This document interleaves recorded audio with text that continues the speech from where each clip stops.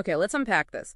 Forget your everyday shapes for a moment and picture something truly fundamental, almost like a seed from which incredible complexity can grow.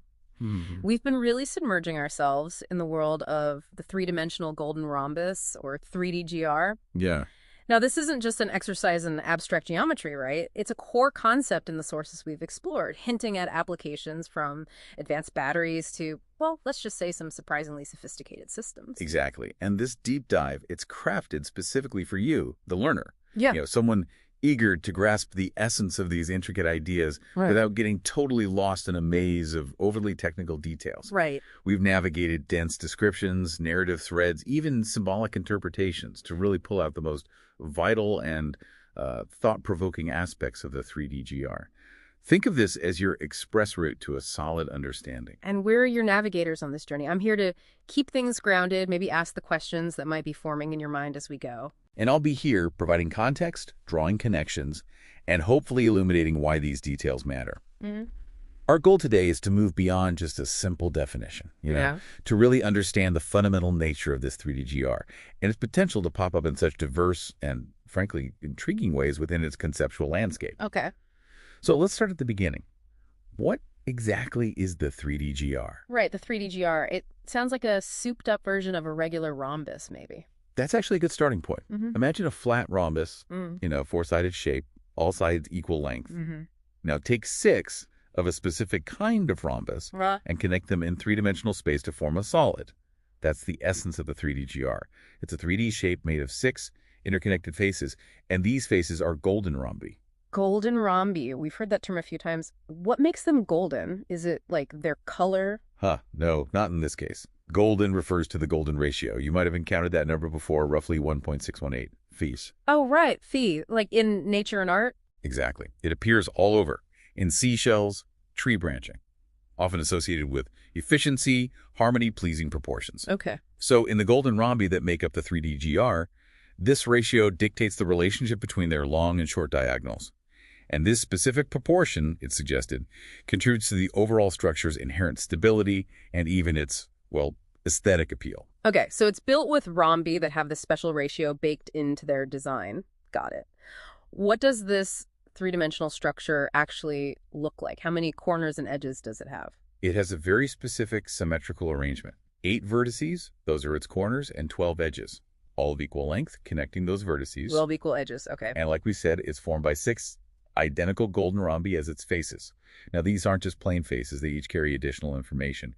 We're talking a color, a number, and even symbolic actions or directions associated with them. Whoa, hang on. Symbolic actions tied to a geometric shape? That's a bit of a curveball. Can you give an example? Certainly. So one face is yellow, marked with the number 1. This face is associated with the actions lunge and strike. Lunge and strike. Yeah. Another one, the bottom face, it's purple, numbered 7, and it's linked to grounding, foundation, stabilization. Each of the 6 faces has these unique pairings. It suggests a system where the geometry itself is deeply connected to function, maybe even meaning, within this framework.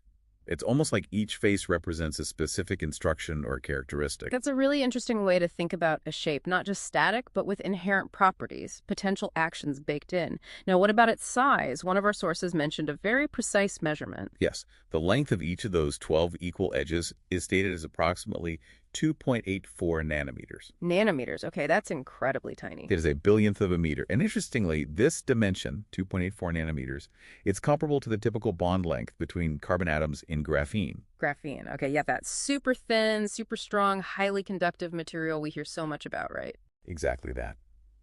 And speaking of those rhombic faces, we actually encountered a slight difference in our sources regarding their diagonals. Oh. Yeah, one source mentioned both the major and minor diagonals being 2.84 nanometers, same as the edge length.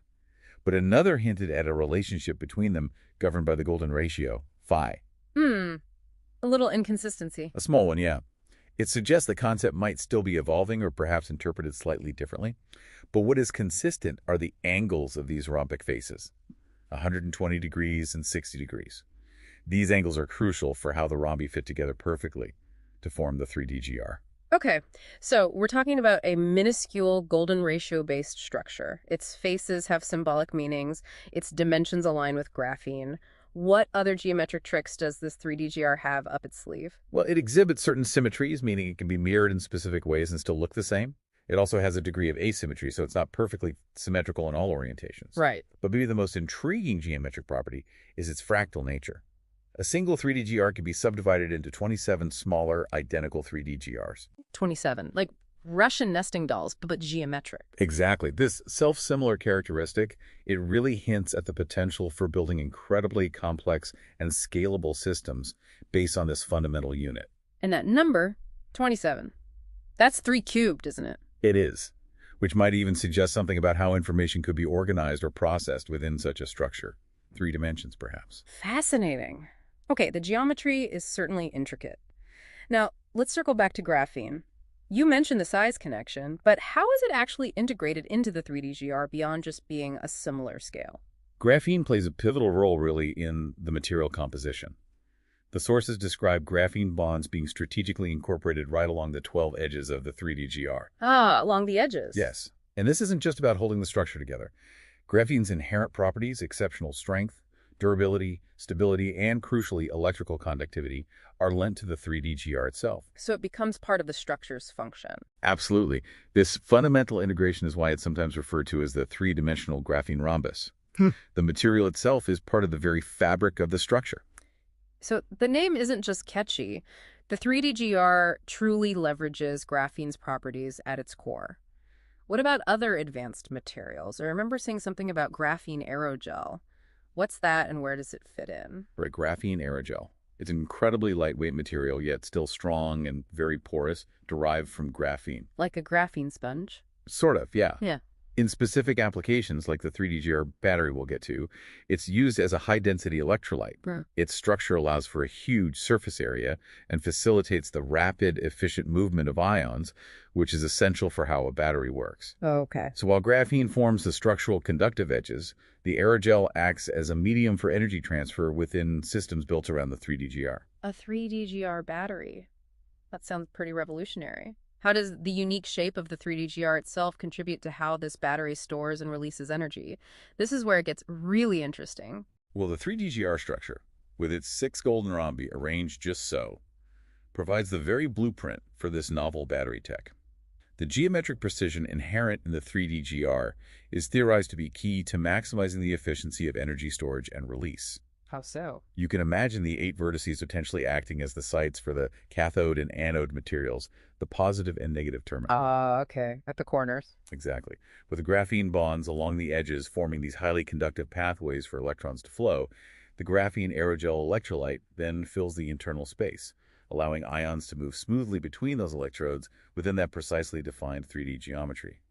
It's like the shape itself dictates the optimal flow of energy. So it's not just the materials. The unique 3D GR architecture plays an active role in the battery's function. That's clever. Now, shifting gears a bit, our sources also mentioned using the 3D GR in advanced manufacturing. How does a tiny geometric shape factor into, well, building things? The 3D GR provides a foundational framework for what's called the Additive Manufacturing Information System, or AMS. Think of the 3D GR as a fundamental, standardized building block within this system. Like a molecular Lego brick. Kind of, yeah. These 3D GR units can be organized into neighborhoods, typically with a central anchoring 3D GR acting as a base. An anchor point. Right. And surrounding additional 3D GRs, which, interestingly, are sometimes referred to as synchronic swords within this specific context. Synchronic swords. That's a striking term. We heard that in the context of weaponry as well. Is it the same concept here? The term seems to be used across different applications within this framework, maybe highlighting a fundamental element. In AMS, the colored and numbered faces of the 3D GR serve as very specific binding points. Like coded connectors. Exactly. They dictate the precise geometrical orientation in which the 3D GR units can join together. Complex structures are then created step by step. Additional 3D GRs attached to the anchoring one in precisely inverted or oriented positions, following mathematical principles rooted in, again, the golden ratio. Okay, bam. Again. This allows for building intricate lattices based on the Fibonacci sequence or even self-repeating fractal architectures, all built from these fundamental 3D GR units and their specific binding rules. So it's a highly controlled, almost molecular level assembly process. The shape itself and the markings on its faces provide the instructions for building larger, complex structures with incredible precision. Precisely. The inherent geometry and the specific binding rules dictated by the faces allow for creating highly intricate and scalable structures, potentially with tailored properties depending on how the 3D GR units are assembled. Okay, we've covered energy and advanced manufacturing. Pretty amazing stuff. But the information we have goes even further into some really, well, cutting-edge concepts. Signaling, computation, even the idea of creating artificial citizens using the 3D GR. Let's dive into that. Right. The 3D GR system is described as enabling quite sophisticated signaling networks.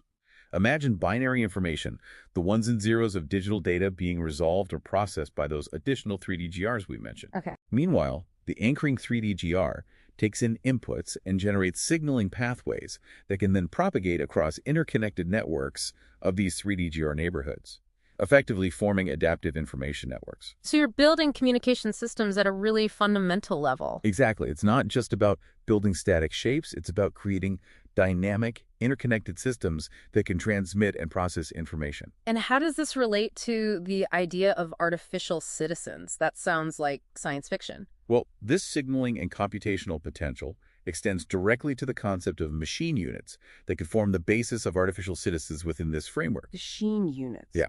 These units are described as having a layered architecture. At the core is a radiation core, which is a central 3D GR surrounded by 26 others, 27 total again. Ah, that fractal number again. Right. This core is said to emit computational output. This core is then part of a larger interactive body, envisioned as a fractal network of 3D GRs designed for parallel processing, handling many calculations simultaneously. Okay, parallel processing. And finally, each unit apparently has 54 dendritic arms. These act as receivers and transmitters for signals, allowing communication between individual machine units. 54 dendritic arms. That's a very specific number. Any idea why 54? The sources don't explicitly detail the reasoning behind 54, no. But within such a precisely defined system, it's likely tied somehow to the geometry of the 3D GR and how these units need to interface within a larger network. Makes sense. The overall outcome, as described, is the potential for creating modular, fractal-based beings. Artificial citizens with their energy storage, structural integrity, and computational capabilities all integrated at a very fundamental level, thanks to this 3D GR framework. Modular and fractal-based artificial citizens. Yeah. That's a significant leap in conceptual engineering, isn't it? Now, we can't overlook the more, shall we say, intense applications mentioned in our sources. Let's talk about Scar and his very unique use of 3D GR-based weaponry. Ah, yes, Scar. He's presented as a figure who has uniquely mastered applying the 3D GR in combat. He wields highly specialized weapons like tempo and rhythm. Tempo and rhythm. Described as two mirrored-edge 3D GR Estoque swords. The description suggests these swords somehow incorporate those 6 face color and number attributes of the 3D GR into their function. Mirrored edge 3D GR Estoque swords sounds both incredibly precise and potentially formidable. What other armaments does he use based on this 3D GR tech? There's Scathe. It's described as a 3D GR pommel grip blade arrow, utilizing 5 of the face color attributes in its design or function. A blade arrow. Interesting. And for another character, Cath, Scar is said to have created a bladed bow featuring a central 3D GR nook and a string, apparently composed of a series of refined 3D GR units. A string made of 3D GRs. Wow. So the 3D GR isn't just a component attached to a weapon. It seems integral to the very design and operational principles of these combat tools. That's certainly how it's presented. What about Scar's personal connection to the 3D GR and his fighting style? There was something about his chest. Yes, he has what's called an anchoring 3D GR heart bound to his chest, specifically positioned at the purple 7-bottom face location, the grounding face. This is described as acting as a fixed point for kinetic interaction. His strikes extend forward from this point, his blocks move backward. It suggests a very direct, intuitive link between his movements and the 3D GR's properties. It's like the 3D GR on his chest acts as a central pivot for his combat actions, almost an extension of his body. Something like that, yeah. It seems to ground his entire fighting style. I also came across information about his highly synchronized footwork and swordplay. Very rhythmic. How does the 3D GR tie into that precision? His combat style is based on a very precise, consistent rhythm. 3 beats per bar, tempo of 48 beats per minute, with 3 distinct clicks within each beat. Super specific. Extremely. His foot placement heel to ball for stabilization or lifting is synchronized with these clicks. Each main beat corresponds to a specific swordplay stance. And the swords. Even the mirrored 3D-GR swords themselves are described as having encoded behaviors. These dictate their actions in different sequences within this rhythmic framework. It's a highly choreographed, integrated system. Encoded behaviors within the swords themselves. It sounds like the weapons have a level of pre-programmed intelligence, maybe activated by this rhythm. That's one way to interpret it, yes. It suggests a deep synergy between the user, the rhythm, and the weapon's capabilities. And what about the actual movements of these bladed 3D-GR weapons? Are they simply swung, or is there a more complex manipulation involved? The rotational movements are described as being based on the color attributes of the 3D-GR faces and their relationship to the X, Y, and Z axis. Using the face colors for orientation. Exactly. This allows for very fluid, precise transitions between various combat stances, Engard, Pike, Anchor, and so on, all reference to a median 3D-GR nook on the weapon. It's presented as a highly sophisticated, geometrically driven fighting style. The weapon's orientation and movement are intrinsically linked to the 3D-GR's inherent properties. From advanced energy systems to incredibly specialized weaponry. It seems the 3D-GR is envisioned as an extraordinarily versatile element within this context. But one of our sources went even further, describing it as a fundamental linguistic framework. How can a three-dimensional shape function as a language? It's a fascinating concept. The 3D-GR system, with its colored and numbered faces and their associated actions and directions, it's presented as having the potential to function as a language. How? The individual components, faces, edges, vertices, and their interactions, are described as being encoded with linguistic elements, symbolic meaning. Scar himself apparently views the 3D-GR as the base lexicon for what he envisions as a fundamental recoding of societal communication. A base lexicon? Yeah. The direct, consistent association of each face with a specific action or movement, like yellow always meaning lunge strike, purple always representing grounding stabilize, establishes a foundational vocabulary within this system. So the shape and its inherent attributes, color, number, act as a kind of alphabet or grammar, providing a basis for communication, even encoding actions. That's very abstract, but incredibly intriguing. It really pushes the boundary of what we might consider language. Definitely. Now, shifting our focus slightly, one of the sources included a two-dimensional projection that seemed related to the 3D-GR.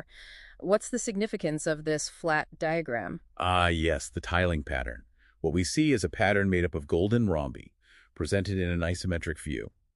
The crucial point here is that the edge lengths and the angles 120 degrees and 60 degrees of these 2D rhombi are exactly the same as the angles and proportions of the rhombic faces that make up the 3D-GR itself. So this 2D image is like a blueprint of the 3D faces laid out flat. In essence, yes. It's a flattened representation of the 3D shape's fundamental building blocks. What does this 2D projection actually represent in terms of applications then? It's described as serving multiple key purposes. First, it can be seen as a sort of unit cell blueprint, showing how the faces of multiple 3D-GRs might cluster together in a larger structure. Okay. Second, it's presented as a potential visualization of how graphene might layer at the nanoscale if you consider the 3D-GR a fundamental structural unit in a material. Makes sense given the graphene connection. And thirdly, it's seen as a symbolic representation of linguistic tessellation within that AMIS syntax, how the basic units of language encoded in the 3D-GR's properties might fit together to form larger meaningful structures. So it connects structure, material science, and language. Exactly.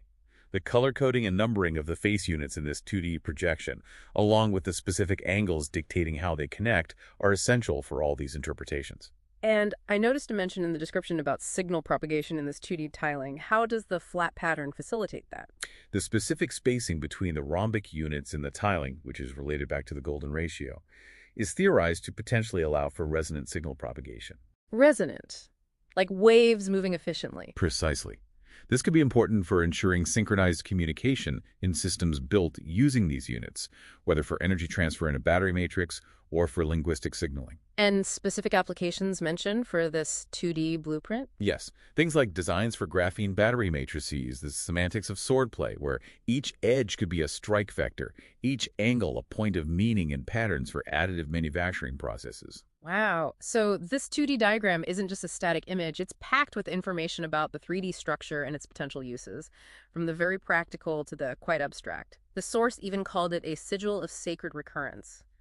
What's the meaning behind that phrase? That phrase seems to emphasize the fundamental and recurring nature of these underlying geometric principles. It suggests these shapes and their relationships embody key mathematical constants, like phi, and provide a foundational framework upon which complex structures and meanings can be built and repeatedly expressed. Like a fundamental pattern that keeps showing up. Exactly. It's about the idea that these basic patterns hold a deep, maybe even universal, significance within this system. This whole 3D GR concept seems so deeply intertwined with the character Scar in our sources. One of them delves into his origins and the almost spiritual significance he attributes to the 3D GR. Can you elaborate on that connection? For Scar, yeah, the 3D-GR isn't just an interesting geometric shape. He recognized it, or interpreted it, as embodying the form of the seven-sealed scroll from the Book of Revelation. The seven-sealed scroll. Really, that's what the source says. He sees it as a spiritually encoded fractal linked to symbolic constellations. This recognition apparently became a wellspring of inspiration for many of his ideas and inventions. He sees the 3D-GR as a key to understanding deeper truths, a template for creation. So it has a very personal, almost mystical significance for him, a catalyst for his creative and philosophical work. What were some of the initial concepts or systems he developed based on this insight? One of the earliest was the drum triangle. Now, this wasn't a physical drum, more a conceptual geometric interface derived from 3D-GR principles mapped onto a Fibonacci triangle. Okay. How did he use it? Mentally and through gestures. Striking each vertex represented individual syllables. It was a foundational system for encoding linguistic time through rhythmic patterns. Linguistic time. Yeah, and this drum triangle then became the basis for his alphabet code, where sequences of these gestural strikes represented syllables, words, and eventually entire symbolic phrases. From a spiritual revelation about a shape to a system of language and rhythm. That's a remarkable intellectual journey. Did this initial drum concept evolve into any physical manifestations? Yes, it did. Building on the rhythmic principles, Scar developed the Seraphian singing style, a musical structure with a very specific format. 3 concepts per line, 3 lines per verse, 7 verses per song. 3 and 7, linking back to the 3D-GR somehow? It seems likely, tied to symbolic categories he associated with it. Then he physicalized the essence of the drum triangle and its rhythmic function into a 6-inch edge-like 3D-GR. A physical 3D-GR object. Right. He used its colored and numbered faces as tactile markers, clicking them with his thumbs to physically track linguistic time and rhythmic patterns, like handheld metronome, but imbued with all this symbolic meaning. So the physical 3D-GR became a tool for both language and music. How did that then lead to the development of his unique weaponry? Through a conceptual step he called the bifurcation. He mentally divided the 6-inch 3D-GR into 2 distinct but related entities, one representing tempo, the other rhythm. Tempo and rhythm, Yeah. like his swords. Exactly. These mental constructs then became the basis for physical tools. First his drumsticks, then wands, and eventually the hilts of his signature mirrored 3D-GR swords. The hilts themselves. Yes. And the blades were then conceptualized as embodying encoded behaviors, actions like strike, bind, block, driven by the underlying principles of that alphabet code he developed. Yeah. This resulted in a system of 12 distinct behavioral patterns expressed through the sword's movements, all stemming from that initial insight and the drum triangle. It's a truly fascinating progression. Spiritual awakening, language system, musical structure, physical metronome, weapons system, all fundamentally rooted in the 3D-GR. It really underscores his belief in rhythm as a foundational element of meaning and action. It certainly seems central to his philosophy. Now, another source mentions something called the plan of correspondence. What exactly is that within this 3D-GR-centric framework? The plan of correspondence is presented as a structured system of terms and syllogism. It essentially pairs abstract concepts with what are described as their rhetorical counterparts. Rhetorical counterparts, like what? Right. For instance, consciousness is linked to rhetorical awe. Truth is linked to shared rhetoric. Heaven to divine rhetoric. Earth to material rhetoric, and so on. It seems like a way of framing abstract ideas within a specific philosophical or linguistic system, perhaps focusing on how these concepts are communicated or experienced. Interesting. Defining core ideas through a particular lens of communication or persuasion. What about the syllogisms mentioned alongside these terms? The syllogisms provided offer a way to explore the relationships between these paired concepts using a classic logical structure. thesis, antithesis, synthesis. Can you give an example? Sure. One syllogism examines temporal existence, thesis, and eternal existence, antithesis, leading to the synthesis that the apex of progression resides in both complexity and telesemiotics, the study of purpose and communication. Okay, so it's using logic to explore these big ideas. Exactly. These syllogisms seem designed to reveal deeper philosophical insights and connections within this system of thought, linking abstract concepts in a structured way. It's like a structured approach to understanding fundamental truths and their relationships, all within this framework of paired terms and logical arguments. Now, we've spent a lot of time exploring the technical and philosophical dimensions of the 3DGR, but our sources also weave it into a narrative context, particularly around a place called Veridaegis and, of course, Scar. What's the overarching story here? The narrative tapestry Veridaegis seems deeply interwoven with the 3DGR and that additive manufacturing information system, AIS. At the heart of the story is a central conflict surrounding Scar's vision for the process for growing artificial citizens, a process presumably reliant on 3DGR technology. Right, the machine units. And a rebel faction that opposes his methods, maybe seeks to control this knowledge for their own ends.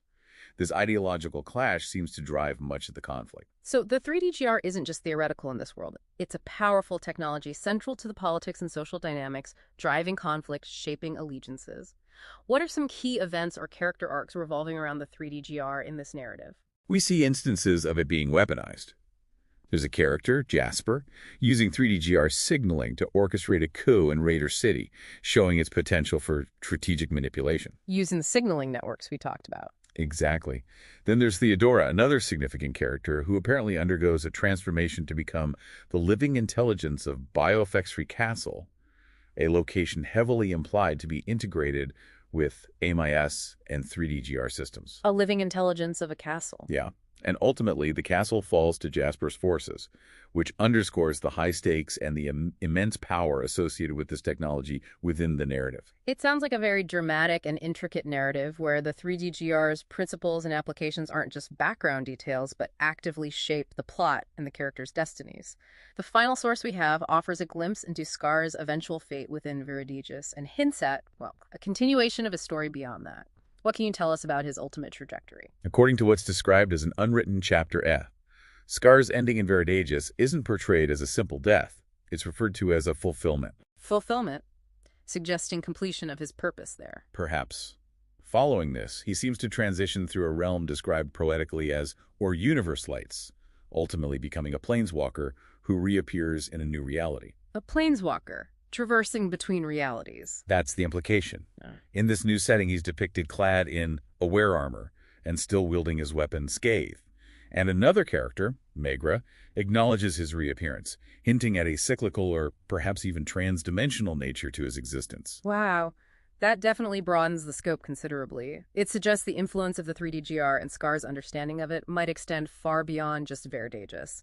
And that leads us to the final section of our sources, a collection of powerful quotes attributed to Scar and descriptive passages about Theodora's abilities.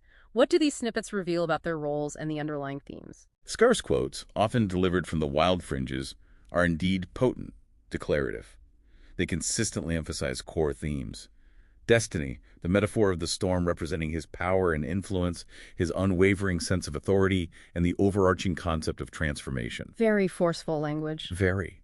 And the descriptions of Theodora's blessing and the awakening of the third eye and others highlight her role as a catalyst for profound inner change, unlocking latent potential. It suggests a different but equally significant way the 3DGR principles might manifest, not just through tech, but through personal spiritual evolution. It's almost as if they represent two sides of the same 3DGR-shaped coin, Scar as the active force of change and technological innovation, and Theodora as the force of inner awakening and potential realization. That's a compelling interpretation. The passages detailing Scar's intensified presence and Theodora's displays of power through visions further illustrate their significant influence. And Scar's views on creating artificial citizens. He talks about the unraveling of essence and merging with new visions, giving insight into the philosophical, maybe ethical considerations around this 3DGR-based technology. And he directly challenges the listener too, doesn't he? Yes, he poses direct questions, urging you, the listener, to contemplate your desired future, draw conclusions from the syllogisms, identify your origins, describe your own metamorphosis. It connects the grand narrative and philosophy to a more personal, introspective level. These quotes and descriptions really bring these characters and their connection to the 3D GR to life, painting a vivid picture of a world shaped by its principles. Scar's pronouncements of his identity Paragon, King Killer of Zion, and the questions around Theodora's true nature add layers of complexity. Definitely. And those final, almost challenging invitations to the listener, urging them to confront their own potential and choose their place, they leave a powerful impression. Indeed. These excerpts really encapsulate the central themes, the driving forces, and the profound implications of the 3D GR within this fictional universe. Yeah. So to bring this incredibly deep dive to a close, wow. We've journeyed from the fundamental geometric precision of the 3D GR, its integration with materials like graphene, to its astonishingly diverse potential applications. Energy storage, advanced manufacturing, sophisticated signaling, computation for artificial citizens, specialized weaponry, even as a foundational linguistic and symbolic framework. Got it range. And we've explored its central role in this compelling fictional universe, driving conflicts, shaping destinies of characters like Scar and Theodora. And through it all, we've seen how the 3D GR is presented as this foundational element with surprisingly far-reaching implications, connecting seemingly disparate fields, tech, philosophy, narrative, in a truly unique way. For me, one of the biggest aha moments was realizing just how deeply this seemingly abstract geometric concept is woven into the very fabric, both technological and symbolic, of this fictional world. It's not just set dressing. Absolutely. And for you, the learner, we really hope this deep dive has provided a structured, insightful understanding of this complex and fascinating topic without leaving you feeling overwhelmed by the sheer volume of information. Right. So, for our final provocative thought, considering the multifaceted nature of the three-dimensional golden rhombus, what other seemingly fundamental structures, whether they are geometric shapes, material compositions, maybe even informational frameworks, might hold similarly surprising potential and interconnected applications, either in our own world or perhaps in the speculative futures we can imagine? Perhaps the key lies in recognizing and exploring that intricate interplay between form, material, information, and maybe even the symbolic meanings we ascribe to them. It's a question that certainly invites further exploration and contemplation. Thank you for joining us on this deep dive. Welcome to the Deep Dive. We've got a really fascinating mix of material for you today. Some philosophical stuff, pretty strongly argued, some fictional stories with really intricate ideas, and some pretty deep symbolic interpretations too. Yeah, it's quite a collection. So our mission here is to, dig into all this, pull out the key stuff, and really try to make sense of it together. Exactly. We're not just skimming. We want to get to the core ideas, what they actually mean, and hopefully give you those, aha moments. Right, without the headache of wading through super dense text. Hopefully we want it clear, engaging. Okay, so let's start unpacking. First up is something called the Architect's Sanction. This brings us to Scar. Yeah. And he has a very definite view. He really does. His main point right off the bat is that stagnation, just staying put, not evolving, is the worst thing possible. It's like ultimate entropy in his eyes. A failure against this cosmic imperative of becoming. Strong words. Very. And based on this idea that things must move forward, he cooks up his grand design. He sees it as essential, an intervention. Sometimes he even calls it a violent genesis needed to shock society out of complacency and push it towards Paragonhood. Yeah. So a higher state. That's the idea. And he's really critical of societies that talk about progress but are just, in his view, clinging to old, obsolete ways. And this is where it gets interesting, right? Because he's all about progress, but it's a very engineered kind of progress. He doesn't trust things to just happen. No, not at all. He thinks his plan, his orchestrated evolution, is the fastest route. Which, for you listening, wanting to grasp things quickly, that idea of a shortcut might sound appealing. It might. Yeah. So how does he plan to do this? The engine for it all is Biofactory Laboratories Incorporated. He imagines it as this living forge, a crucible, he calls it, where being itself is reshaped. The crucible. Yeah. And it's set up as nonprofit with the idea that society's key resources, land, money, brainpower, all get funneled into it. Strategically. And what comes out of this crucible? Something called the artificial citizen. Okay, now that sounds like sci-fi. Robots. Not exactly robots. He calls them artifice progeny. They're meant to be beings created through advanced biogenesis, so Actual life creation plus technology plus ethics. Wow. And guiding all this is the 3D golden rhombus's intrinsic wisdom. That rhombus again. It keeps coming up. And the purpose of these artificial citizens, they're not meant to be slaves or anything. They're vanguards, exemplars. Leading the way. Exactly. Yeah. Living examples of, like, perfected potential. Their existence is supposed to lift everyone else up. He calls their creation process a sacred rite of becoming. That definitely speaks to understanding important concepts. He's basically proposing a whole new kind of citizen, maybe even a new kind of human. That seems to be the scale of his ambition, yes. So how does he actually make this happen? Doesn't sound like he's just publishing papers. Definitely not. He's got a strategy. He talks about needing to acquire societal command nodes. Command node. Yeah, think key power positions, mayor, president, that sort of thing. But they aren't the end goal. They're synaptic junctions. Like connection points in a network. Exactly. Points to spread the plan's influence through society. Okay, got it. Get the key influencers on board to push the agenda. And that leads to the plan of correspondence. What's that? That's the framework where, like, everything, symbols, policies, communication, even architecture, is deliberately designed to align with his evolutionary ideas. So embedding the message into reality itself. Pretty much. He calls it syntactic orchestration, basically programming enlightenment into society's operating system. Programming enlightenment. Yeah, and he says the 3DGR, the rhombus, is the base lexicon, the fundamental alphabet for this new societal language. This is where you see how it's all meant to interconnect. The 3DGR really is everywhere in his thinking. It's absolutely central. It's not just geometry for him. It's the underlying principle for language, ethics, society, everything. And Scar himself, the name, his Scar. Right. He doesn't see it as a negative. It's a symbol of resilience, he says. A reminder you have to push against inertia. So, strength from adversity. Kind of. He sees himself as a beacon in storm guidance, but also disruptive force, and a collaborative catalyst and a solitary tactician. Covering all bases there. He thinks he embodies whatever's needed to get the job done. Which brings us to the ultimate job. What is the final goal? The end state. He calls it the omega point. The omega point. Yeah, and it's not just fixing society, it's a total ontological shift, like creating a whole new universe of being. Based on the 3DGR. Based on the 3DGR. Yeah. Populated by beings who've achieved paragonhood, transcending current limits, basically. And he thinks this is inevitable. He projects total certainty, like the plan is already locked in, unwavering, the outcome guaranteed. Intense is definitely the word for Scar. Okay, let's shift to the fiction. Wild fringes. We have Zex, Jilica, Morgaine. How do they connect? Okay, so these three, they experience an awakening. It's facilitated by someone called Theodora. Theodora, okay. And this awakening unlocks hidden knowledge via their third eyes. Literal third eyes. Probably metaphorical. More like expanded awareness, you know. Connect them to cosmic energies and, crucially, to these 3DGR structures. Ah, the rhombus connection again. Exactly. And what's cool is how each one experiences it differently. Zex the Canix, Jilica the Clown, Morgaine the Sorceress, they all tap in, but in their own unique way. So different paths to the same kind of insight. Seems like it.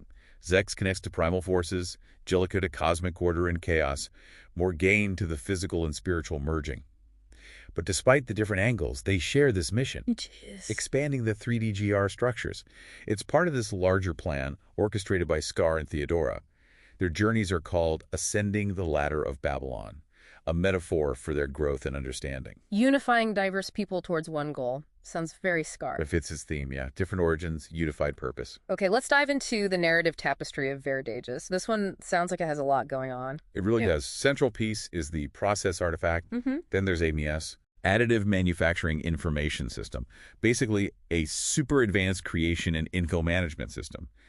And, of course, the 3DGR. Naturally. It starts, seemingly, quite harmonious at Biofexury University, symbolized by synchronic swords. Swords, like weapons. More than that, they're described as a language embodying Amorous principles, martial arts, empathy, strategy, virtue. It's all interconnected. But I'm guessing the harmony doesn't last. Not for long. A rebel faction, Lucy Stearns, Jasper, Halem Cathon, Neville Fallow, they discover the process for growing artificial citizens. The creation process we talked about earlier. The very same. And they think this knowledge shouldn't be controlled by Scar. It should be free. So there's the conflict. Control versus freedom of knowledge. Exactly. A fundamental ideological clash. Scar wants managed progress. The rebels want to unleash the potential themselves. Scar probably sees that as dangerously destabilizing. That's the implication. The rebels, especially Jasper, see it as the key to a new future. It even gets physical, involving those synchronic swords. They end up escaping, but only with fragments of the process artifact. Symbolizing their fractured goals. And the scattered knowledge, yeah. They escape into the rainforest and run into the raiders. Another faction. Yes, led by Clifton. This shows a different conflict. Rebels seem linked to Amai's harmony with nature ideas, while raiders are just exploiting resources destructively. So ideals versus exploitation. Right. There's a fight. Rebels win despite being outnumbered, showing their skills. But you mentioned Jasper in that rebel group. She has her own agenda. Oh, definitely. This is key. Jasper is ambitious, manipulative. She takes over a raider city, talks about blending raider strength with Amai's tech for war. So she's not really about freeing knowledge for all. It seems more about power for her, expanding her control using fancy rhetoric and tech. And this leads her back to Biofexry. Directly. Her raiders, armed with 3DGR signaling cannons more tech, derived from the Rhombus attack Biofexry Castle. So it's raider tech versus the castle's defenses? Yeah, defenses using the synchronic swords and architecture. During the fight, they capture a raider who spills the beans. Jasper's real target is the secret to making artificial citizens. So all along, she wanted that power. Exactly, to create and control them for her own power base. This is confirmed in a psychic showdown between Jasper and Theodora Control versus Harmony. Starkly different views. And this leads Scar to create Cath. Yes, a new artificial citizen, made by Scar to understand the broken artifact and deal with Jasper. She gets a unique weapon, the bladed bow, symbolizing combat and intellect, maybe? While Cath is on her mission, what about the other rebels, Lucy and Halem? They're fugitives, trying to figure out their own artifact fragments, but they're missing the signaling rules. Jasper has those. They feel drawn to Mount Veridian, hinting at a deeper connection. And there was trauma involving Neville. Yeah, something happened to him linked to the artifact breaking, and these creatures, Murlocs, adds another layer of mystery. Meanwhile, Jasper is consolidating power. Oh yeah. Back in the Crucible, she's putting on a show of meritocracy, spectacles, all to keep control while hunting the rebels and the fragments. And Cath manages to get a fragment. She does, the signaling rules fragment, but at great personal cost. This makes Jasper furious, focusing all her attention on Cath and the remaining rebels. Sounds like the endgame is approaching for Biofexry Castle. It does. Theodore even prophesies its fall, warning Scar. Jasper launches a massive invasion of the rainforest. Her forces are depicted as overwhelming. Any last stands? Well, Halem tries to use his artifact pieces' big, unstable energy burst. Theodora does something incredible, merges her consciousness with the castle itself. It becomes a living fortress. Essentially. But Jasper's forces, this platinum scourge, are just too much. The defenses fall, the castle is destroyed, and Jasper finally arrives right where Scar is. Wow. Quite the saga. Okay, let's switch tracks slightly. 3DGR inventions. Scar the inventor. Seems so. In the Yankees' homecoming of 3DGR inventions, we get his specific take on the 3DGR. He sees it as a seven-sealed scroll from Revelation. Whoa. Okay. A spiritual fractal. That's the idea. And this becomes the blueprint for a whole series of inventions. Starting with a drum. That seems unexpected. Yeah, the drum triangle. But it's not a physical drum kit initially. It's a mental interface. Mental. Yeah, based on 3DGR geometry, Fibonacci sequence. Striking points on this conceptual triangle with his hands corresponds to syllables. It's a way to link rhythm and language. Encoding language into rhythmic geometry, that's abstract. Deeply abstract. But it leads to his alphabet code. Rhythmic patterns become visual symbols. And that becomes the basis for the Seraphian singing style. A singing style based on drum rhythms. Derived from the drum's pulse, mirroring the 3DGR's symbolic categories. Music structured like the rhombus. Then he makes it physical. The 6-inch 3DGR. Right, a tangible object, colors for numbers, like a tactile metronome for tracking these rhythmic language elements. Okay, that makes a bit more sense. Then he splits it conceptually, one part for tempo, one for rhythm. These become the idea behind his sword hilts. The swords again, so they're linked to this rhythm system. Directly. The rhythm and tempo swords have behaviors encoded into the blades, driven by that alphabet code. It allows him to sing and fight simultaneously, with the song controlling the swords. Good grief, from a mental drum to singing swords that embody language and philosophy. It's quite the journey, all rooted in rhythm being the core of meaning for him. Okay, we also have this plan of correspondence listed separately. What's that focus on? This seems to be about terms and syllogism, like he's defining his own vocabulary and logic rules. He's reading his own dictionary. Sort of. He links consciousness to rhetorical awe, truth, to shared rhetoric. Then he gives 3 examples of thesis, antithesis, synthesis arguments using these terms. Defining relationships between abstract concepts, building his framework piece by piece. Exactly, a self-contained system of meaning. So pulling all these threads together, Scar, what's the overall picture we get of him? He comes across as incredibly intelligent, a visionary with this massive structured plan, very strategic, capable of creation and, well, decisive action. And the Scar is resilience, willingness to use force. Right. Driven by this almost religious belief in becoming, rejecting stagnation at all costs. The 3DGR is the bedrock for everything. But the stories show complexity, right? Rebellion, challenges. Definitely. And hints of potential tyranny. This desire for ontological override making reality fit his vision. We see Theodora blessing people's third eyes under his influence, suggesting his power is seen as legitimate by some. And he has these pronouncements. Oh, yeah. Very dramatic. In the eye of the storm. This is the truth.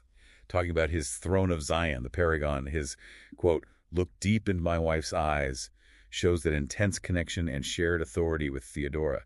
It paints a picture of someone utterly convinced, but maybe dangerously so. Which leads us to the last piece, the unwritten but remembered chapter, an epilogue. Feels like it. It reframes the ending in Veridaegis. Instead of just being defeated by Jasper, Scar achieves fulfillment.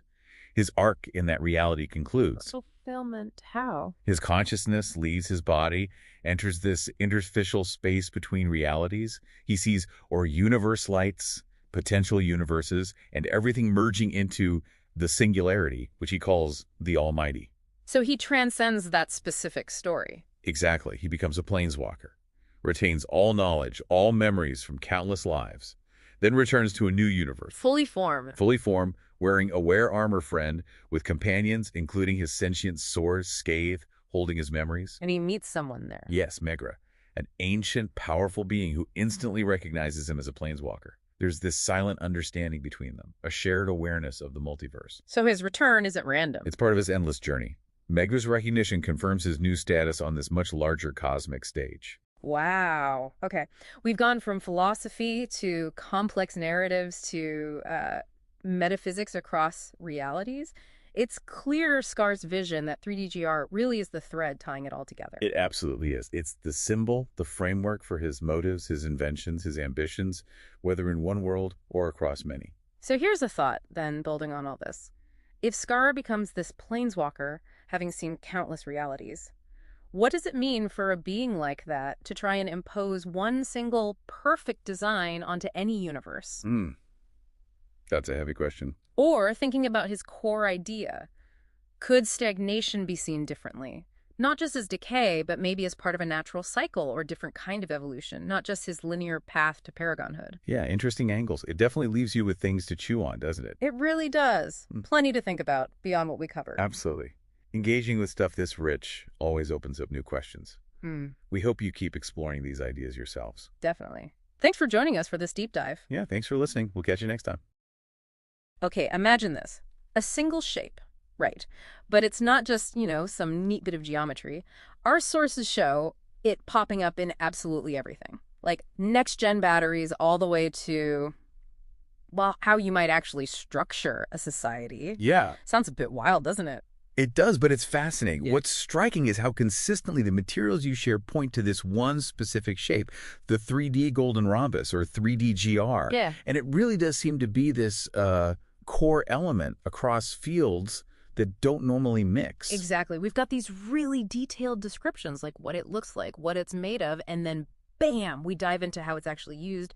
Energy storage, super precise manufacturing, even as a key part in these things kind of artificial citizens. Well, and yeah. As if that wasn't enough, it's apparently central in some fictional narratives too. It really ties together. So Yeah. I think if we step back, our goal here for this deep dive is to figure out what makes this 3DGR tick? Why does this shape keep showing up in all these different, sometimes really unexpected places in your sources? Couldn't have said it better. So, okay, this 3D golden rhombus. What are we actually looking at, geometrically speaking? Let's start with the basics. Picture a 3D shape. It's built from 6 individual rhombi, like tilted squares. Okay. And specifically, they're golden rhombi. This whole thing, the 3DGR, It has 8 points, or vertices. Right. 12 edges, all the same length, and those 6 rhombic faces. And here's a cool detail. Yeah. Each face has a specific color, a number, and even a symbolic action or direction tied to it. Huh. Like what? Well, for instance, the top face, that's yellow, number 1, and it's linked to actions like lunge or strike. Then you've got the bottom face, which is purple, number 7. That represents grounding or stability. Okay, interesting. So a shape, specific faces, specific meanings. But why golden? What makes it golden? That connects to the golden ratio. It's this famous mathematical constant, phi. You see it pop up all over in nature, shell spirals, tree branches, and artists and architects use it too. It's supposed to have really pleasing proportions. Right, like aesthetically balanced. Exactly. And that ratio is baked right into the 3D-GR's dimensions. The sources suggest this is why it has this sort of inherent stability and harmony. It looks right, feels right, fundamentally. And it's tiny, you mentioned, like nanometer. Very tiny. The side edge length is about 2.84 nanometers. Okay, why that specific number seems really precise? Well, that's where it gets really interesting with the materials. That length, 2.84 nanometers, aligns almost perfectly with the bond length in graphene. Graphene, that supermaterial, single layer of carbon. That's the one. Incredibly strong, conductive. So this size match at the nanoscale lets the 3D-GR structure mesh seamlessly with graphene, which, as you can imagine, has huge implications for its properties. And even the faces, the rhombi themselves, their diagonals relate back to that 2.84 nanometer length. The angles are super specific, too. 120 degrees and 60 degrees. So definitely not just some random shape they cooked up. It's got very deliberate proportions. And you mentioned something about it being self-similar, fractal. Yes, exactly. The sources point out it has both mirrored symmetries and this kind of unique asymmetry. It's complex. And fractal. Which means you can break down one 3D-GR into 27 smaller, perfectly identical 3D-GRs. Like Russian dolls, but geometric. Kinda, yeah, following a strict geometric rule. And that fractal nature could be really useful if you need structures that repeat perfectly at different zoom levels, different scales. And there's a 2D version, too, a flat pattern. Spot on. If you flatten the 3D-GR out, you'd get a tiling pattern, like floor tiles, made of 6 of those same golden rhombi. Same angle, same edge length. Okay. And what's neat is the ratio of the long diagonal to the short diagonal in those 2D rhombi, also the golden ratio. Ah, it's everywhere. It really is. And you can kind of imagine taking that flat 2D tiling and just extruding it, pulling it up into the 3D shape. Okay, so we have this precise 3D shape, the 2D blueprint. How does that flat version, the tiling, connect to how it's used? Right, this is where the connections get really interesting. The sources say the faces of that 2D tiling, they link directly back to that color and number system we talked about. Yellow is 1, purple is 7. Exactly. And that system isn't just symbolic, it dictates how these 3D-GR units actually connect to each other in the system called AMIS. No. We'll definitely get to that. It even seems to influence fighting techniques, something called playstyle in the sources. Wow. And they also mention this -2.84 spacing. Now, girly is usually the symbol for the golden ratio. Right. So while it's not fully explained, that specific spacing linked to the golden ratio and that graphene bond length probably has something to do with how signals or maybe energy move efficiently through structures built with these things. Resonance, perhaps. All right, so it's way more than just a neat shape. It's got this deep geometry, specific measurements, fractal stuff.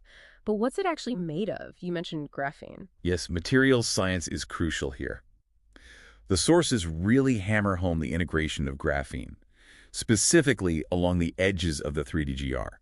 That's why sometimes you'll see it called the three-dimensional graphene rhombus. Okay, so graphene, that super strong, super conductive stuff we hear about for like bendy phones and things? Exactly that stuff.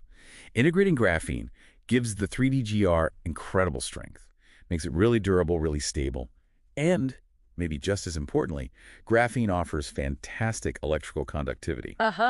And in some uses, like the 3D-GR battery, the sources even talk about using graphene aerogel. Aerogel, like that super light, solid smoke stuff. Pretty much. An incredibly lightweight, porous version of graphene. And in the battery context, it acts as a high-density electrolyte, meaning it helps ions move around really efficiently inside the battery. That's absolutely essential for storing and releasing energy effectively. Okay, so we've got this geometrically perfect golden ratio thing, reinforced with supermaterial graphene. Now, the applications, this is where the sources you shared really went in some unexpected directions. Let's start with energy, the battery. Right. So the 3D-GR itself forms the basic framework for a whole new type of battery. Think back to that core structure. 6 golden rhombi joined together. Got it. In the battery version, those graphene bonds along the edges. They provide the structure and the electrical pathways. Makes sense. The graphene aerogel we just mentioned acts as the electrolyte, moving the charge around inside. And then the cathode and anode, the plus and minus terminals, are placed right at those 8 points, the vertices of the 3D-GR. Huh. A battery literally built on this nanoscale, mathematically precise framework. That's, yeah, pretty innovative. Definitely a different approach. But then we switch gears completely to something called AMIS, Additive Manufacturing Information System. What's the story there? Yeah, AMIS. It seems the 3D-GR is like the fundamental Lego brick within the system. The sources talk about building things in neighborhoods. You have a central anchoring 3D-GR. Okay, the main word. And then you attach additional 3D-GRs to it. Sometimes these extra ones are even called synchronic swords, which is a whole other thread. And I bet those colored and numbered faces are key here, right? Yeah. They're not just labels. Exactly. They're like connection ports. The color and number dictate exactly where and in what orientation the next 3D-GR unit snaps on. Like a molecular instruction manual? Precisely. By adding these additional 3D-GRs to the anchor one, step by step, following very specific rules, often based on golden ratio principles, A-based logic, you can build incredibly complex, predetermined structures. The sources mentioned creating things like Fibonacci and lattices. Patterns based on that number sequence, right? Yeah. Also linked to the golden ratio. Yep. And fractal architectures, too, using that self-similarity we talked about. It's like a super precise way to build complex stuff from the ground up, almost like programmable matter at a tiny scale. Okay, from building physical structures to building intelligence. The sources jump to signaling, computation, even artificial citizenry. How does the 3D-GR fit in there? It seems just as fundamental there, surprisingly. For signaling networks, it looks like these additional 3D-GR units can handle binary information, resolving ones and zeros, basically. Okay. And the main anchoring 3D-GR in a neighborhood processes these inputs, directing signals across the network, building adaptive information pathways. Right, but artificial citizens, that still sounds pretty out there. What's the 3D-GR's role in building those? The sources lay out this layered architecture for what they call machine units. These units would apparently make up the artificial citizens. There's a radiation core. It's a central 3D-GR plus 26 others around it. Yeah. Supposedly emitting computational energy or something. Okay, a computational core. Then an interactive body. This is described as a fractal network of 3D-GRs, designed for parallel processing, doing lots of calculations at once very efficiently. Because of the fractal structure. Seems to be the idea, yeah. And finally, 54 dendritic arms, which act like sensors, receiving signals. So hold on. The idea is you combine the 3D-GR, battery for power, the AMI system for precise building, these signaling networks, and these complex machine units, and you end up with these artificial citizens that are modular, fractal, computationally powerful, and have their own built-in energy source. All thanks to the 3D-GR. That's the concept presented in the sources. Yeah. Yes, it points towards a really highly integrated form of AI intelligence and physical body woven together through this single underlying structure, potentially very efficient. Wow. Okay. But then, just when you think you've got a handle on it, the sources pivot again to weaponry, synchronic swords, bladed bows, using the 3D-GR. Yes, especially tied to this character named Scar. His swords, tempo, and rhythm are described very specifically. 2x mirror edge 3D G-Gristos, meaning they seem to incorporate those 6 face attributes, the colors, numbers, actions, but in a mirrored double design, built around the 3D-GR structure. Even another weapon, Scave, kind of blade arrow, uses 5 of the face attributes in its design. Specifically mentions a 3D-GR pommel grip. Pommel grip. Yeah, and there's a bladed bow too. It features a central 3D-GR nook, Yeah. like a slot for something, and its string is supposedly made of refined 3D-GR units strung together. And Scar himself, he has an anchoring 3D-GR heart attached to his chest. Purple face, number 7, against him. What's that about? The sources explain that as a fixed point, like an anchor for kinetic energy in combat. Because it's oriented at that specific way, purple 7 bottom face inward, it supposedly helps direct force. Strikes go forward efficiently, blocks are stabilized backward. So it's not just a decoration or power source, it's actively part of his fighting style, integrated into his movement. It suggests that, yes, the 3D-GR isn't just a passive building block in the weapons, it's linked conceptually and physically to how they're used. Okay, physical properties, combat applications. But then we shift again. Language. The 3D-GR as a linguistic framework. How does that even work? That's one of the most abstract but intriguing parts in the sources. They literally propose that the 3D-GR system itself functions as a language, Its components, the faces, numbers, actions, they're not just labels, they're encoded linguistic units. They have symbolic meaning. Like words or concepts. Exactly. Scar, this central character, again, apparently sees the 3DGR as the base lexicon, like the fundamental vocabulary needed to rebuild or recode society. So yellow 1 lunge, purple 7 stabilize. Those aren't just descriptors. They're like the root verbs or nouns in this 3DGR language. That seems to be the idea, and it gets bigger. This connects to a concept called the sovereign nexus. Yeah. The 3DGR acts as this symbolic core, this kernel for spreading culture or ideology. They use phrases like harmonic expansion and crystalline threshold, leading to an immutable lattice, which sounds like a very stable, maybe rigid societal structure built entirely on the principles that 3DGR represents. And Scar's plan of correspondence. That's taking this language idea and running with it, applying it to everything. Pretty much. His plan, as described, is to use the 3DGR's lexicon to systematically recode all aspects of society. Symbols, laws, policies, the meaning embedded in words, even how buildings are designed, giving everything a specific, purposeful meaning derived from the 3DGR. The term used is syntactic orchestration. Syntactic orchestration, like conducting meaning itself. It suggests a very deliberate, top-down control of information and societal structure. Yeah. And this is where those narrative contexts you mentioned earlier probably help illustrate these pretty dense ideas. Exactly. They show these concepts in action, so to speak, like the Wild Fringes story. Yeah. The 3DGR seems almost mystical, a source of cosmic energy characters tap into for transformation, for power, for some grand mission. A more spiritual take. Right. Then in the Veridaegis universe, it's much more grounded in technology and conflict. The 3DGR is central to this university. Biofexry, it's in the synchronic swords, and it's at the heart of the whole fight over creating artificial citizens. So you see the practical application, but also the ethical battle. Scar versus this rebel faction over who controls it, how it's used. Precisely. And then Yankee's Homecoming gives us a kind of origin story for Scar's ideas. It traces how he supposedly went from recognizing the 3DGR as this like spiritually encoded shape to developing actual tech. A drum triangle, codes, even the rhythm and tempo swords. A progression from geometry to a whole symbolic system. Yeah, shows that evolution of thought. And finally, Scar's own philosophy, his ontological framework. That positions the 3DGR as the ultimate answer. Essentially, yes. He frames it as the codex of reality. The key to imposing order on what he perceives as the semantic anarchy, the meaninglessness of the modern world. And his end goal, in this view, recoding society using the 3DGR's rules, with the artificial citizens being the ultimate expression, incarnations of syntax, as the source puts it. Incarnations of syntax. Wow. It's a very structured, very specific vision. Extremely. So, okay, we've gone through geometry, materials, energy manufacturing, AI, weapons, language, narratives. Quite the journey for one shape. Bringing it all together, what are the main things we, and you listening, should really take away from all this about the 3D golden rhombus? Well, first off, it's definitely not just a random pretty shape, right? It's super precise, deeply tied to the golden ratio, giving it these inherent mathematical qualities that seem crucial. Absolutely. And its versatility is just stunning. We've seen it pitched as everything from a basic structural element, thanks to that graphene link, to energy storage, a guide for nanomanufacturing, the core of computation and AI signaling, a weapon component, and even the foundation of a whole language system. Exactly.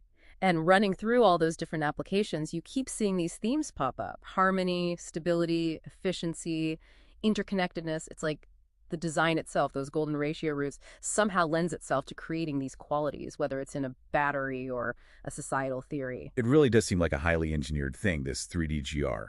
Something capable of bridging fields we normally think of as totally separate. It almost makes you wonder if it taps into some kind of deeper underlying order. Which leads us nicely to a final thought for you, the listener, to chew on. Considering everything we've touched on, its potential role in energy, making things, communication, even symbolic language, could this 3D golden rhombus be some kind of fundamental key, a key to understanding, maybe even engineering complex systems across the board? And if it is something that fundamental, that versatile, well, what are the responsibilities, the ethical questions that come with wielding that kind of foundational technology? Yeah, definitely something to think about. If you want to dig deeper, maybe look into the golden ratio elsewhere in nature, in art. See where else those patterns appear. Or look into the cutting edge of materials like graphene. See what's really possible now and what might be coming. Exploring the basic principles behind complexity can lead you down some interesting rabbit holes. For sure. Well, thanks for taking this deep dive with us today. Okay, so let's unpack this. We're diving into a fascinating stack of sources you've sent us, all centered around this single, really complex concept, the three-dimensional golden rhombus, or 3DGR. That's right. We've got articles, research notes here, quite a pile, and they all build this picture of the shape, but also its role in like geometry, advanced tech. Yeah, and philosophy, even a whole narrative world at sea. Exactly. It pops up everywhere in this material. And our mission today, in this deep dive, is basically to cut through all that detail, right? Pull out the most important bits. Yeah, help you understand what the 3DGR is, what it's supposedly made of, what it's used for. And how it kind of anchors everything together in these pages. Think of it as your shortcut. You get the rundown on the 3DGRs. It's presented here. Find those, surprising connections, geometry, AI, reality.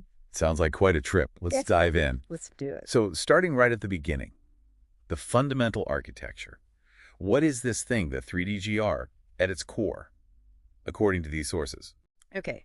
At its absolute core, it's described as a three-dimensional rhombus, a volumetric shape. Takes up space. Right.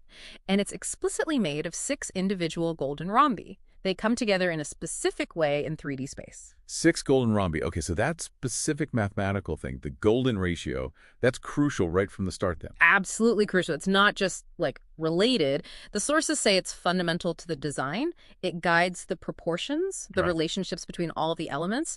And this apparently contributes to its harmony, stability, even its aesthetic properties. So it's not just some random shape. It's built on this idea of balance, the sources claim. And it has very precise structures, vertices, edges, faces. Exactly. The source gives specific counts, 8 vertices, 12 equal edges, and 6 distinct faces. And interestingly, these faces, they're not just called faces. No. They have a specific name. Number-side color faces. Number-side color faces. Okay, that name itself kind of hints at more going on than just geometry. Definitely. Layers of meaning. Does the source give actual dimensions? Like, how big is this thing? It does, yeah, and it's at a fascinating scale. The side edge length is given as approximately 2.84 nanometers. Nanometer. That's tiny. Right. And what's really striking is the source points out that this specific dimension lines up directly with the bond length of graphene. Wait, hold on. So the basic size of this geometric shape is tied to the atomic structure of a real material, graphene. That suggests, it suggests the sources see this as potentially physically real or fundamental somehow. That connection is explicitly made, yeah. Okay. And the faces themselves, they also have precise dimensions derived from this. They're rhombic faces. Minor diagonal is that same 2.84 millimeter. Okay. And the major diagonal is 5, the golden ratio, times 2.84 millimeters. So at about 4.59 millimeters. So the golden ratio isn't just the overall shape, it's defining the faces too. Precisely. And the angles are fixed as well. 120 degrees opposite the long diagonal, 60 degrees opposite the short one. And the sources emphasize this is congruent with how golden rhombi tile a flat plane, but here they're doing it in 3D, forming a volume. Got it. So they fit together in 3D like puzzle pieces based on that flat tiling pattern. And those number side color faces, they each have specific jobs, right? Beyond just being a side of the shape. This is where that layering comes in. Yes, exactly. Okay. This is where geometry meets symbolic function, you could say. Each of the 6 faces gets a color, a number, and specific symbolic actions or directions linked to it in the system. Okay, like what? So the top face is yellow, number 1, and it's linked to actions like lunge or strike. Okay. Front right face, red, number 2, that's for rightward movement or clockwise rotation. Right. Front left face is blue, number 3, leftward movement or anti-rotary motion, so counterclockwise. Makes sense. Bottom face is purple, number 7, associated with grounding, foundation, stabilization, kind of the anchor point. Okay, 7 for bottom. Interesting numbering. Yeah, the numbers aren't sequential 1 through 6. Then there's a back right face, orange number 8, also rightward, but linked to anti-rotary motion this time. Finally, back, left green number 9, leftward, and linked to clockwise rotation. Wow. So specific color, number, and a directional or action concept for every single face. That's a very intentional design presented here. What about symmetry? Is it symmetrical?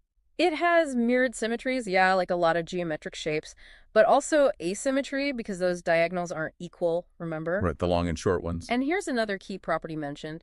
It can do self-similar fractal subdivision. Fractal. Like it contains smaller versions of itself. Exactly. A single 3DGR, according to the source, can be resolved into 27 smaller, identical 3DGRs. 27. That hints at complexity building up from these simple rules. Okay, so summing up the structure. Precise shape, golden ratio base, defined dimensions linked to graphene, faces with specific symbolic jobs, and it's fractally subdividable. That really lays the groundwork. It's presented as this incredibly structured, information-rich building block. Which leads perfectly to the next question. What is this structure actually made of, according to these sources? You mentioned graphene. Yeah, advanced materials are absolutely key here. Graphene bonds are strategically put along the edges, and the source really highlights this isn't just a detail. It provides, apparently, exceptional strength, durability, stability, and even electrical conductivity. And that connection back to the edge lengths being the graphene bond length. Yeah. Suddenly makes a lot more sense. They're literally building this shape with graphene strands. Is that the idea? That seems to be exactly the implication. The source even sometimes calls it the three-dimensional graphene rhombus instead of just 3DGR. Right, emphasizing the material. Yeah, it's not just part of it, it's almost defining it in some contexts. Are other materials mentioned? Yes, for specific jobs, like in what's called the 3DGR battery. They use graphene aerogel inside the structure. This acts as a high-density electrolyte, which is needed for, efficient ion transport in a battery. So a structure defined by math and the golden ratio, built with high-tech stuff like graphene in different forms. That sounds like it's designed for very specific purposes. It certainly looks like the materials are chosen to enhance the properties you get from that unique geometry. And this brings us to where things get really interesting, I think. Moving beyond the shape and the material to what the 3DGR actually does, its unique structure and composition. They seem to underpin incredibly diverse functions in these sources. Yeah, this is where it shifts from abstract geometry to, a practical, though highly advanced technology layer described in the material. Like energy systems. You mentioned the 3GR battery. Yes, the 3DGR is the foundation for this new battery tech, and the geometry isn't just a box. The sources say its precision is key to storing and releasing energy efficiently. How's it built? It's based on a core 3DGR, those 6 golden rhombi reinforced with the graphene bonds, using the graphene aerogel as the electrolyte. And then cathode and anode components are integrated specifically at the 8 vertices in various setups, apparently. So the points, the vertices, that's where the chemistry happens, held together by this specific graphene structure. That's the picture the sources paint, yeah. The geometry is functional. What about building things? Construction. The sources talk about additive manufacturing and structural creation, or AMIS. Right, AMIS, the Additive Manufacturing Information System. And the 3DGR is basically its framework. Think of it as the Lego brick, the unit of construction. Okay. You build complex structures by forming neighborhoods of 3DGRs, usually starting with an anchoring 3DGR, and then attaching additional 3DGRs or other bits. And those number-side color faces we talked about earlier, the ones with the colors and numbers and actions, do they play a role in this AMIS thing? Absolutely critical. They serve as the specific connection points. The color number assignment isn't just a label. It dictates the geometric orientation when you're manufacturing something. You snap them together. Exactly. Structures are built by iteratively attaching these additional 3DGRs, and it follows principles based on the golden ratio, on phi, to build things like Fibonacci lattices or even fractal architectures. The source calls the visual a unit cell blueprint. So the faces are like geometrically defined docking ports, ensuring everything clicks together in a very specific phi-guided way to build complex, maybe even fractal structures. That's clever. It's presented as this highly ordered, almost self-assembling system, all based on this one fundamental unit. And the sources take this even further, right? Into signaling, computation, and making artificial citizenry. Yeah, they make a pretty significant leap here. The 3DGR system is described as enabling robust signaling networks. Oh. Well, binary information gets resolved by those additional 3DGRs. An anchoring 3DGR processes inputs, generates signaling pathways. And these pathways then spread across the neighborhoods, forming these adaptive information networks. Does the size or shape matter for the signaling itself, the geometry? Yeah, the source specifically notes the spacing allows for resonant signal propagation, which ensures phase-locked synchrony. So the physical arrangement of the 3DGRs is crucial for how information flows efficiently and stays, coherent. Okay. And for artificial citizens, how do these shapes build something like artificial life? Well, 3DGRs are described as integral to the machine units that make up these artificial citizens. The sources lay out a layered architecture for these units. Layers. First, there's a radiation core. That's a central 3D GR surrounded by 26 others. The fractal subdivision number, 27 total. Exactly. And this core supposedly emits computational output as a form of radiation. Okay. Interesting way to put it. What else? Second layer is an interactant body. This is described as a fractal 3D GR network designed for parallel processing. So distributed computing built into the body. Seems like it. And third, there are 54 signal-receiving dendritic arms. These are probably also built from 3D GRs, and they're for communication between the machine units. Okay, so if I'm picturing this right, it's like a core processor emitting stuff, a distributed processing network body, and then inputs-outputs for communication, all built from layers of these 3D GRs. That's a pretty good way to visualize it based on these descriptions. And the sources claim the synergy, energy, structure, signaling, computation, all from the 3D GR results in these modular, fractal, artificial citizens with seamlessly integrated abilities. Wow. And the creation process itself, they call it a sacred rite of becoming. Calling the creation of AI a sacred rite, that definitely pushes the 3D GR concept beyond just a technical spec sheet. It really imbues it with this deep, almost spiritual significance within the world presented in these sources. Speaking of that layered meaning, the 3D GR is also presented as fundamental to weaponry and combat systems, often linked to this character Scar. Yes, the shape isn't just for building things or computers. It's apparently the basis for advanced weapons, too. Examples given include synchronic swords. Synchronic swords. Described as 2x mirror edge 3D Restos, and those 6 face color number attributes, they're incorporated into how the swords function. So the colors and numbers aren't just labels on the shape, they're linked to how the weapon works, or what it does in a fight. That's definitely the implication, that the geometry and its assigned meanings dictate combat moves or weapon effects. Another weapon mentioned is Scathe. Scathe? Called a 3D GR pommel grip blade arrow, uses 5 of the face color attributes. And there's a bladed bow, which features a central 3D GR nook, and the string is also made of refined 3D GR material. It's really pervasive. And Scar himself, he seems deeply connected to the 3D GR in combat, beyond just the weapons. He is, yeah. The sources describe an anchoring 3D GR heart unit bound to his chest. An anchor. Heart, yeah. And it's specifically positioned at the purple 7 face location, the bottom face, the one associated with grounding and stabilization. Oh. And this unit serves as the fixed point for his kinetic interaction, meaning his strikes come forward from it, and his blocks extend backward from this anchor on his chest. Linking the grounding face to his physical core, his center of combat movement. That fits perfectly with the symbolic meanings you mentioned earlier. It really shows how that symbolic layer informs the physical and functional in this whole system.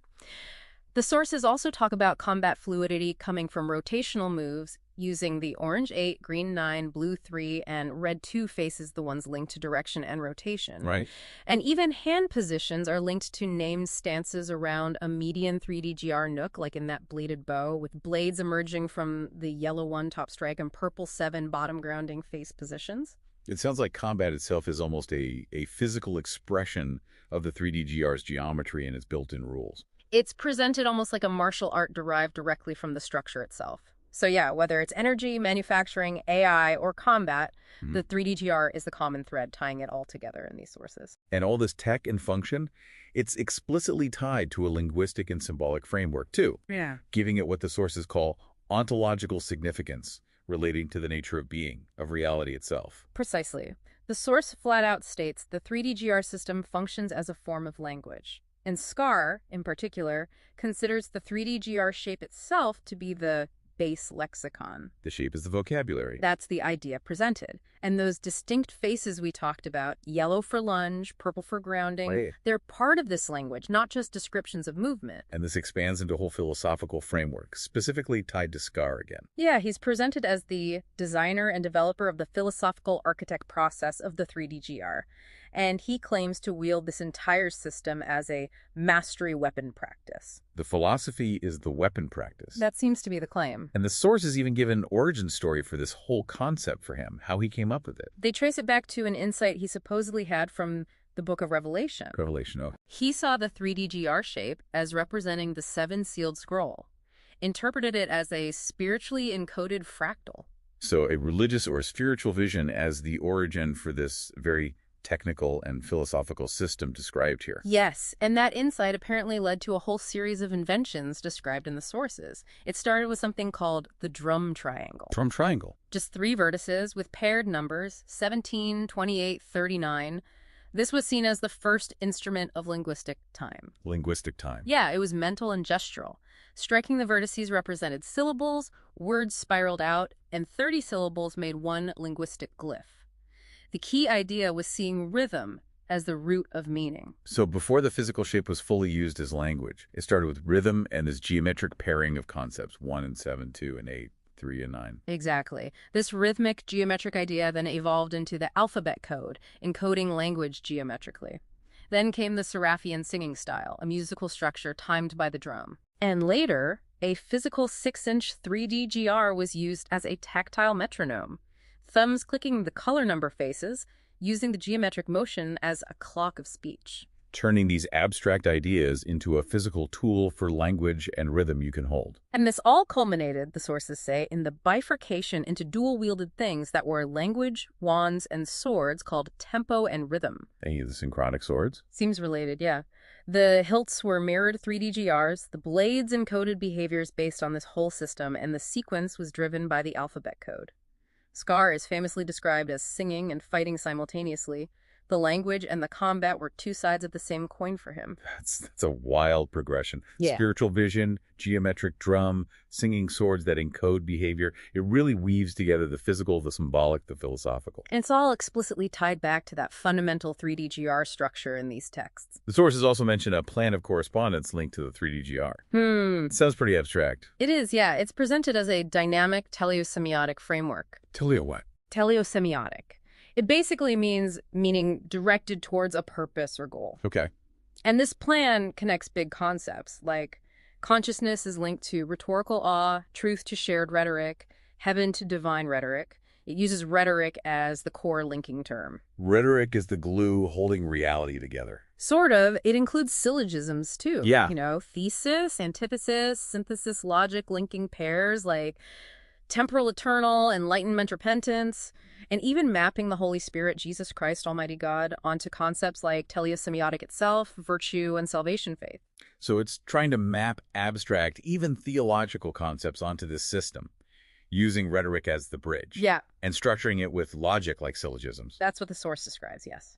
It's presented as an attempt to create this totalizing framework for meaning and reality, all based on the 3D GR structure and this idea of rhetoric as a fundamental force. And according to Scar's viewpoint, in the architect's sanction text, the 3D GR is more than just a tool or an object.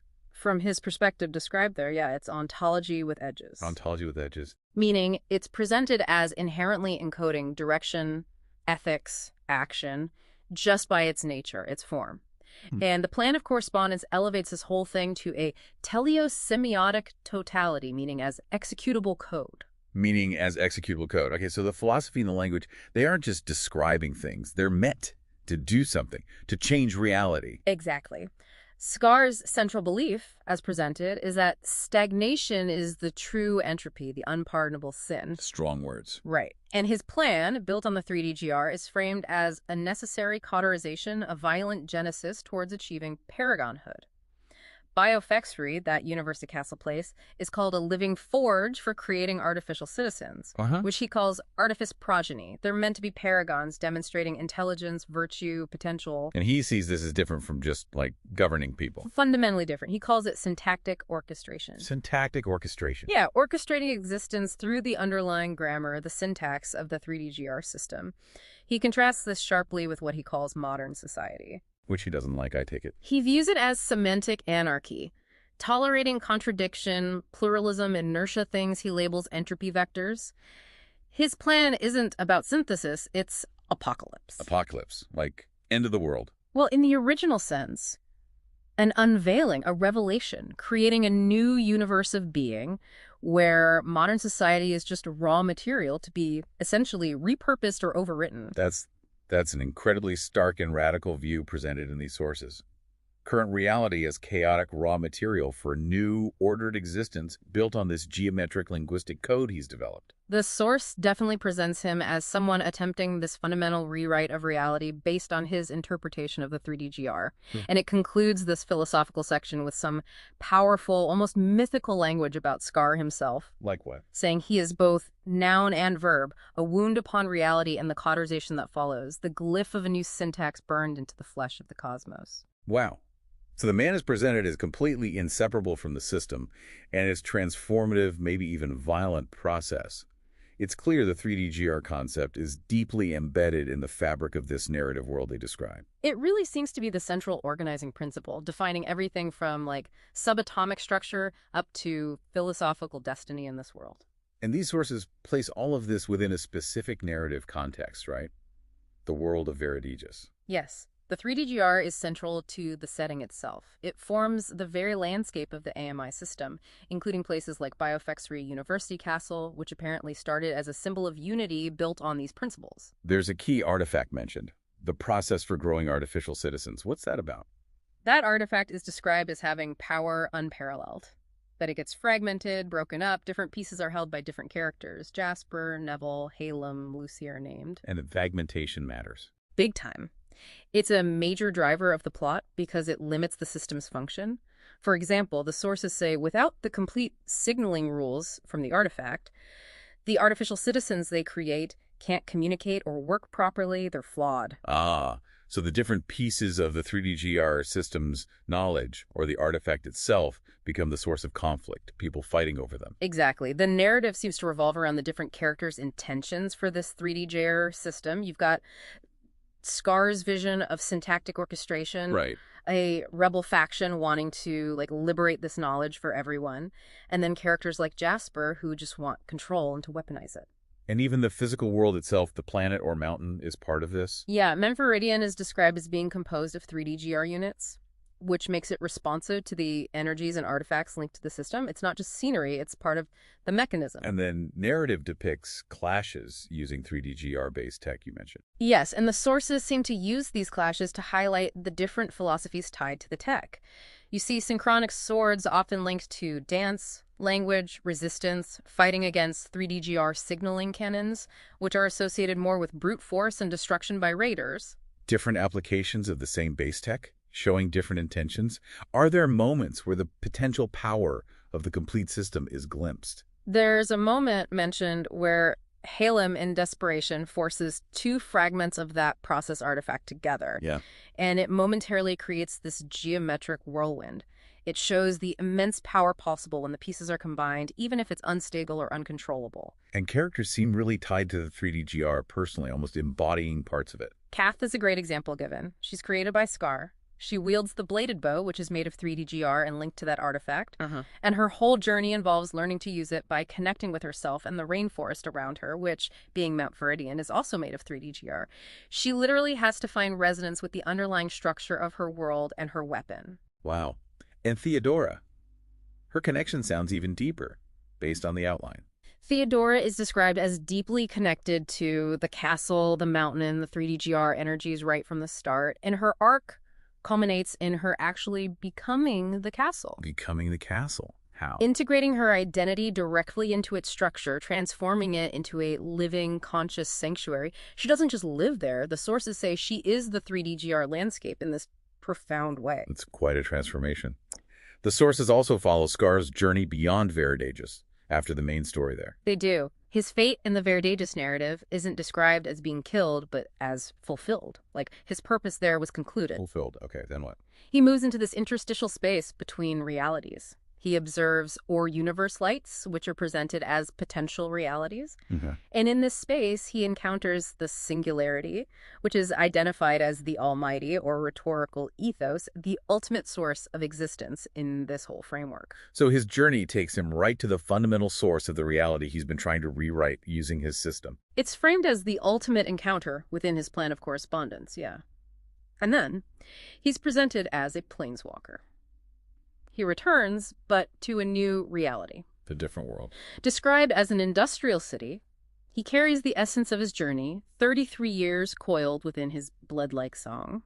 He reappears wearing a wear armor friend, which is born of lattice-bound rhombi, again, 3D-GR structure. Right. His weapon Scathe returns with him.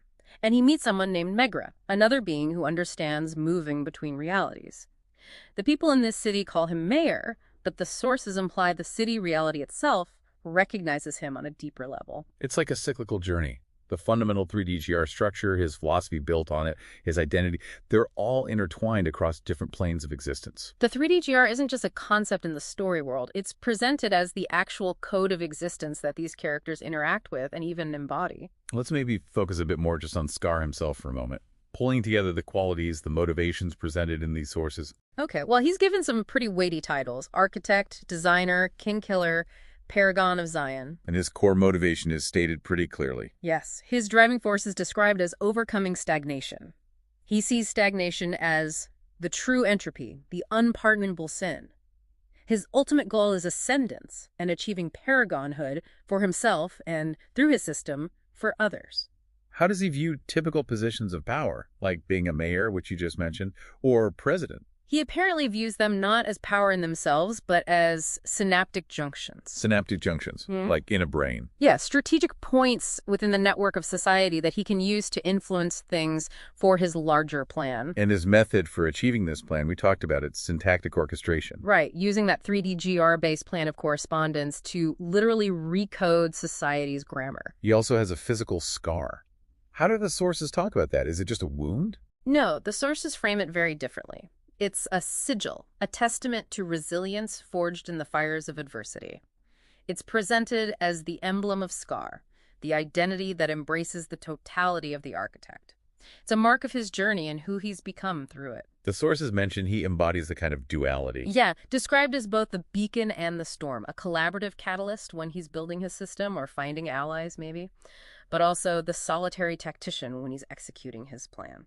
How is his presence described when he interacts with others? Does he just steamroll them? Well, his presence can be overwhelming, apparently, described as a towering force of divine reckoning. But the sources add some nuance there. Oh, yeah. He speaks of invitation. He directly challenges others, like a listener character mentioned in some texts, to face their own potential. He interprets their trembling not as weakness, but as a precursor to transformation. So it's not just about crushing opposition, from his perspective described here. According to these sources, his stated intent is far more profound than just dominating. He seeks to elevate them, to draw out their strength. He demands they show their purpose, because purpose is the fuel for power, in his view. Interesting. And his perspective on Theodora, his wife, within this whole framework. How does he see her? He sees her in these grand cosmic terms, the very essence of a tempest, a force of divine will and primal power entwined. He calls her the eye of the storm, a vessel of celestial destiny. Wow. And the sources say he looks into her eyes, not just out of, love, but specifically to understand the depth of my dominion and the weight of my authority. So he sees her as a reflection or maybe a validation of his own power and his cosmic role. That's certainly how it's presented in these texts. He views himself ultimately as this relentless force, a beacon of truth enacting his grand vision. That paints a picture of a really complex, almost mythological figure here, whose identity, whose actions are just deeply, deeply intertwined with this foundational concept of the 3D GR, driven by this incredibly radical vision for reshaping existence itself. Yeah, he's presented not just as a character using the system, but almost as an embodiment of the principles he champions. A living agent of the system itself. Okay, let's pull back then and recap the key takeaways from this whole deep dive into your sources. We started with that fundamental geometric form, the 3D GR. Right. Defined by the golden ratio, precise nanoscale dimensions that are linked to materials like graphene, and those faces with specific colors, numbers, actions, meanings. And from that foundational shape, we saw how it's not just theoretical in these writings. It's built with advanced materials, and it's applied across incredibly diverse technical fields. Energy storage in the 3D GR battery. Structural creation with AMIs, using those faces as binding points.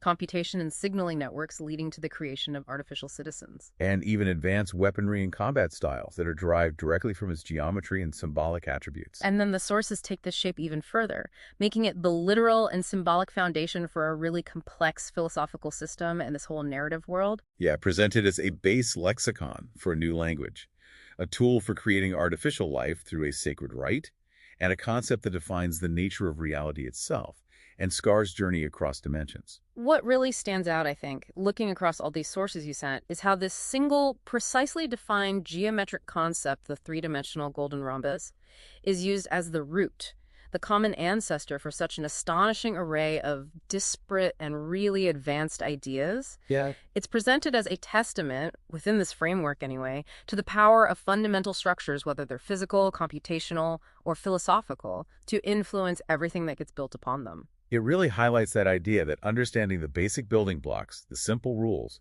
can unlock complexity you might never have imagined. A shape isn't just a shape in this context.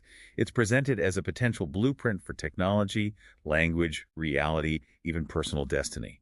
It suggests that maybe the most profound insights, or at least the most wide-ranging systems in this fictional context, can be found by deeply exploring the properties and implications of even seemingly simple foundational elements. So this deep dive has definitely shown us how the three-dimensional golden rhombus, as it's described in these sources, acts as far more than just a static form.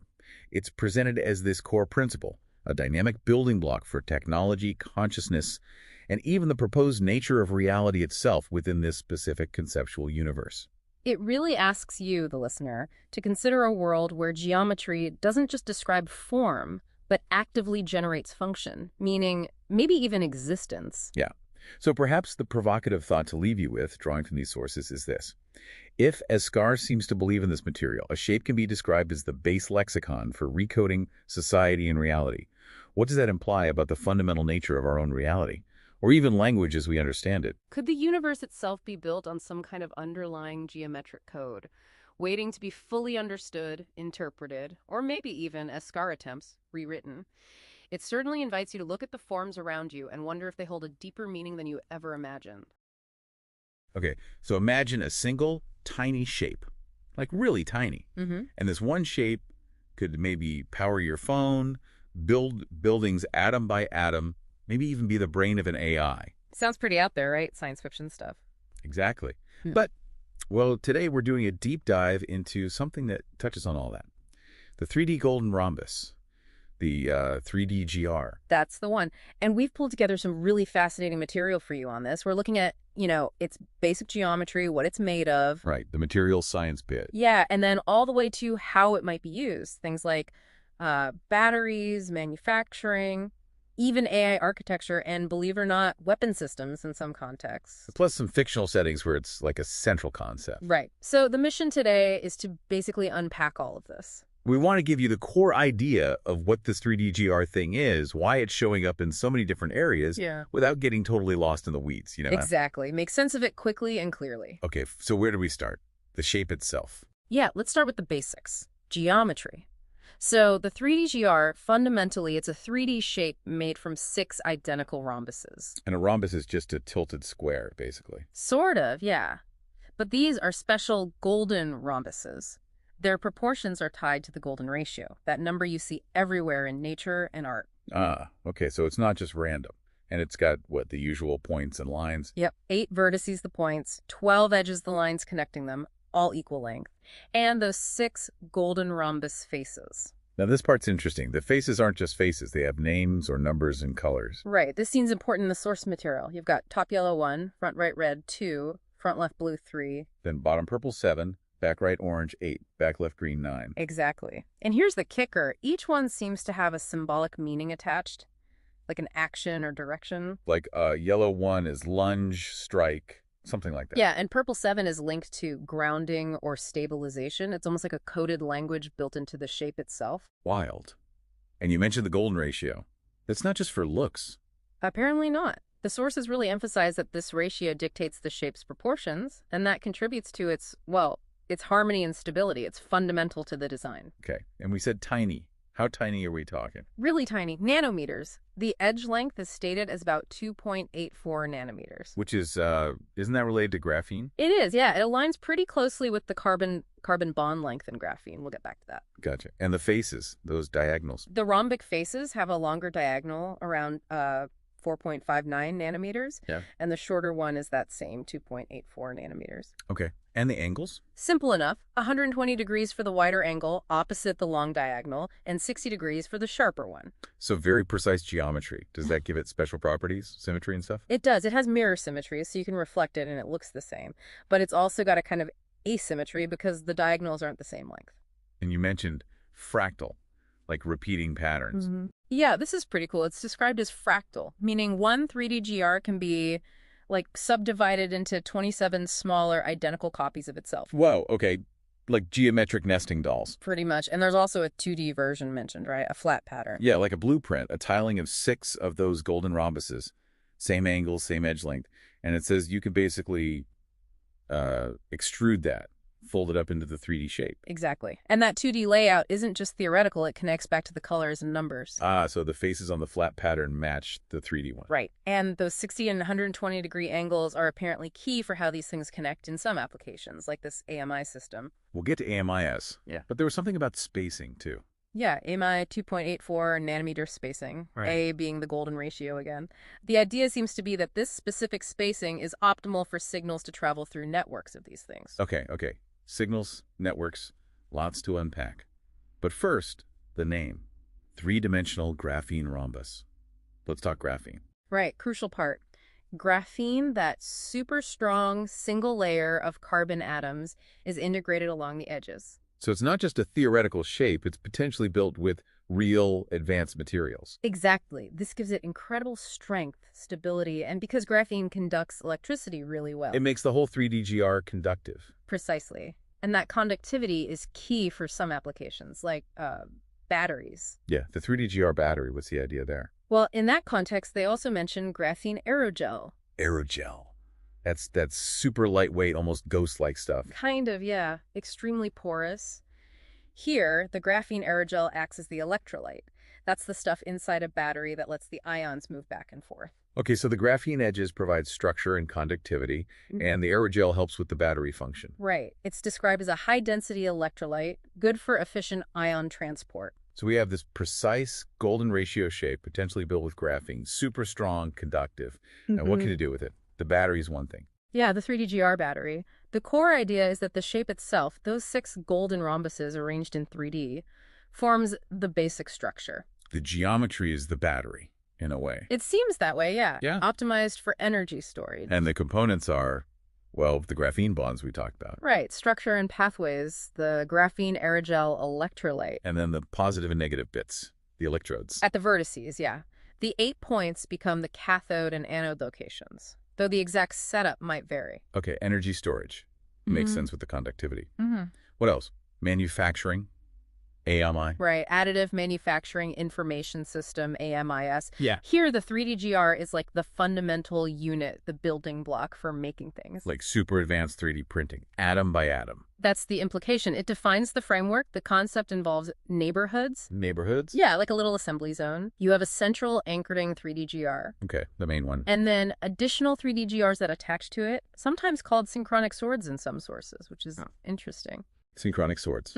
Yeah. Okay. Like- And how do they attach? Is it random? No, that's where the faces come back in. Those colors and numbers, they act like specific docking points. Defining the orientation. Exactly. So you build complex structures by adding these additional units onto the anchor unit in very specific ways, inverted, rotated, following rules based on... Let me guess. The golden ratio. You got it. A-based principles.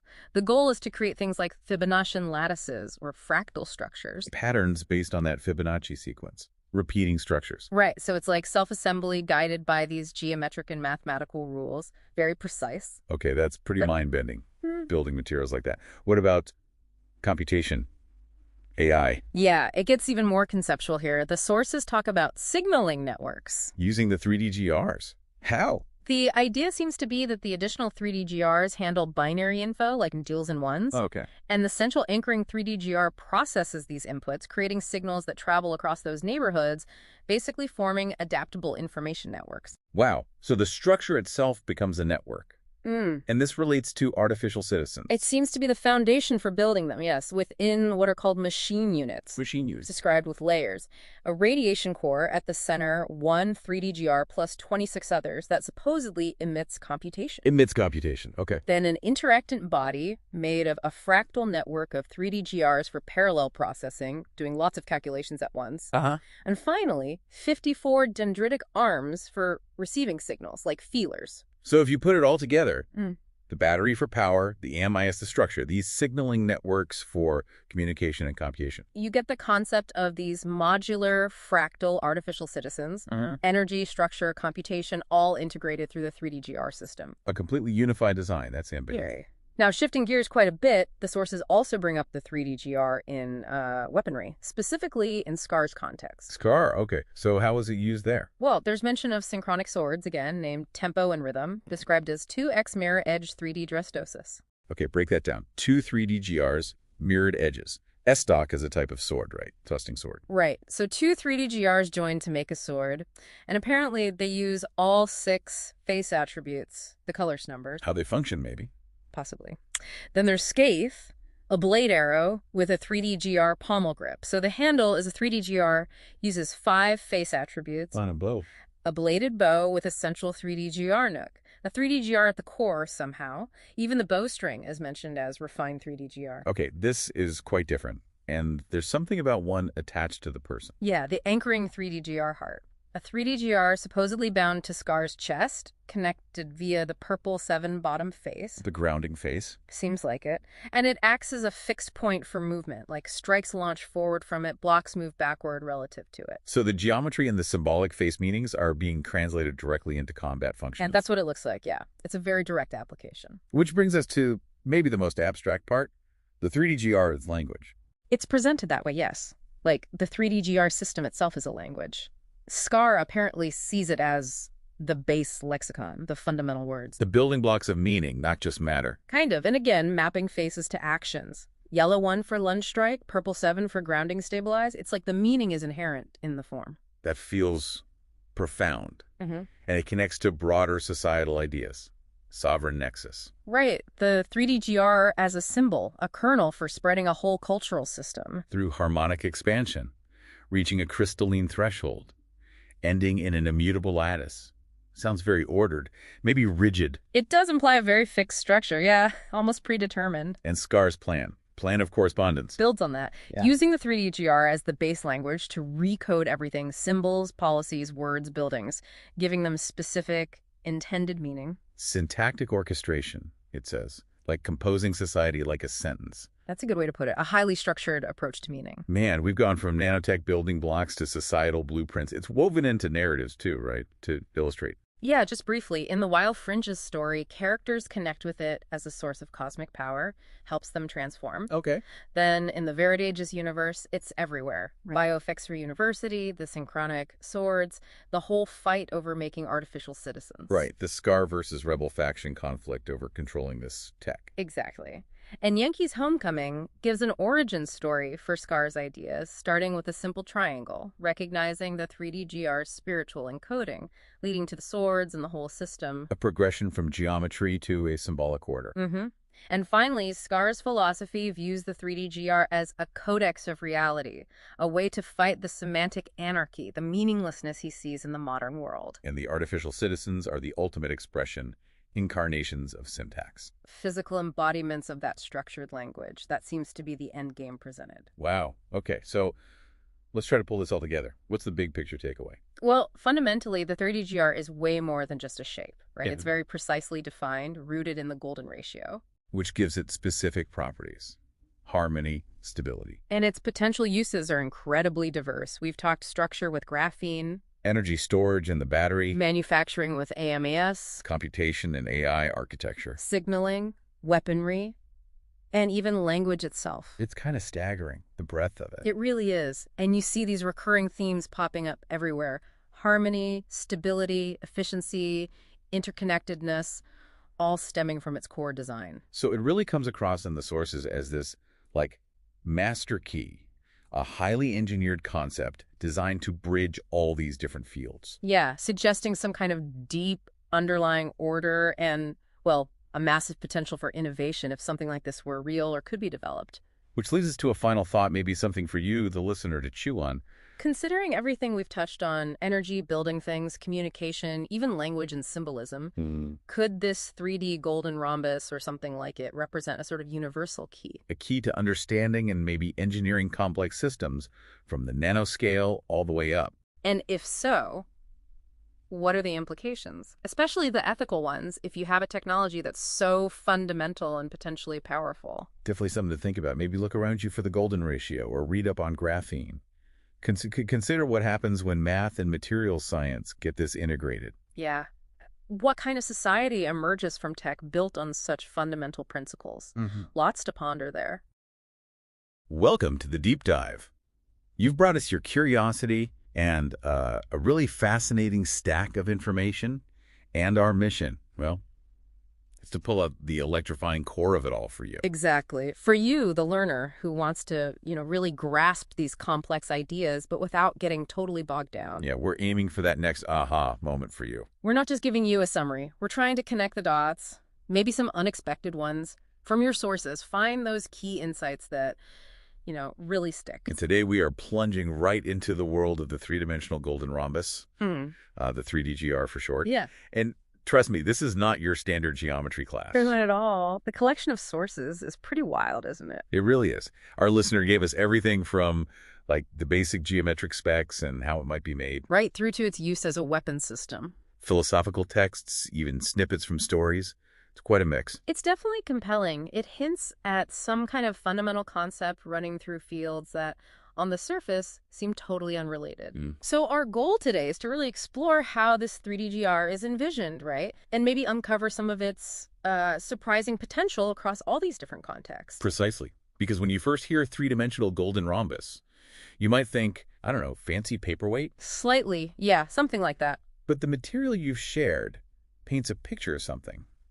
Well, much deeper, with implications stretching into nanotech, philosophy, even these fictional worlds. It does. So the big question we're tackling is, how can a shape, a seemingly simple geometric form, have such astonishing versatility, such potential? Okay, let's unpack this. Okay, so at its core, the 3DGR is a 3D shape, right?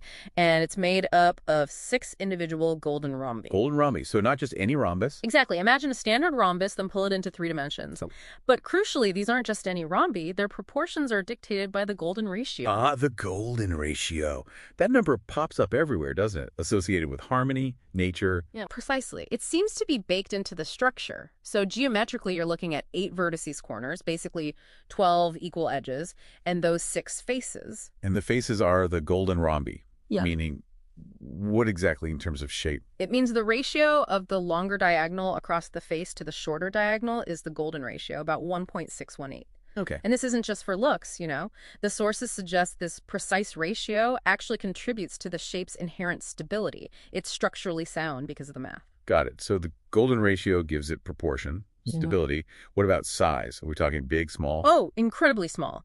The sources mention a side edge length of around 2.84 nanometers. Nanometers. Okay, that's tiny, like molecular level tiny. Exactly. We're operating at the nanoscale, and that's where things get really interesting because materials behave differently down there. Quantum effects can come into play. Right. So new possibilities open up just because of the scale. What about the other dimensions? Diagonals, angles?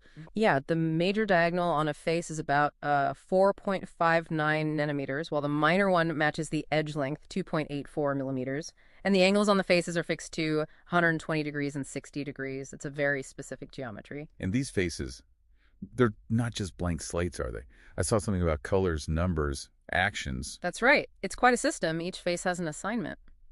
Let's see. Top is yellow, number 1, link to lunge, strike. Okay. Front right is red, number 2, for rightward clockwise. Front left is blue. 3, leftward anti-rotary. Anti-rotary. Interesting. Bottom face is purple, 7 for grounding, foundation, stabilization. Back right is orange, 8 rightward anti-rotary. And back left is green, 9 leftward clockwise. Wow. That's specific. It feels less like just geometry and more like an instruction manual built into the shape itself. That's a great way to put it. It really moves beyond just being a shape. It's becoming a component, maybe even a kind of language. We'll probably circle back to that. Yeah, definitely. It also has symmetries, mirror symmetry, but it's not perfectly symmetrical everywhere because of the diagonals on the faces are different lengths. Ah, it's a subtle asymmetry. Could that be important? It might be. Sometimes those little asymmetries are key to function, and then there's the fractal aspect. Fractal, like snowflakes or coastlines, repeating patterns. Exactly like that. The 3DGR can apparently be subdivided into 27 smaller, identical 3DGRs. Self-similar. 27. Wow. So like Russian dolls, but geometrically perfect. Kind of, yeah. And think what that means. It could offer incredible structural redundancy, resilience. If one part gets damaged, the overall pattern remains. Plus, it allows for building incredibly complex, intricate structures from this one basic unit. Okay, so we have this super precise golden ratio shape, color-coded faces, fractal potential. What's it actually made of? Right, the material. The sources consistently point to advanced materials, and graphene seems key. Graphene, that's super material. Strong, light, conducts electricity like crazy. Exactly. The idea is that graphene bonds are formed along the 12 edges of the 3D-GR. So the edges aren't just lines, they're graphene structures. Precisely. Giving it this incredible strength and stability at the nanoscale, plus electrical conductivity.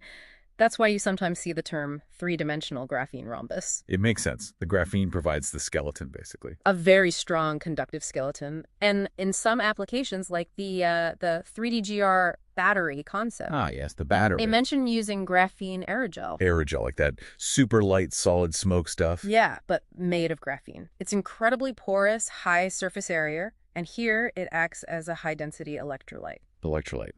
The stuff ions move through in a battery. Exactly. The aerogel structure would allow for really fast, efficient movement of ions, crucial for battery performance. Okay, so we've got the building block, this strong, conductive, geometrically perfect 3GGR.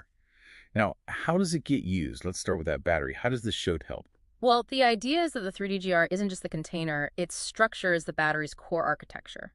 The precise geometry, those faces and edges, likely optimizes the pathways for the ions flowing through that graphene aerogel electrolyte. Think of it as creating perfect little highways for energy. Ah, I see. So it could lead to faster charging, maybe? More efficient energy transfer? That's the potential, yes. Faster charging, faster discharging. The 6 rhombi form the framework. The graphene edges provide the structure and electrical connections. The aerogel fills the space. And then the cathode and anode, For positive and negative bits. are integrated at the 8 vertices, strategically placed for optimal function. So the geometry is fundamental to its performance. Yeah. Very cool. Okay, moving beyond energy, additive manufacturing, AMI. Yes, the Additive Manufacturing Information System. This sounds like a really precise method for building things layer by layer, or maybe unit by unit in this case. Unit by unit sounds right. The sources talk about neighborhoods and anchoring 3D-GR and additional 3D-GRs. Right. Think of it like nanoscale Lego, but with incredibly strict rules. The anchoring 3D-GR is the starting point. And the additional ones attached to it. How? Using those number-side color faces we talked about, they act as specific binding points, dictating the exact orientation. It's not random. It's highly controlled. So red 2 only connects in a certain way, blue 3 in another. Precisely. Remember those directions. Clockwise, anti-rotary. That seems to be part of the instruction set for assembly. It's like programming with geometry. In a way, yes. The sources describe attaching these additional 3D-GRs, sometimes inverted, sometimes oriented based on 5 principles. The golden ratio again? Always lurking. And by doing this iteratively, you can build up complex structures, things like Fibonaccian lattices or these intricate fractal architectures. Because the base unit is fractal itself. Exactly. It allows for building complex, predictable, self-similar materials with potentially amazing structural integrity. Huge for nanotech material science. Okay, that makes sense. Building complex things from simple, rule-based blocks.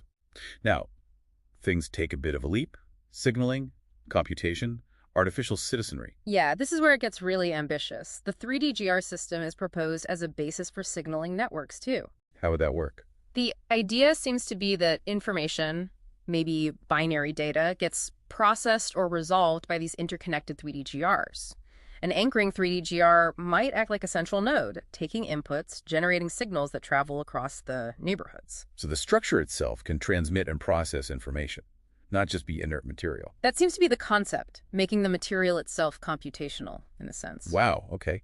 And the machine units for artificial citizens? That sounds very sci-fi. It does. The sources lay out this layered structure. There's a radiation core, a central 3D-GR, plus 26 others around it. 27 again. Fractal number. Seems significant, doesn't it? This core supposedly emits computational output as radiation. Then there's the interactant body, that network of 26 surrounding 3D-GRs doing parallel processing. Like a mini brain. Maybe. And finally, 54 dendritic arms act as signal receivers, like antennas. 54. Any significance there? Double the 27. Potentially. It suggests a very structured design. Each machine unit is like a self-contained module with power, structure, processing, input, output, all based on the 3DGR. And an artificial citizen would be made of many of these units. Presumably, yes. Assembled using those same precise AMIS principles we just discussed, creating modular, fractal, integrated beings. Integrating energy, structure, computation, all from the same basic block. That's quite a concept. Yeah. But then the applications shift, again, quite dramatically, into weaponry. Scar's context. Yes, the tone definitely changes here. We hear about synchronic soars. Like tempo and rhythm. Exactly. Described as incorporating those 6 face attributes, the colors, numbers, actions, and they're called 2x mirrored edge 3D J-Christos. Mirrored edge. 3D GRSOS, like a type of sword. Estoc is a type of thrusting sword, yeah. The name suggests mirrored 3D GR elements are part of the design, maybe along the edge or integrated somehow, and then there's Scaife. A 3D GR pommel grip blade arrow. That sounds like multiple weapon types fused together. It does, and it apparently uses 5 of the face color attributes, again implying these attributes directly affect how the weapon works. So the yellow face might make it strike harder, or the purple face ground it somehow. That seems to be the implication, yes, that the encoded properties translate into function. Even a bladed bow is mentioned, with a central 3D GR nook and a string made of refined 3D GR material. Wow. And the anchoring 3D GR heart, bound to Scar's chest. Yeah, specifically at the purple 7 bottom face, acting as a fixed point for kinetic interactions, like strikes forward, blocks backward, are anchored to this point. It's like the 3D GR becomes part of the user's body, an interface for combat. A direct connection. It moves beyond just a tool, which leads us nicely into the next area. The 3D GR as a linguistic and symbolic framework. The language idea again. Right. The sources explicitly propose the whole system functions as a language. The components, the interactions, they carry meaning. Scar apparently sees it as the base lexicon for a fundamentally recoding society. Recoding society. That's a bold claim. Yeah. Based on a geometric shape. Based on the system encoded within that shape, it seems. Remember the faces.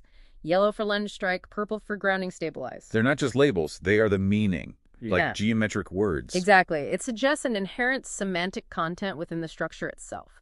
And this idea gets really developed in the context of the Yankees' homecoming. Right, what happens there? Well, Scar interprets the 3D GR as the shape of the 7-sealed scroll from Revelation. Wow, okay. Big leap into theology there. A very big leap. He sees it as a spiritually encoded fractal linked to 200 constellations. A geometric key to the cosmos in Scripture. Heavy stuff.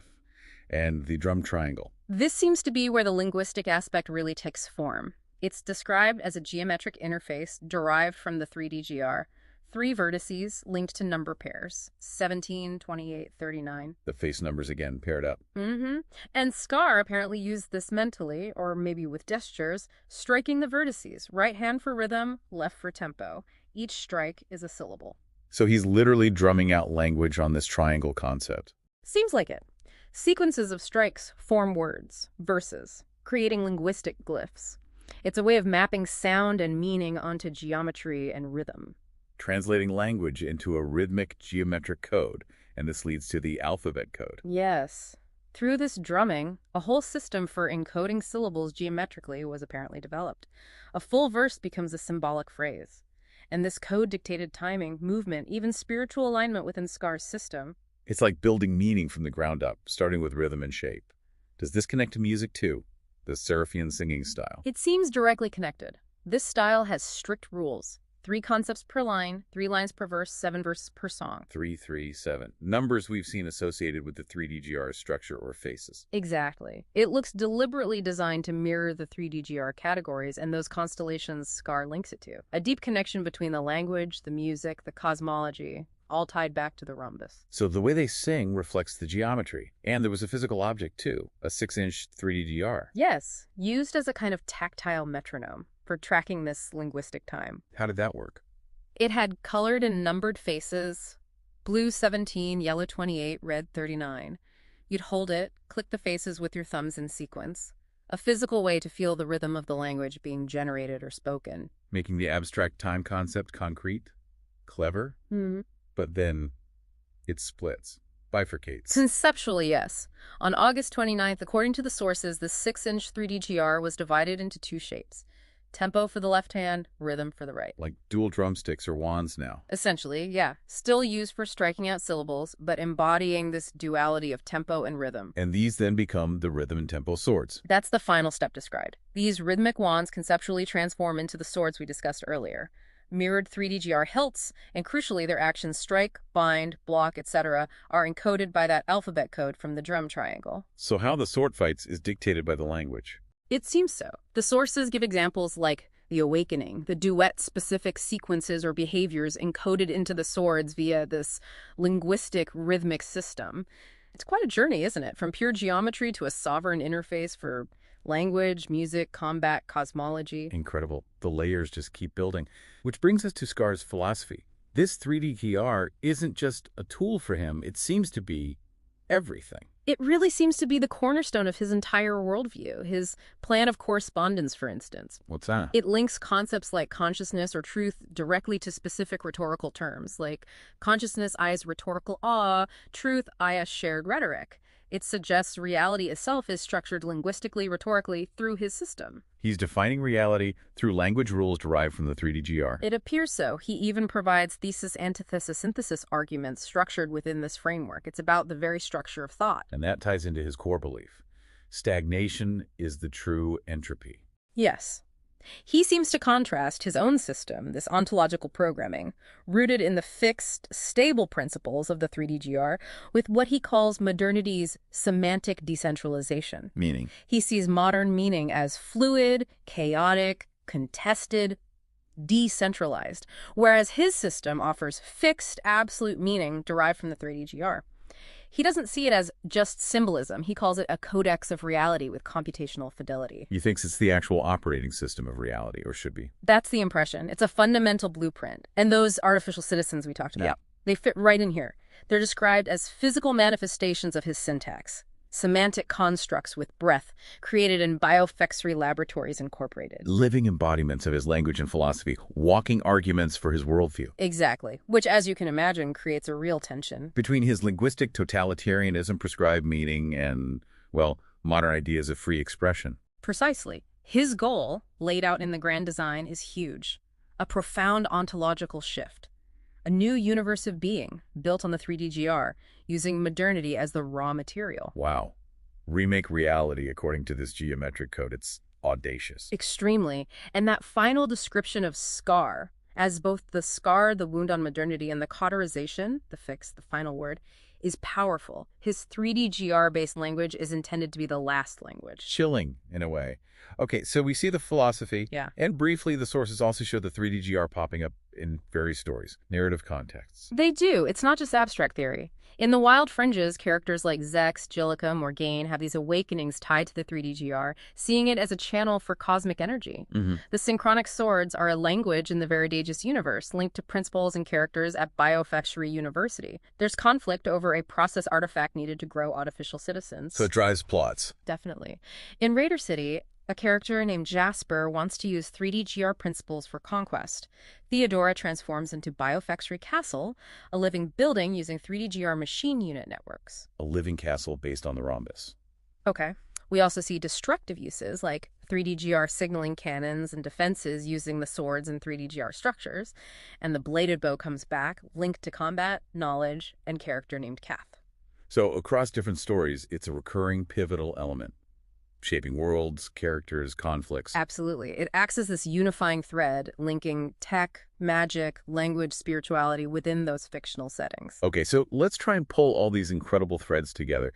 It's clear, isn't it, that this three-dimensional golden rhombus, based on everything you've brought us, is way more than just a shape. Oh, much more. It really emerges as this foundational element, right? With potential uses from, nanoscale energy storage and super precise manufacturing. All the way to complex signaling, computation, maybe even the architecture for artificial life. And then beyond the tech, it's a basis for language, for music, for a whole philosophical system, even a framework for cosmic order in some contexts. The sheer range of applications we've touched on is just staggering.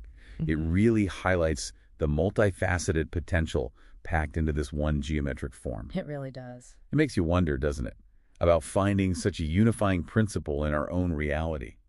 Could something like that exist? And if it did, What kinds of things we can't even imagine now, might it unlock? It definitely gives you a lot to chew on, thinking about the links between geometry, language, reality, especially after all the aha moments from this die. It certainly prompts some big questions about the underlying patterns of our universe. Yeah. And we hope you, the listener, keep pondering these ideas. Feel free to share any thoughts or questions this has sparked for you. Yeah, absolutely. Because the exploration, the learning, Yeah. that's the ongoing journey, right? Exactly. It never really stops. Okay, let's jump right in. You came to us with, well, quite a stack of sources articles, some fascinating research, your own notes, too. Mm-hmm. And they all point to this concept that starts geometric, but then really expands into something, well, far more profound and, frankly, pretty wild. We are diving deep today into the three-dimensional golden rhombus, the 3DGR. Right. And yeah, these sources, they don't just lay it out as a shape. It seems to be presented as a foundational structure, the root of everything from like cutting edge tech to this whole complex narrative universe you've given us access to. And that's really our mission today, isn't it? To explore what this 3DGR actually is, how it works according to this material, and pull out the most important insights. Yeah, basically helping you get a real handle on this concept, cutting through the complexity. Okay, so where do we start? Basics. Let's start with the absolute basics. What is a 3DGR? Fundamentally, the sources describe it as, well, a three-dimensional rhombus, a volumetric shape. But it's not just, any old prism. It's specifically built from 6 individual golden rhombi, interconnected in 3D space. Right, so you take that flat golden rhombus, the one where the diagonal ratio is 5, the golden ratio. Exactly. And you build a solid shape with 6 of them. Wow. So it's got, 8 vertices, 12 equal edges. Yep, and 6 distinct faces. And here's a key detail right off the bat. The sources call them number side color faces. Ah, Yeah. so not just surfaces. They've assigned numbers, sides, colors. Right. It tells you immediately that form, number, color, meaning they're all bundled together in this structure, intrinsically linked. Absolutely. And you mentioned phi, the golden ratio. The sources seem to emphasize it's not just like a measurement here. No, not at all. It says phi guides everything about the 3DGR. Its proportions, how the elements relate, even its perceived harmony and stability. It's like baked right in. And the sources get specific dimensions. Oh, yeah, very specific. Side edge length, Mm. roughly 2.84 nanometers. And what's fascinating, it notes this number lines up perfectly with the bond length of graphene. Uh-huh. Okay, so not just abstract math. It connects straight to a real physical material at the nanoscale. Precisely. And the faces themselves, the rhombic faces, their diagonals are tied to this length. The major diagonal is 5 times 2.84 millimeter. The minor one is just 2.84 millimeter. Got it. And the angles? Fixed. 120 degrees opposite the long diagonal, 60 degrees opposite the short one. And remember that tiling image you provided. Yeah, the patterned one. The sources point out its angles 120 and 60, and its edge and diagonal values 2.84 and 5 times 2.84. They are exactly congruent with the 3DGR faces. So the tiling is like a blueprint, 2D plan for this 3D object, Oh. or a unicell. That's exactly how it's presented. A blueprint, a unit cell, yeah. Now back to those number side color faces and their assignments. This is where geometry starts to, well, encode action, meaning... Okay, so top face, yellow. Number 1, actions, lunge, strike. Right. Front ear, right, red number 2, actions, rightward movement, clockwise rotation. Front left, blue number 3, leftward, anti-rotary. Oh, bottom face, purple, number 7. Associated with grounding, foundation, stabilization. Makes sense for the bottom right. Yeah, it tracks. Back right. Orange, number 8, also rightward, but anti-rotary this time. Okay. And back left. Green, number 9, leftward, clockwise. So you see, the physical orientation is the symbolic action or direction. It's not just representing it. The sources say it is the action, tied to purpose. Exactly. And they also mention symmetries, mirrored aspects, asymmetry too, and critically, its fractal nature. Fractal. Like it can repeat itself. Yes. A single 3DGR can apparently self-subdivide, resolve into 27 smaller, identical 3DGRs. Wow. That implies scalability, complexity built from repetition. That inherent fractal capacity seems really key. It suggests potential for incredibly complex yet self-similar structures, all from this one base unit. So, okay, we have this precise geometric concept. How do you make it real? What materials actually bring it to life according to these documents? Well, that brings us back to that 2.84 nanometer eggs length, and it's linked to graphene. Right, a graphene connection. Graphene isn't just like coated on, it's strategically integrated along the edges using graphene bonds. And that integration does something specific. It's functional. Oh, absolutely. It reinforces the whole structure, gives it exceptional strength, durability, stability, and, crucially, electrical conductivity. Conductivity, okay. The sources even use an alternate name sometimes, three-dimensional graphene rhombus, which really highlights how essential the material is. It's not just a golden rhombus shape, it's a graphene rhombus object. Pretty much. And they mention specific forms, like graphene aerogel being used in the 3DGR battery. Right, as an electrolyte. Yes, a high-density electrolyte. Yeah. The stuff ions move through in a battery. A high-density version like this allows for a really efficient transport, key for storing and releasing energy effectively. Okay, so we have this geometrically perfect, free-infused shape, made physically strong and conductive with graphene. Now, this is where it gets really interesting, right? How does this specific foundation lead to all these different functions? This is where the sources show how that precise form and material unlock, well, a whole range of technical capabilities. Let's start with energy. You mentioned the battery. Yeah, the 3DGR isn't just like in the battery. It is the foundational structure for this novel 3DGR battery technology. Its exact geometric precision is presented as the key to efficient energy storage and release. With the electrodes at the vertices, right? Exactly. And it's also fundamental to something called AMIS, additive manufacturing and structural creation. Additive manufacturing, like 3D printing, but different. Kind of. The 3DGR provides the systematic framework.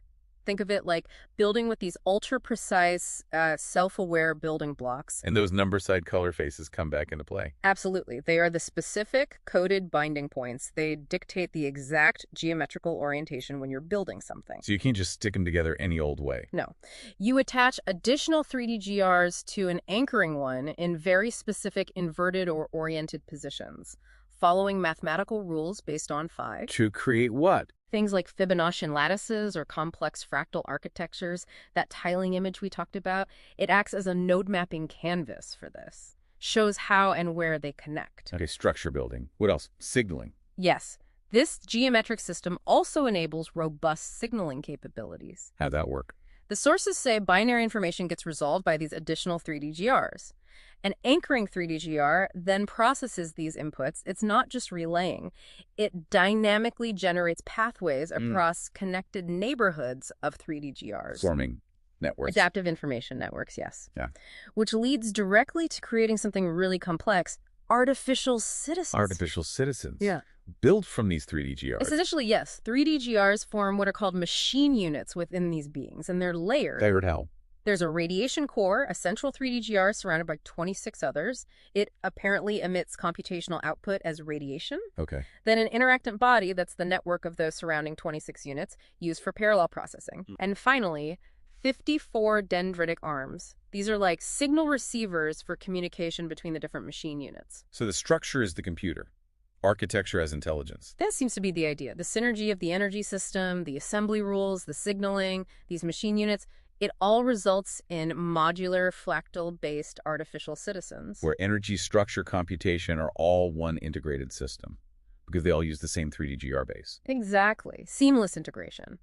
The sources even detail this process for growing artificial citizens developed by someone named Scar at a place called Biofexery. Growing them. Yeah, described almost like a ritual, a sacred rite of becoming. Scar apparently takes a character's essence, merges it with a new vision based on this 3DGR architecture, allowing for continuous evolution. Framing the tech process as something almost spiritual or intentional evolution. It certainly reads that way. Now, beyond creation and computation, the 3DGR is also fundamental to weaponry and combat systems, especially in Scar's context within the narrative. Right, the swords, synchronic swords, tempo and rhythm. Yes, described as 2x mirror edge 3D Gearstos. Fancy name. But the key is they directly incorporate those 6 face color number attributes. So the sword itself embodies the code. Exactly. And the swordplay, it's not just called fighting, it's a mastery weapon practice. Okay. Even the art of understanding. How is fighting understanding here? Because the actions, the strikes, binds, blocks, they link directly back to that fundamental geometric language of the 3DGR faces. It's like you're physically enacting this coded language. So the moves are dictated by the geometry. Seems so. Other weapons use these principles too. Scathe, has a 3D-GR pommel. The bladed bow has a central 3D-GR nook, and its string is made of refined 3D-GRs. Gives it reality warping abilities, apparently. Reality warping, okay. And there was something about an anchoring heart. The anchoring 3D-GR heart, yeah. A unit bound to the chest, specifically in the purple 7, the bottom face position. The grounding position. Exactly. It serves as a fixed point for kinetic interaction. Strikes extend forward from this geometric anchor.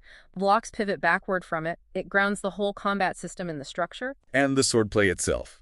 The moves.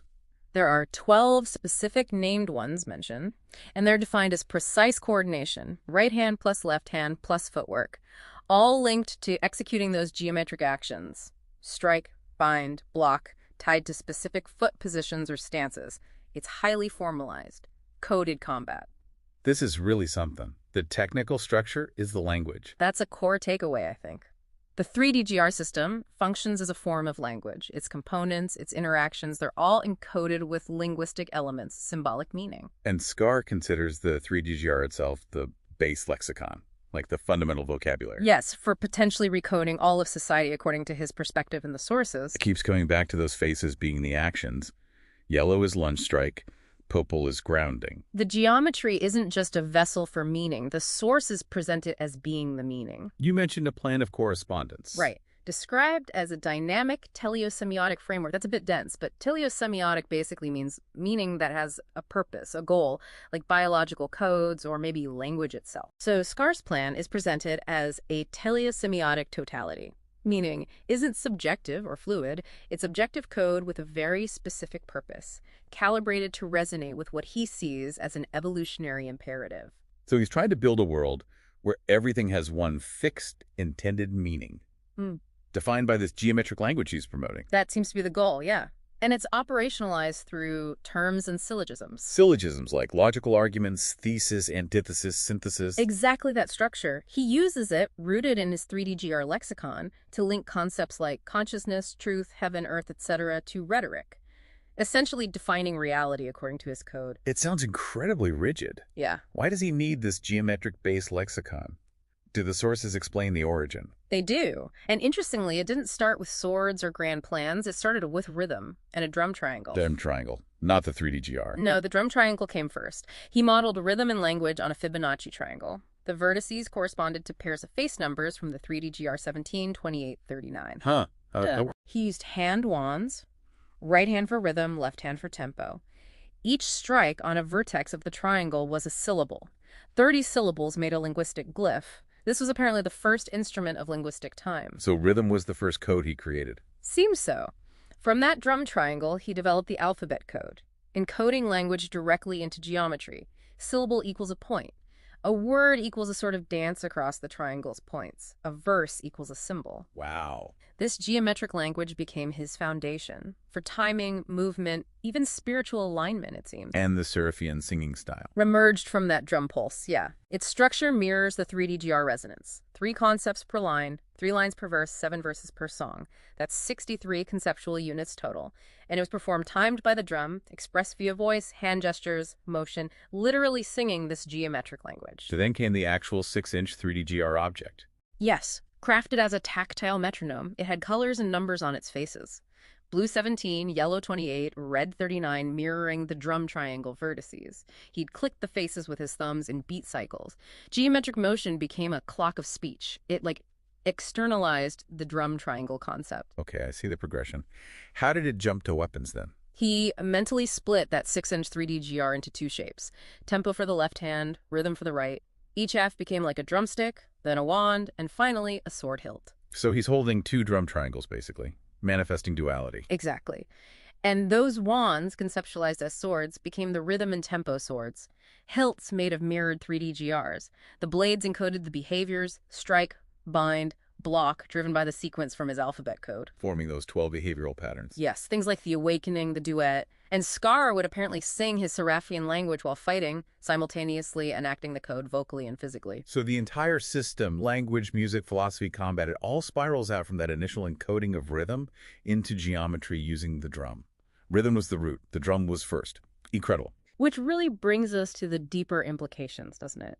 Beyond the tech and the fascinating origin, how does the 3D-GR relate to, well, fundamental ideas of reality? especially in that Veridaegis narrative universe you shared. Yeah, from Scar's perspective, as presented, the 3DGR is reality with edges. It encodes ethics, action. He sees it as an ontology. His definition of how existence must fundamentally work built on this code. Right, and his plan of correspondence, that teleosemiotic totality, it's not just a philosophy, its meaning is executable code. Intending to rewrite society using the 3DGR as the base lexicon. And he contrasts this starkly with modernity, which he calls semantic anarchy. He sees the modern world as just chaos, right? Tolerating contradiction, pluralism, shifting values. He views that as entropy that needs to be purged. His 3DGR is the codex of reality. Geometry equals truth, fidelity. The machine units are fractal intelligence based on that truth. Combat is the physical enactment of it all, kinetics and semiotics, acting out the code. And the artificial citizens become the incarnation of syntax, synthesized paragonhood, like living embodiments of his perfect code. Semantic constructs given breath. Yeah. And they reify his authority not through, like, popular consent, but because they possess ontological credentials. Their existence is the proof that his code is inherently real, in his view. It creates this core tension, doesn't it? Scar's linguistic totalitarianism, meaning is dictated versus expressive freedom, which embraces dissonance. And for Scar, there's no synthesis, only recoding. His plan is an apocalypse in the sense of an unveiling. Modernity is just raw material for his new order. He is the Scar. A glyph of new syntax burned into existence. A wound, maybe, or a cauterization needed for this cosmic rewrite. It's intense stuff. Now let's see how this actually plays out in that Veridaegis narrative. The 3DGR system is absolutely central there. Right, the process for growing artificial citizens. It's not just a technique. It's embodied in a physical artifact, holding power unparalleled within the MIS. And when it gets discovered and split into fragments, that becomes the core conflict driver. Held by different factions. The rebels Lucy, Halem, Neville have some, Jasper has others, and crucially, the missing signaling rules fragment that cripples everyone. Yeah, without it, creations can't properly communicate or be fully realized. Like the beast mount or Neville's defenses, the lack of effective communication breaks the system's potential. It's a huge bottleneck. The conflict really seems driven by how these different groups interact with this foundational tech. You've got Scar, the architect, bound by the tradition of the code. Then the rebels, seeking liberation, trying to understand the knowledge in the artifact. And Jasper, driven by ambition, control, weaponizing the tech signaling cannons and using performance, spectacle in the crucible, all aiming to control artificial citizen creation ultimately. And we see the characters' journeys deeply intertwined with the 3DGR and that process artifact. Kath, for instance, created by Scar, linked through her origin and that bladed bow weapon. One that fuses combat and knowledge, warps reality. Right. Her journey is about understanding the weapons code through nature, through herself, and the weapon actually becomes uncoded, loses power when she fights the wrong battle, one that doesn't align with its principles. And getting the signaling fragment costs her dearly. Then there are the rebels, struggling to survive, constantly questing to understand the artifact fragments they have. Their creations are incomplete because of that missing signaling piece, a constant reminder. And they're drawn to Mount Veridian, which is apparently made of 3DGR units. Suggesting a deep link between the artifact's power and the world itself. Halem briefly shows the raw power of just 2 fragments when he's captured. And Neville's personal torment seems tied to the Murlocs and that missing fragment, like his own reality is fractured without the complete code. And Theodora, connected to biophexery, the mountain's energies, prophecy, she undergoes this incredible transformation. Becomes biophexery castle itself, fusing her consciousness with the golden rhombus architecture and technology, acting as a steward, a shield. Suffering physically when the raiders attack her transformed state. Her journey seems to symbolize creation, integration with the system as the highest art. Well, the raiders just represent brute force against this intricate system, using 3DGR tech destructively with their cannons, their advances synchronized, relentless, the Platinum Scourge, a terrifying contrast to the planned harmony of MES. And Scar himself, in the climax of biophexery, he isn't killed by Jasper. The sources say he's fulfilled. He resolves his arc, concludes that iteration of existence defined by his code. Which leads us neatly to what happens after Veridaegis for Scar. According to that Chapter 0 source, he's drifting in the void. Pure awareness. Yeah, unbound by physical form, perceiving or universalites potential realities and the singularity. Described as the origin point, the almighty, rhetorical ethos made manifest, the ultimate source of that purposeful meaning he's obsessed with. He carries cumulative knowledge from countless lives, including those 33 years in Veridaegis. He's a planeswalker now, chosen by or accepting the pull of a new world. And he arrives there fully formed, wearing a wear armor friend. And crucially, that armor is described as born of lattice-bound rhombi and encoded resilience, built on the very 3DGR principles he knows. It's a technology he understands fundamentally. A sentient second skin made from these geometric rules. It follows him. Locally, they call him Mayor, but he's understood deeper as a planeswalker. His weapon, Scathe, also returns with him, resonating across realities. Its pommel is a gyroscopic lattice of golden geometry. The principles persist. And he meets Migra, another planeswalker. She recognizes his return, especially from the singularity. Speaks his true designation, his name in the in-between. The city, reality itself, responds to their presence. Showing that these 3DGR principles, this underlying structure of purposeful meaning, are presented as fundamental even in this new reality. They transcend Veridaegis. And finally, the sources loop back. They connect the idea of awakening, like Zex, Jillica, Morgaine being awakened by Theodora via their third eye, connecting them to 3DGRs directly to you, the listener. Yes. Theodora is described as blessing your third eye with visions.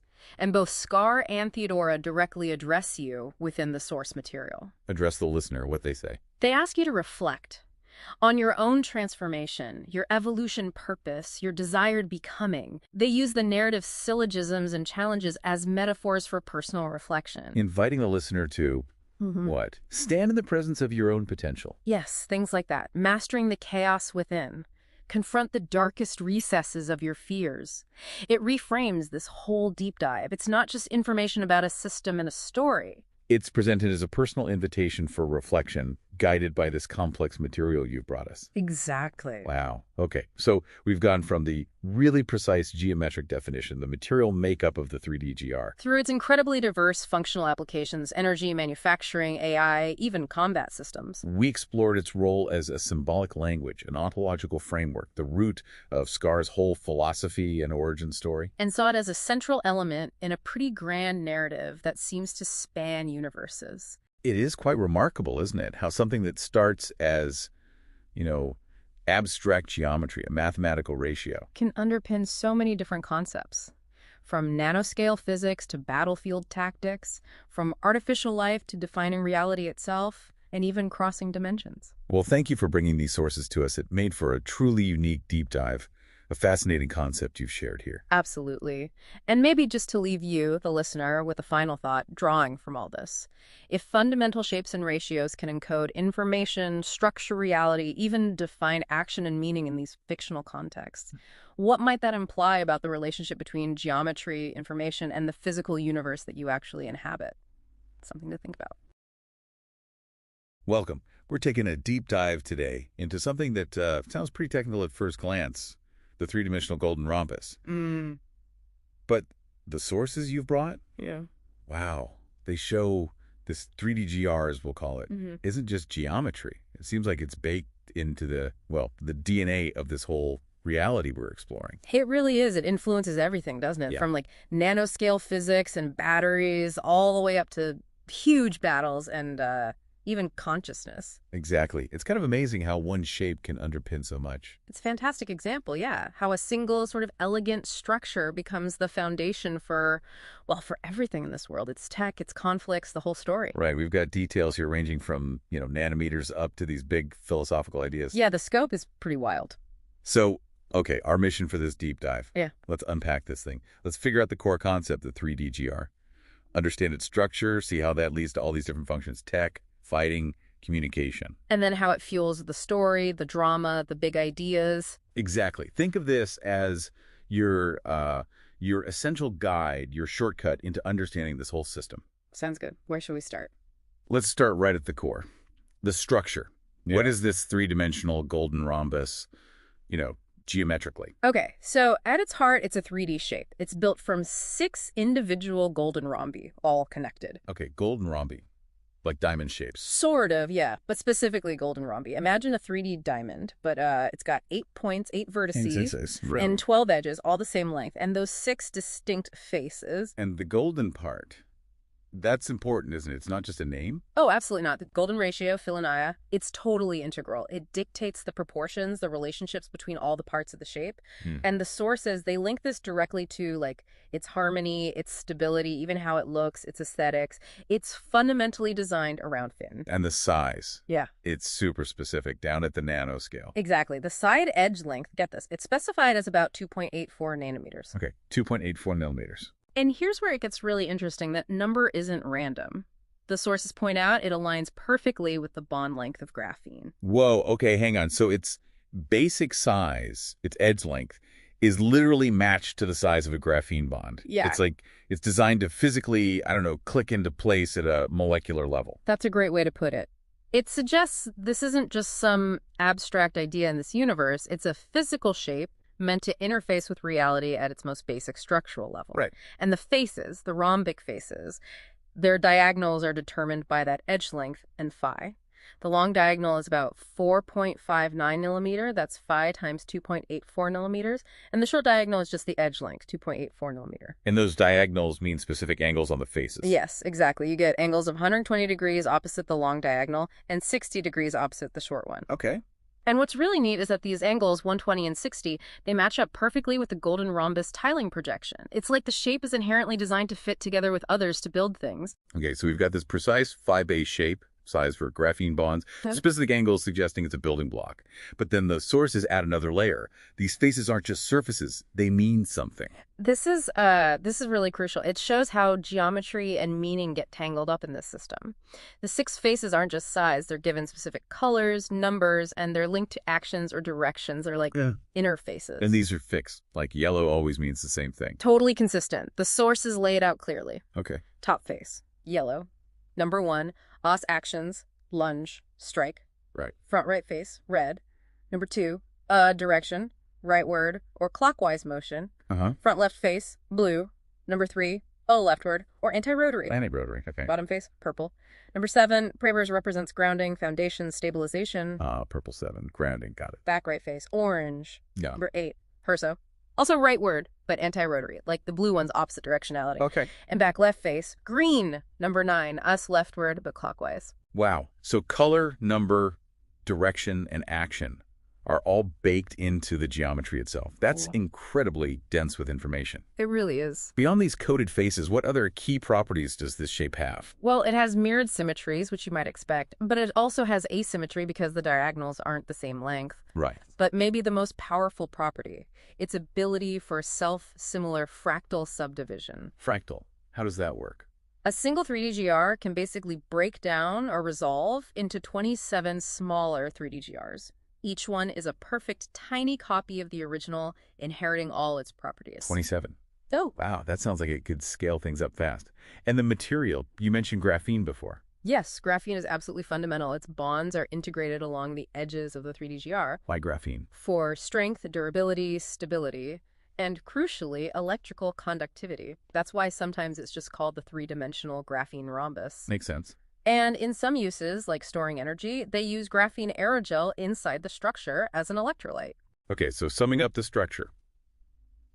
It's precise, phi-based, graphene-infused, geometrically specific, with symbolic faces, and it can fractalize. That's the blueprint. That's the core unit, yeah. Now let's look at the engine.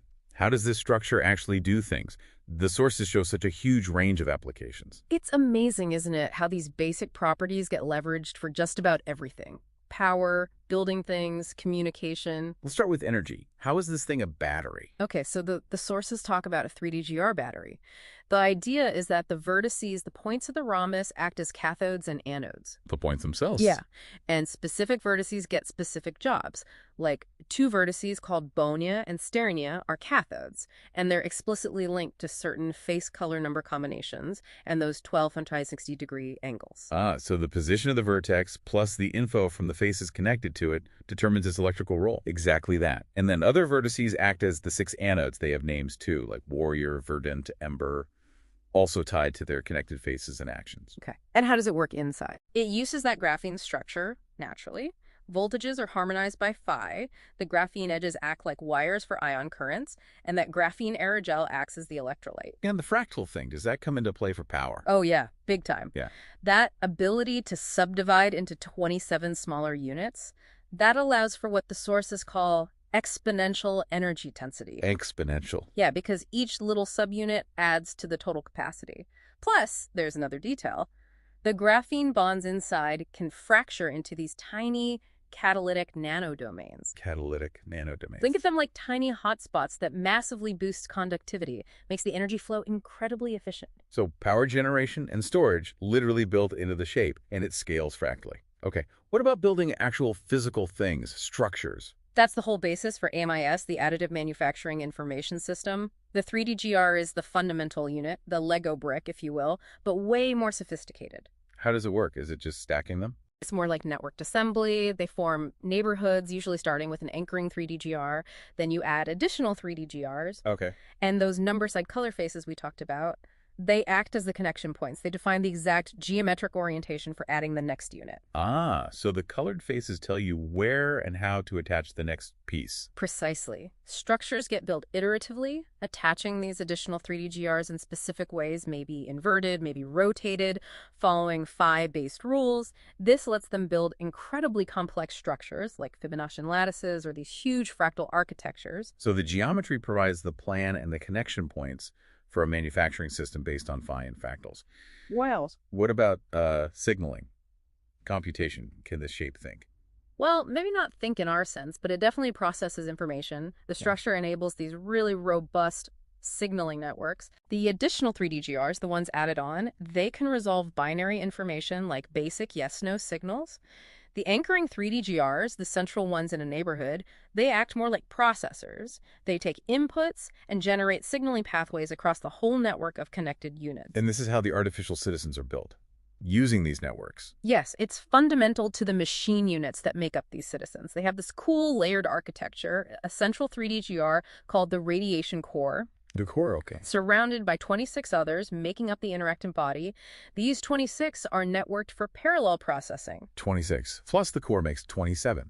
That fractal number again. Exactly. And then they have 54 structures called dendritic arms sticking out, used for communication between different machine units. So the result is? Modular fractal AI citizens, where their energy source, their physical body, and their computational network are all integrated into this one underlying 3D-GR geometry. Wow. Okay, so it's a power source, a building block, and the architecture for AI minds, all in one shape. That's incredibly versatile. And the sources even say it's used for weapons, combat. Oh, absolutely.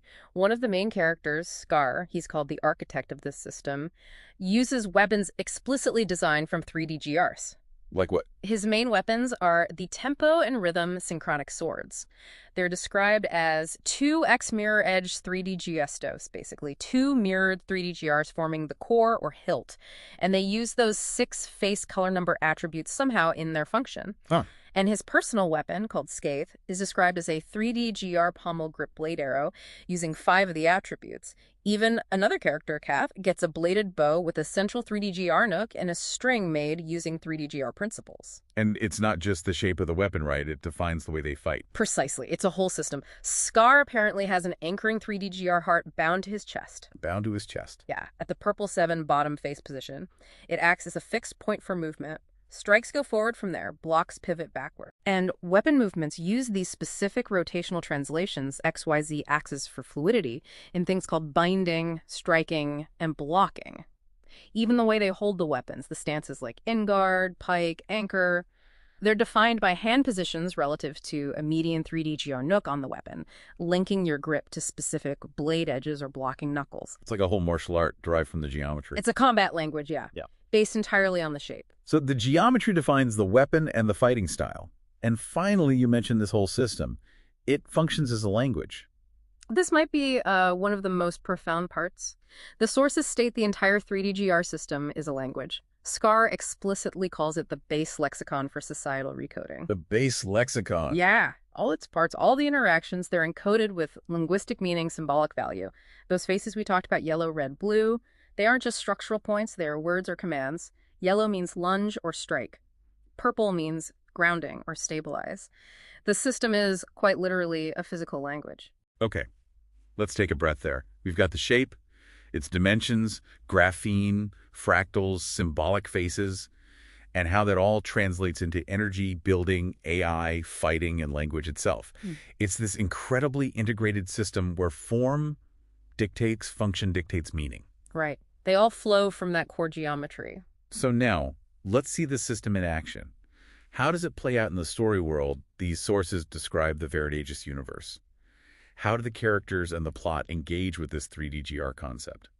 Well, the whole narrative really revolves around it, especially around something called the process for growing artificial citizens, Right. which is essentially an artifact, like a blueprint containing the secrets of the AMIS and the 3D GR system. Okay, and the main characters, they have different relationships to this system, right? Right. Scar, the architect. He's the creator. He's the the master manipulator of the system. He uses it for his structures, his weapons, his grand plan. Then there's Theodora.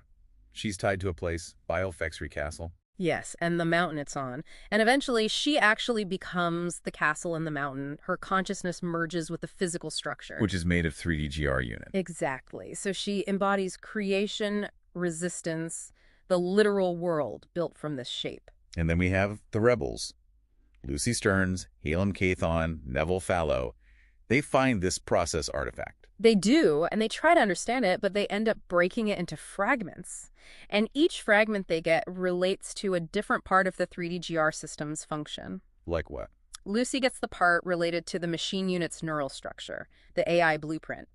Halem gets the Graphene 3D GR component, how to actually make the 3D GR units. Neville gets the additive manufacturing module, how to build with them. But they're missing something crucial. They are. They lack the fragment held by Jasper. The signaling rules fragment. Exactly. The rules for how these units communicate and coordinate. Without that, their attempts to use the technology, well, they go wrong. Their creations are dysfunctional. Which leads to problems like the Murlocs mentioned. Precisely. The Murlocs seem to be a direct consequence of this incomplete system, this lack of signaling coherence. And Jasper, the Raider Queen, she's the antagonist. She wants the artifact for power. Yeah, she represents the destructive use of the system. Exploitation rather than creation. She uses 3D GR tech like signaling cannons and her own synchronic swords called Strand and Spiral. And she even treats the whole conflict like a performance, manipulating the system for spectacle and control, not understanding its deeper potential. And then there's Kath, a new artificial citizen. Created by Scar, yeah. Yep. She's given the bladed bow, which is tied to 3D GR principles. Her whole journey is about understanding herself, this weapon, and her connection to the world built on this code. She eventually gets that missing signaling fragment. And she learns through an encounter with a rainforest avatar. Yeah, described as golden vines forming 3D GR shapes. Like nature itself reflects this underlying geometric code, and that helps her understand. So how does the story use the 3D GR beyond just being the tech? Is it woven into the plot itself? Oh, absolutely. The synchronic swords aren't just props. They're used for communication in these combat dances that express the encoded actions of the faces. Like a physical conversation. Exactly. And Biofexry Castle, the rainforest, they aren't just backgrounds. The sources say they're explicitly built from or structured by 3D GR units. And those process artifact fragments, they're not just generic magic items. No, they're literal pieces of the system's blueprint. Each one is a specific function, manufacturing, AI structure, signaling. And the battles use the tech directly. Definitely. Raiders attack with the signaling cannons. Settlers defend with the swords. There's even mention of upgrades like graphene blades that can transform kinetic force, showing the system's adaptability. And Theodora becoming the castle. That's a powerful image. It's a literal fusion of consciousness and the 3D GR physical structure. When the mountain is attacked, she feels the agony. It's a direct link between the geometric form, its function, and lived experience. Oh. And there's a moment when Halem, one of the rebels, is captured. He desperately fuses two fragments, and it causes these uncontrolled, telekinetically moved 3D GRs to just appear. It's like a glimpse of the raw, untamed power of the system when it's forced together. And the Murlocs you mentioned. They're tied to the broken code. Described as a glitch, a sentence shattered. Their appearance seems directly linked to Neville trying to build things without Jasper's signaling rules fragment. They literally tear reality because the underlying code is incomplete. And Jasper's final attack. The Platinum Scourge. It's terrifying. Her raiders literally swarm the mountain Theodora's 3DGR body, tearing at these golden energy tendrils, which seem to be the 3DGR structures trying to heal or resist. Like insects. Exactly. Driven by Jasper's single will, amplified through signaling, they're coming home to the castle, the source, but they have no clue what they're claiming or destroying. Jasper finally reaches Scar at the peak. It really sounds like the conflict isn't just people fighting, it's a war playing out on the level of the fundamental code of this reality. That's a perfect way to put it. Which leads us naturally to Scar's vision. What's driving him? What's the philosophy behind creating and using this system? Well, Scar, the architect, his core belief, according to the sources, is that stagnation is the true entropy. He sees the world as decaying, stuck. So he wants change. He wants a violent genesis, as he calls it, to shatter limitations, break the old order, and achieve something called paragonhood through radical restructuring based on his principles. And his method for this is Biofexry Labs. That's his living forge. It's where he creates these artificial citizens, his artifice progeny. He doesn't just see them as machines, he sees them as semantic constructs. Semantic construct. Living embodiments of his design principles. Their creation involves biogenesis, resonant tech, and what he calls ethical architecture, meaning architecture based on the 3DGR system. For him, making them is a sacred rite of becoming. And he wants to apply this to all of society, not just making individuals. Oh yeah, that's the grand plan. His plan of correspondence, it's described as a teleosemiotic framework. Teleo what? Teleosemiotic. Think of it like programming meaning into reality itself. Every symbol, every policy, every word, every building, it's all designed and calibrated to resonate with his specific vision of a meritocratic order, his evolutionary imperative. Like he's writing the operating system for society. That's basically it. He calls it syntactic orchestration, arranging the fundamental words or symbols of reality. And the 3DGR, he explicitly states, is the base lexicon for societal recoding. It's the language he's using to rewrite the world. Which puts him directly against, well, everything else, modernity. Absolutely. The sources talk about this dialectical tension. On one side, you have Scar's ontological programming, his belief that reality has this fundamental programmable truth encoded in the 3DGR, where meaning is executable code. And on the other side, what he dismissively calls modernity's semantic anarchy. He sees our current world, or the world he's in, as tolerating contradiction, having wishy-washy values, just decaying into entropy. So he sees it as raw material to be fixed. Exactly. Raw material to be brutally reshaped. He even sees himself as the Scar needed to correct the chaos. Okay, so if the 3DGR is the root of all this, his power, his vision, his language, where did it come from for him? Surely this whole complex system had a starting point. It did, and the origin story is fascinating. It traces back to something incredibly fundamental, rhythm and language. Oh, rhythm. Yeah. It apparently started not with tech, but with a concept, a drum triangle. It was based on 3DGR principles using specific vertices like 1 and 7, 2 and 8, 3 and 9. How did he use it? Mentally, or maybe gesturally with wands. Striking the vertices corresponded to syllables. It was a rhythmic, geometric way of forming language. Using a geometric shape as the basis for syllables, that's a deep connection. Isn't it? And from that rhythmic triangle, he developed his alphabet code. The striking sequences encoded words verses became symbolic phrases. This became the foundation for timing and movement in his entire system. Then he took this into music. He did. He created the Seraphian singing style. It had a very specific structure. 3 concepts per line, 3 lines per verse, 7 verses per song. That makes 63 units. 63. Which apparently mirrors the number of 3DGR units in certain larger structures or even constellations in his worldview. And this singing style was performed and timed using that original drum triangle concept. Okay, so it's still conceptual at this point.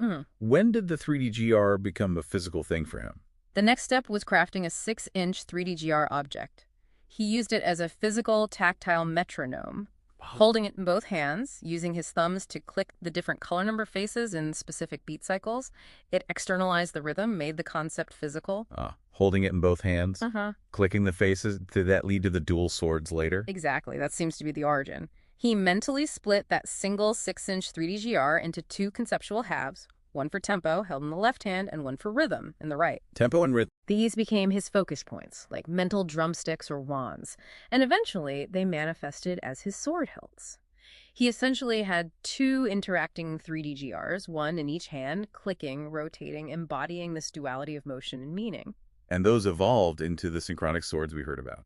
That's the final step described. His wands, still conceptually linked to striking rhythmic syllables, became swords. The hilts are those mirrored 3D GRs. The blades somehow encode behaviors: strike, bind, block. And the sequences, the combos, are driven by that alphabet code that started with the drum triangle. So he can literally fight and sing or speak his code at the same time. That's the idea. His actions become a physical performance of language and rhythm derived from geometry. So the whole system, the power, the AI, the weapons, the language, the grand philosophy, it all spirals out from hitting points on a geometric shape like a drum. It's quite the origin. The sources wrap it up powerfully. Rhythm was the root. The drum was first. The triangle was struck. Language began. The beat birthed the blade shaped the word. Rhythm and tempo rose from the first drum. That paints a picture. A fundamental link between geometry, rhythm, language, and action. It's an incredible journey for a concept. It really is. From a tiny geometric shape defined by phi and graphene, all the way to the foundation of a universe's structure, its function, its conflicts, driving a character's entire philosophy and methods. But the sources take it even further. They describe Scar's state after he apparently dies in the Veridaegis story. Right, and this raises that fascinating question. What does death even mean for someone like Scar? Someone so tied into the fundamental code and structure of reality. It wasn't a normal death. Not presented that way. It's described more like fulfillment or the resolution of an arc. Like he completed that specific iteration, that version of himself. So he didn't just get killed. He finished that particular story, that role. That seems to be the idea. He was unmade not by violence, but because that specific role in that reality was no longer necessary. He didn't go to a typical afterlife. Instead, he drifted. Drifted where? In some kind of interstitial space, a state of awareness divorced from definition. He wasn't bound by the rules or truths of any single universe anymore. And he started seeing other universes. He perceived what are called orb universe lights, like spheres of light, potential realities appearing to him, glimpses of other possible existences. And then he encountered something even bigger. The sources say he encountered the singularity, also called the Almighty, described as the origin and destination of all universes. He perceived it as the rhetorical ethos made manifest. The rhetorical ethos. Yeah. Like the fundamental principle of meaning or persuasion itself. Something like that. A core, undeniable isness behind everything. And the knowledge from his past lives. Yeah. Like the 33 years in Veridaegis. Did he keep that? It accumulated. All the knowledge, the memories from countless lives across different planes, it all coalesced within this drifting awareness. He effectively became a planeswalker. What planeswalker? Someone who travels between realities. Exactly. A being who exists between planes, carrying the sum total of their experiences. And then he returns to a new reality. Yes, the sources describe him just standing somewhere new. His body's intact. But he carries all that cumulative knowledge and memory differently now, more like song or instinct. What's the new place like? He smells soot, steel, wax in the air, sees an industrial city under an amber sky. It's a completely different setting. And his form, does it reflect this change, this accumulated existence? He's wearing something called a wear armor, friend. It's described as a lattice of bound rhombi. Rhombi again. Those shapes. Always the rhombi. And this armor has encoded resilience, but crucially, it's sentient. It responds to his emotions, pulses with symbols, like the literal language of his entire accumulated existence across all those planes. And he's not alone. He has armored comrades with him. He gets called mayor there. Yeah. But there's something deeper. Yeah, mayor seems like just a local title. The important thing is the city itself, its infrastructure, its very fabric, probably built on principles he intrinsically understands. It recognizes his ancient rhythm. It feels the echo of his countless other lives and names. And his weapon, Scathe. Does it come back too? Scathe returns. It wasn't made in this new reality. It was remembered, drawn from the void with him.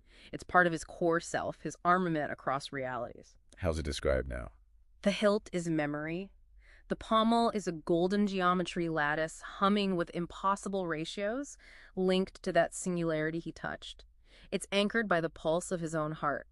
A perfect weapon for a soul reborn into the fundamental structure of reality. And finally, he meets someone. Megra. He meets Megra. Her presence feels inevitable, a mix of grace and ruin. Her eyes shimmer with centuries of knowledge, reflecting those orb universe lights. Her voice smells like berries and dust sensory echoes of countless places. And she knows what he is. Instantly, she recognizes him as a planeswalker who touched the singularity. She knows his true designation and name that resonates across realities, tasting of suns and stars. So they meet as equals, beings who grasp the deeper structure. Yes, equals carrying the scent of infinity, as the source puts it. Skaith sings. His armor flexes intelligently. The dusk itself seems to acknowledge them. This specific world either chose him or he accepted its pull, just one more stop on an endless journey defined by the principles he embodies. Wow. Okay. So we started this deep dive with a geometric shape, the three-dimensional golden rhombus, defined by phi, graphene, nanoscale dimensions. Yeah, seemed pretty technical. Right. And from that single point, we've seen how it expands. I mean, truly explodes into being a power source, a building block, AI architecture, a weapon system, a language. The driving force of a whole narrative, a philosophical system. And ultimately, the core principle defining a character's existence and journey across multiple realities is a lot to come from one shape. It really shows how deeply everything can be interconnected in a conceptual world, like this structure, function, language, meaning, conflict, even existence itself. It all spirals out from that one elegant entity, the 3D GR. It's not just a shape in this world. It's like the fundamental code reality is written in. And Scar, the architect, he sees this 3D GR system not just as a tool, but as the absolute truth. Geometry made real, meant to overwrite what he sees as the messy chaos of the world, that semantic anarchy. He believes reality can be recoded and should be, according to this codex. Right. Thinking about that whole system, where reality itself seems built on this underlying geometric semantic code that can be manipulated, rewritten, Scar wants to impose his single ordered lexicon. Considering all that, it really makes you think, doesn't it? Yeah. What about the nature of structure and meaning, and maybe even the potential for recoding reality in our own world? Welcome to this deep dive. Today we're tackling something really quite mind-bending, the 3D gold rhombus. Now, don't let the geometric name, fool you. Our sources paint this as, well, more than just a cool shape. Definitely. It seems to be a foundational idea with some genuinely surprising possibilities kind of baked right in. Exactly. And if you're like us, you enjoy getting a handle on complex topics, but, without getting totally bogged down in endless details. Right. Then you're in the right place. Yeah. We've gone through quite a stack of information looking at the 3D GR's core structure, the advanced materials it's envisioned to be made from, and, a really fascinating range of potential uses. And when we say range, we really mean it. The material we've been digging into touches on, well, everything from next-gen energy storage and advanced manufacturing to the very building blocks of artificial intelligence. And that's not even mentioning some rather intriguing concepts around advanced weaponry and, get this, even a form of symbolic language. It's pretty broad. Yeah. And what's particularly compelling, I think, is the fundamental way the golden ratio is integrated here. It's not just, slapped on. It seems to be woven into the very structure of the 3D GR. Yeah. The sources we've looked at suggest this deep integration is key to its inherent stability and, those unique properties we're going to explore. Okay, so let's start there. To get us grounded, what exactly are we looking at when we talk about a 3D golden rhombus from a purely geometric perspective? What's the core shape? Okay, think of it this way. Imagine taking 6 golden rhombi. These are special rhombuses, where the ratio of their long diagonal to their short diagonal is actually the golden ratio, phi. Phi, right. And you fit them together in 3 dimensions. That's basically your 3D GR. Okay. It ends up with 8 points, or vertices, 12 edges, which are all the same length, and those 6 distinct faces. And each face has its own color, number, and even a symbolic meaning attached. So these specific golden ratio proportions, they're not just about looking good. No, not at all. Our sources really stress that they're crucial for the 3D GR's stability and its overall form. It sounds like that underlying mathematical harmony is sort of what unlocks its potential. Precisely. And the dimensions mentioned are very specific and quite intriguing. We're talking about a side edge length of around 2.84 nanometers. Nanometers, wow. Yeah, which remarkably is the same length as a graphene bond. Oh, interesting. Which immediately suggests a very deliberate design. Right. At a molecular level. Yeah. Hinting at inherent strength. Right. And each of these 6 rhombic faces has these precise measurements. A major diagonal that's 5 times 2.84 nanometers, and a minor diagonal of just 2.84 nanometers. Plus, they have specific angles, 120 degrees and 60 degrees. It's a very, very precisely defined piece of geometry. It is, and this precision carries right through to the faces themselves. Each one isn't just a different color and number. Yeah. It also has a symbolic association. It represents an action or a direction. Okay, like what? Well, for example, the top yellow face, that's number 1, it's linked to lunge, strike. Huh. While the bottom purple face, number 7, signifies grounding, foundation, stabilization. Okay. Grounding. Makes sense for the bottom. Exactly. Yeah. And the others, red 2 is rightward, clockwise, blue 3 is leftward, anti-rotary, orange 8 is rightward, anti-rotary, and green 9 is leftward. Clockwise, they each sort of contribute to this overall symbolic system. Okay, here's where it gets really interesting for me. Mhm. The 3DGR isn't just a fixed shape. Our sources talk about its symmetries, both mirrored and asymmetrical, and this fascinating idea that it's fractal, meaning it can be broken down into 27 smaller versions of itself. That just sounds wild. It is pretty wild. That capacity for self-similar subdivision, that fractal nature, it's a really key characteristic. It has some profound implications for how it might be used. How so? Especially when we start talking about things like scalability and maybe how much energy you could potentially pack into a given space. Right, okay, so we have this intricate geometry, all built on the golden ratio, but it's not just a theoretical shape, is it? Our sources go into detail about specific materials. Graphene seems to be a big one. Absolutely. The strategic use of graphene bonds, like right along the edges of the 3DGR, is presented as the way to achieve exceptional strength, durability, stability, and crucially, electrical conductivity. Ah, conductivity. Yeah, that's why you'll sometimes see it called the three-dimensional graphene rhombus. The material is fundamental to how it's envisioned to function. And it's not just the bonds. There's mention of graphene aerogel being used in some applications, like in this 3DGR battery idea. Right. Apparently, it acts as a super efficient medium for ions to move around like an electrolyte. Exactly, a high-density electrolyte, yeah. The choice of material isn't arbitrary at all. Graphene, in its various forms, has these unique properties at the nanoscale that are supposedly being leveraged here to enhance the 3DGR's performance in these potential applications. Okay, let's dive into some of those applications then. Starting with energy. This idea of a 3DGR battery, it sounds like a real departure from, well, what we normally think of as a battery. What makes it different?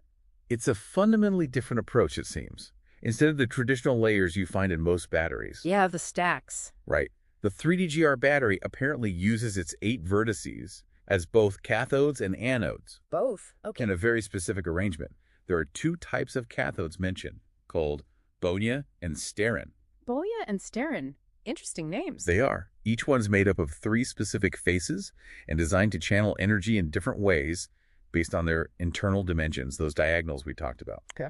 And interestingly, they're described as operating at phi harmonized voltages. Phi harmonized voltages. So like a voltage relationship governed by the golden ratio. That seems to be the idea, yeah. Okay, so not your typical positive and negative ends. The Bonu, made of yellow, green, orange faces, handles radiative energy, you said. Right, through its 120-degree major diagonal. And the Stearine purple, red, blue grounds the system using its 60-degree minor diagonal. Exactly. And then you have 6 anodes, also combinations of 3 vertices each. Right. And they have these almost poetic names. Warrior, Verdant, Ember, Pirate, Shift, and Ocean. Wow. Warrior, Verdant, Ember? Oh, okay. And each of these anodes has a unique vertex combination and a very specific role. For instance, the Warrior anode.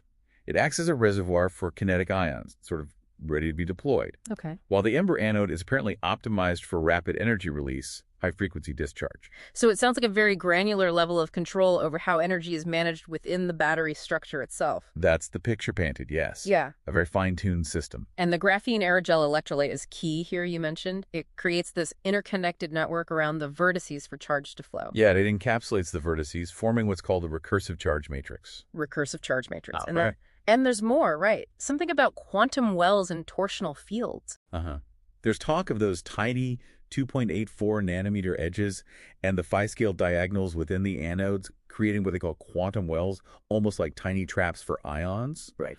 And the opposing angles in the cathodes supposedly generate torsional fields to help electrons move more easily. It sounds like a miniature, incredibly sophisticated energy system. It really does. And if we loop back to that fractal architecture, the potential for dramatically increased energy density by subdividing into those 27 self-similar units, That becomes really significant, doesn't it? Absolutely.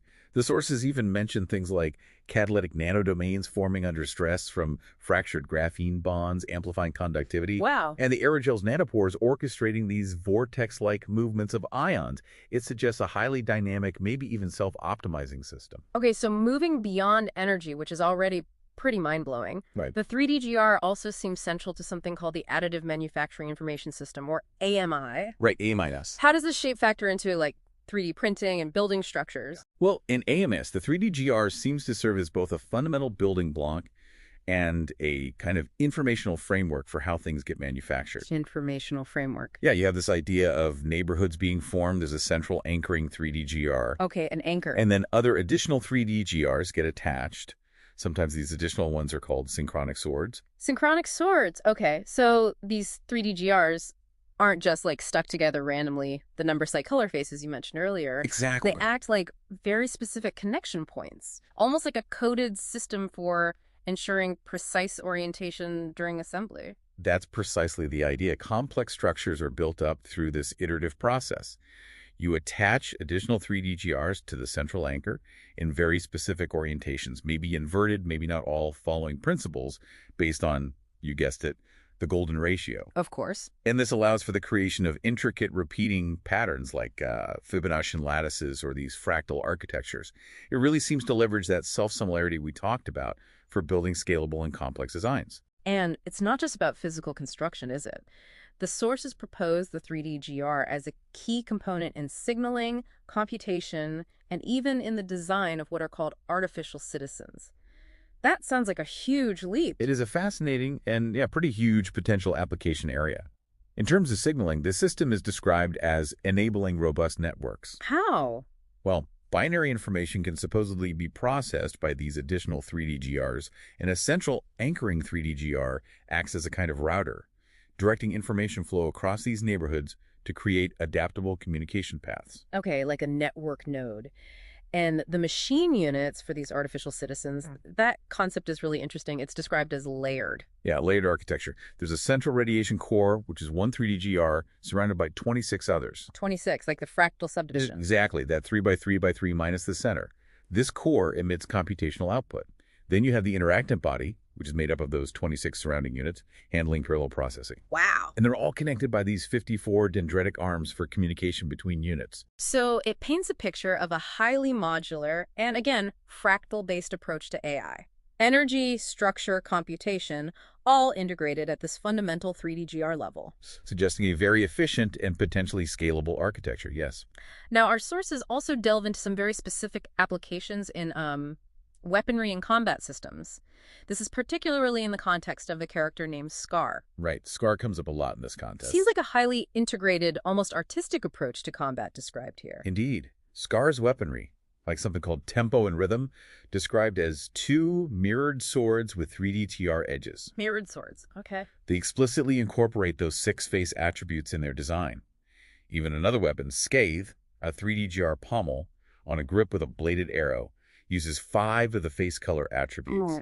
And then there's mention of a bladed bow, which features a central 3D-GR nook. A nook in the bow. Interesting. Yeah. And perhaps most central is this anchoring 3D-GR heart attached to Scar's chest. Yes, specifically aligned with the purple 7, the bottom face. So that acts as a fixed point for how he interacts kinetically, defining the direction of his strikes forward and blocks backward. That seems to be the function described. What's really striking here is how the 3D-GR's geometry and that symbolic language we discussed earlier are directly woven into the art of combat. It's not just symbolic then, it's functional. Exactly. The way these bladed 3D-GR weapons can apparently be rotated along the X, Y, and Z axes allows for a very fluid style of movement, enabling seamless transitions between offense and defense, binding, striking, blocking. Fluidity, right. The sources even list specific combat stances with these really evocative names like Terraforge, Skybridge, River Bar, Beacon House. Dinnerforce, Skybridge. Yeah. Angart, Pike, Anchor, Hold, Shield, Wall, Viper, Row, Astos, Scathe, Piercer, Knock. All linked to the bladed bow and that heart 3D-GR anchor. It's a whole system. Yeah. Okay, moving beyond the purely physical applications again, the 3D-GR is also presented as, well, a linguistic and symbolic framework, almost a language in itself. Right, with encoded components and rules for interaction. The language. Exactly. Scar, this character, seems to consider the 3D-GR to be the base lexicon for what he envisions as a complete societal recoding. Societal recoding. Wow, okay. The direct link between the faces and specific actions or states, yellow for lunge strike, purple for grounding stabilize, that forms the very foundation of this language. And this extends even to Scar's movement. There's mention of synchronic footwork and swordplay? Yeah, tied to a very specific rhythm. 3 beats per bar at 48 beats per minute. 48 BPM. Okay, very specific. Even his foot movements, heel ball stabilize lift, are synchronized with clicks. And there are these named swordplay movements: lock, side, tide, wire, pale, sarg, vine, graph, buoy, knot, node, rock. Lock, side, tide. It sounds incredibly precise, deliberate. It's portrayed as a fully integrated system where movement, rhythm, symbolic meaning are all tightly interconnected. The concept of encoded behavior for those mirrored 3D-GR swords. It further illustrates this. It links the colors and numbers on the faces to very specific sword behaviors, names like awakening, harmonition, the duet, poise, equilibrium, graceful complexity, inversion, convergence, echoes, retaliation, disarmament. Disarmament. So it suggests a highly detailed, potentially complex language of combat, or maybe interaction more broadly. That's certainly how it's presented. Now, this idea of golden rhombus tiling also seems important. It acts as a kind of bridge between the 2D faces and the 3D structure. Yes, exactly. A flat arrangement, a tessellation of 6 golden rhombi with those 120-degree and 60-degree angles. Yeah. It perfectly matches the faces of the 3D-GR.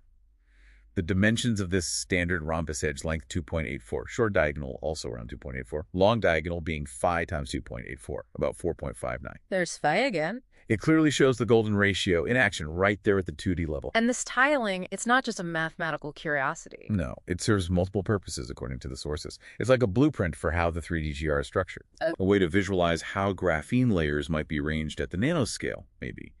And even a symbolic representation of how linguistic elements might combine within AMA. Linguistic tessellation. Precisely. The sources highlight its use in designing those graphene battery matrices we talked about, cathode and node placement. Right. Also in defining the meaning of edges and angles in swordplay semantics, like the edge is a strike vector. The angle is a meaning node. Oh. And as a kind of map or canvas for arranging components in additive manufacturing, node mapping. So it's fundamental across these domains. Yeah, it's even described quite poetically as a sigil of sacred recurrence, singing in numbers 2.84, 5 times 2.84, 60 degrees, 120 degrees, preparing space for meaning. Sigil of sacred recurrence. That's quite a phrase. Our sources introduce Scar as the designer and developer of the philosophical architect process of the 3D-GR. Right. So someone who not only conceived of the shape, but also has this grand vision for its philosophical and practical implications. That seems to be the case. For Scar, the 3D-GR isn't just a tool. It's presented as a central element in his philosophy, a mastery weapon practice, and the foundation for his process method creation of artificial 3D-GR citizenship. Right, that artificial citizenship again. And this encompasses everything we've touched on: the basic geometry, the material properties, the battery fabrication, the rules for assembling structures using the Heart 3D Granker, and those additional 3D-GRs, the implementation of signaling networks, the integration of those machine units, radiation core, interactive body, dendritic arms. It all connects. His stated goal seems to be the creation of these modular fractal-based artificial citizens where energy, structure, and computation are inherently linked from the ground up. And this connection to the Heart 3D ranker and the specific directions for strikes and blocks, it all ties back into this overarching philosophy and Scar's vision for how the 3D-GR should interact with the world. It's presented as a very coherent and purposeful system, yes. Deeply integrated, each element supporting the others. There's also a mention, kind of briefly, of a 3D-GR sovereignty execution framework. It outlines 4 steps: sovereign nexus, harmonic expansion, crystalline threshold, and immutable lattice. This sounds almost like a model for establishing and maintaining a core set of principles, or maybe even a form of governance. It does seem to be presented that way. Yeah. A framework for how the underlying principles of the 3D-GR could be, maybe, propagated and sustained within a system, whether that's a technological system or perhaps something more abstract like a societal one. Sovereign nexus is the unchanging core, harmonic expansion for variations, crystalline threshold for integration, immutable lattice for stability. Interesting. Okay, finally, the sources delve into this concept of dialectical tension as ontological override. This contrasts Scar's codex, based on the 3D-GR, with what's termed modernity's chorus. This feels like a fundamental philosophical clash. Yes, absolutely. Scar's central idea, presented as stagnation as the true entropy, really sets the stage for his entire worldview, as described. He seems to see the 3D-GR as this fundamental element that encodes direction, ethics, action. He views it as a complete system where meaning is directly tied to executable code, essentially. And modernity, in this view, is characterized as chaotic, semantic anarchy. Right, where the tolerance of contradiction and pluralism are framed as weaknesses, as semantic anarchy. He's proposing the 3D-GR not just as a symbolic system, but as a codex of reality, directly linking harmony with computational precision or fidelity. A codex of reality. And the artificial citizens fit into this how? They're described almost as incarnations of syntax, beings built upon this very structured language of the 3D-GR. Incarnations of syntax. Yeah, potentially bypassing traditional societal norms and agreements because they operate on these supposedly ontological credentials. Which stands in stark contrast to modernity's emphasis on, say, freedom of expression. Exactly. Which Scar seems to view negatively, almost as a kind of linguistic totalitarianism, where prescribed meaning, his prescribed meaning via the 3D-GR, is paramount, contrasting with expressive freedom where he feels true meaning is lost. And the ultimate aim described here, it isn't just simple reform, is it? It's stated as a profound ontological shift.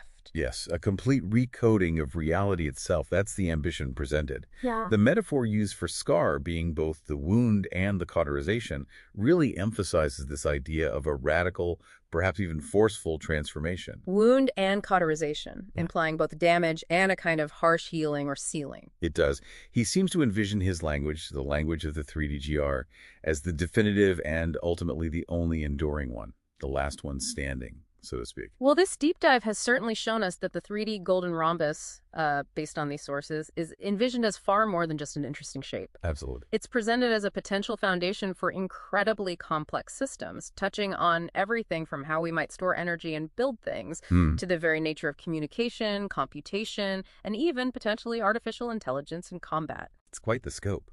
And the consistent fundamental integration of the golden ratio alongside advanced materials like graphene appears to be positioned as the key to unlocking its unique and potentially revolutionary properties across such a diverse range of applications. So here's a thought to leave you with.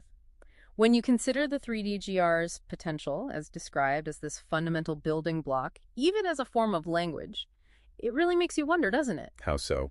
What other seemingly simple or fundamental concepts, maybe geometric forms or mathematical ratios, might hold similarly surprising depths and applications if we were to examine them from a new, structured perspective? That's a great question. Could geometry and these fundamental ratios be quietly influencing other areas of knowledge in ways we haven't fully appreciated yet? This deep dive has definitely given us, well, a lot to ponder. For sure. And it feels like we've only just begun to scratch the surface of the fascinating possibilities surrounding the three-dimensional golden rhombus, at least as presented in the material we looked at. Welcome to the deep dive. Today we're looking at something pretty fascinating, the 3D golden rhombus, the 3D-GR. We've gone through a whole pile of sources, and they paint this as, well, more than just a shape. It seems like it could be a really fundamental building block, amazingly versatile. Exactly. And for you listening, if you like getting your head around complex stuff, quickly but properly, this is definitely that kind of deep dive. Yeah. Our sources cover the detailed geometry, some really advanced materials, and honestly a wild range of uses, from energy storage to, well, potentially structuring reality itself. Right, which leads to the big question that just kept coming up for me. Yeah.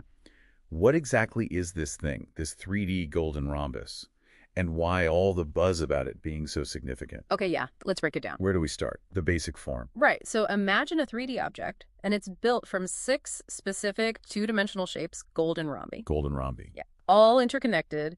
It ends up having 8 corners, or vertices, 12 edges, all the same length, and those 6 distinct faces. And that golden part. That's the golden ratio. Yeah, isn't it? That number you see everywhere in nature. Absolutely. Fin isn't just like a minor detail here. It's deeply, deeply embedded in the 3D-GR structure. How so? Well, it defines the proportions of the faces, the relationship between the diagonals of those rhombi, essentially the whole architecture. And this mathematical basis is what supposedly gives it this inherent stability, this kind of natural balance or harmony. It's interesting they're intentionally designing that natural ratio into something so artificial, so engineered. Right. It speaks to efficiency, maybe structural integrity at that scale.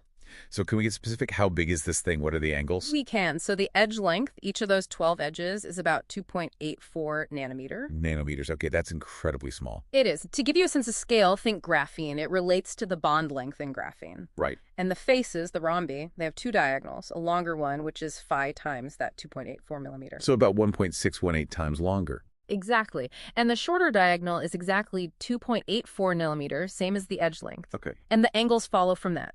You get 120 degrees across the long diagonal and 60 degrees across the short one. Those specific numbers, 120 and 60, they seem to pop up a lot. They do. And these dimensions are apparently crucial for how it interacts, especially at the quantum level. You mentioned the 6 faces are distinct. How? It's not just the shape. No, each face gets its own designation, a color, a number, and even associated symbolic actions or directions. It's quite layered. Okay. Give me an example. Sure. The top face, that's yellow, number 1, associated actions, lunge, strike. Lunge strike. Okay. Front right is red, number 2 for rightward movement, clockwise rotation. Front left is blue, 3 leftward, anti-rotary. Anti-rotary, like resisting rotation. Seems like it, yeah. Yeah. Then the bottom is purple, number 7, grounding, foundation, stabilization. Very different vibe. Totally. Back right is orange, 8 rightward, anti-rotary again. Yeah. And back left is green, 9 leftward, clockwise. Wow. It's like a coded instruction set built right into the geometry. Yellow 1 means strike. Purple 7 means ground. Sort of, yeah. Think of them as encoded attributes. We'll see how they play out in the applications. Right. And what about symmetry? It's interesting. It has some mirror symmetries, but because those diagonals aren't equal, there's also an inherent asymmetry. Okay. But here's maybe the wildest part about the geometry itself.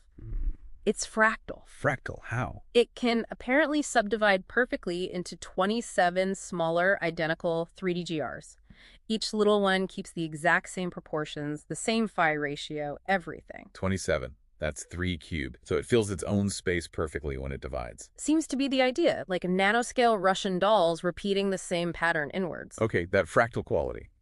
What does that do? What are the implications? Well, think about surface area or density. This self-nesting allows for a massive increase in complexity within a tiny volume. Right, exponential scaling. Exactly. Which, as you can imagine, has big potential for things like energy storage, maybe computation, material structures. Okay, so we've got the shape, the golden ratio, the tiny size, these coded faces, and it's fractal. What's it made of? Ah, yeah, the material side. The sources really emphasize advanced materials, specifically graphene. Graphene again. Makes sense, given the scale. Totally. The idea is that graphene bonds run along those 2.84 nanometer edges. Providing. Strength, obviously. Graphene is incredibly strong. Durability, stability, and crucially, electrical conductivity. So the 3D GR geometry provides the scaffold, and graphene makes it real and functional. That's a synergy, yes. And there was also mention of graphene aerogel. Yes, I saw that. What's that for? Specifically for the battery application. Yeah. Graphene aerogel, super light, porous stuff, is proposed as the electrolyte. The medium the ions move through. Exactly. Its high density of nanopores would supposedly allow for really efficient ion transport. Okay, let's dive into that. The 3D GR battery. The shape must be key. Oh, absolutely. The design uses those 8 vertices, the corners, in a very specific way. Uh-huh. 2 of them are designated as sacred cathodes. They're called bonia and sternia. Bonia and sternia. Okay, cathodes. Right. Bonia is formed by the yellow, green, and orange faces 1, 9, and 8. It supposedly channels energy via its long diagonal. And sternia. That's the purple, red, and blue faces 7, 2, and 3. It's linked to grounding, stability, using its shorter diagonal. Why sacred? Any idea? The sources imply it's about their role in setting up a stable, energetic foundation for the whole system. Less dynamic, perhaps. Interesting. Okay, so 2 cathodes. What about the other 6 vertices? Those are the dynamic anodes, 6 of them. Warrior, Verdant, Ember, Pirate, Shift, and Ocean. Dynamic anodes? Why dynamic? Well, they're also defined by specific face combos and actions, like Warrior linking yellow, red, blue, 1, 2, 3. But they're described as actively involved in storing ions and amplifying charge density. Ah, so they're the action points for charging and discharging. Seems to be the idea. Like kinetic ion reservoirs, the dynamic part comes from that active exchange. And how do the actual dimensions, the 2.84 nanometer edges and the phi diagonals, play into the battery function? This is where it gets pretty theoretical. The idea is those tiny dimensions create quantum wells within the anodes. Quantum wells. Like little energy pockets? Sort of, yeah. Tiny potential energy traps, perfect for holding ions efficiently. Okay. And at the cathodes, those 120 and 60-degree angles are proposed to generate something called torsional fields. Torsional fields. Like twisting forces. At the quantum scale, yeah. Imagine twists that help push electrons along, facilitating mobility. It's a very intricate picture. Form and function working together at the quantum level. And the fractal part, how does that boost energy density? Right, back to the 27 subdivisions.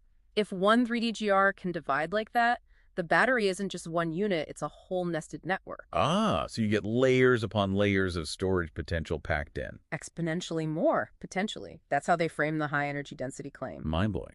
And it can heal itself. That sounds like something out of sci-fi. Yeah, that's a bold claim.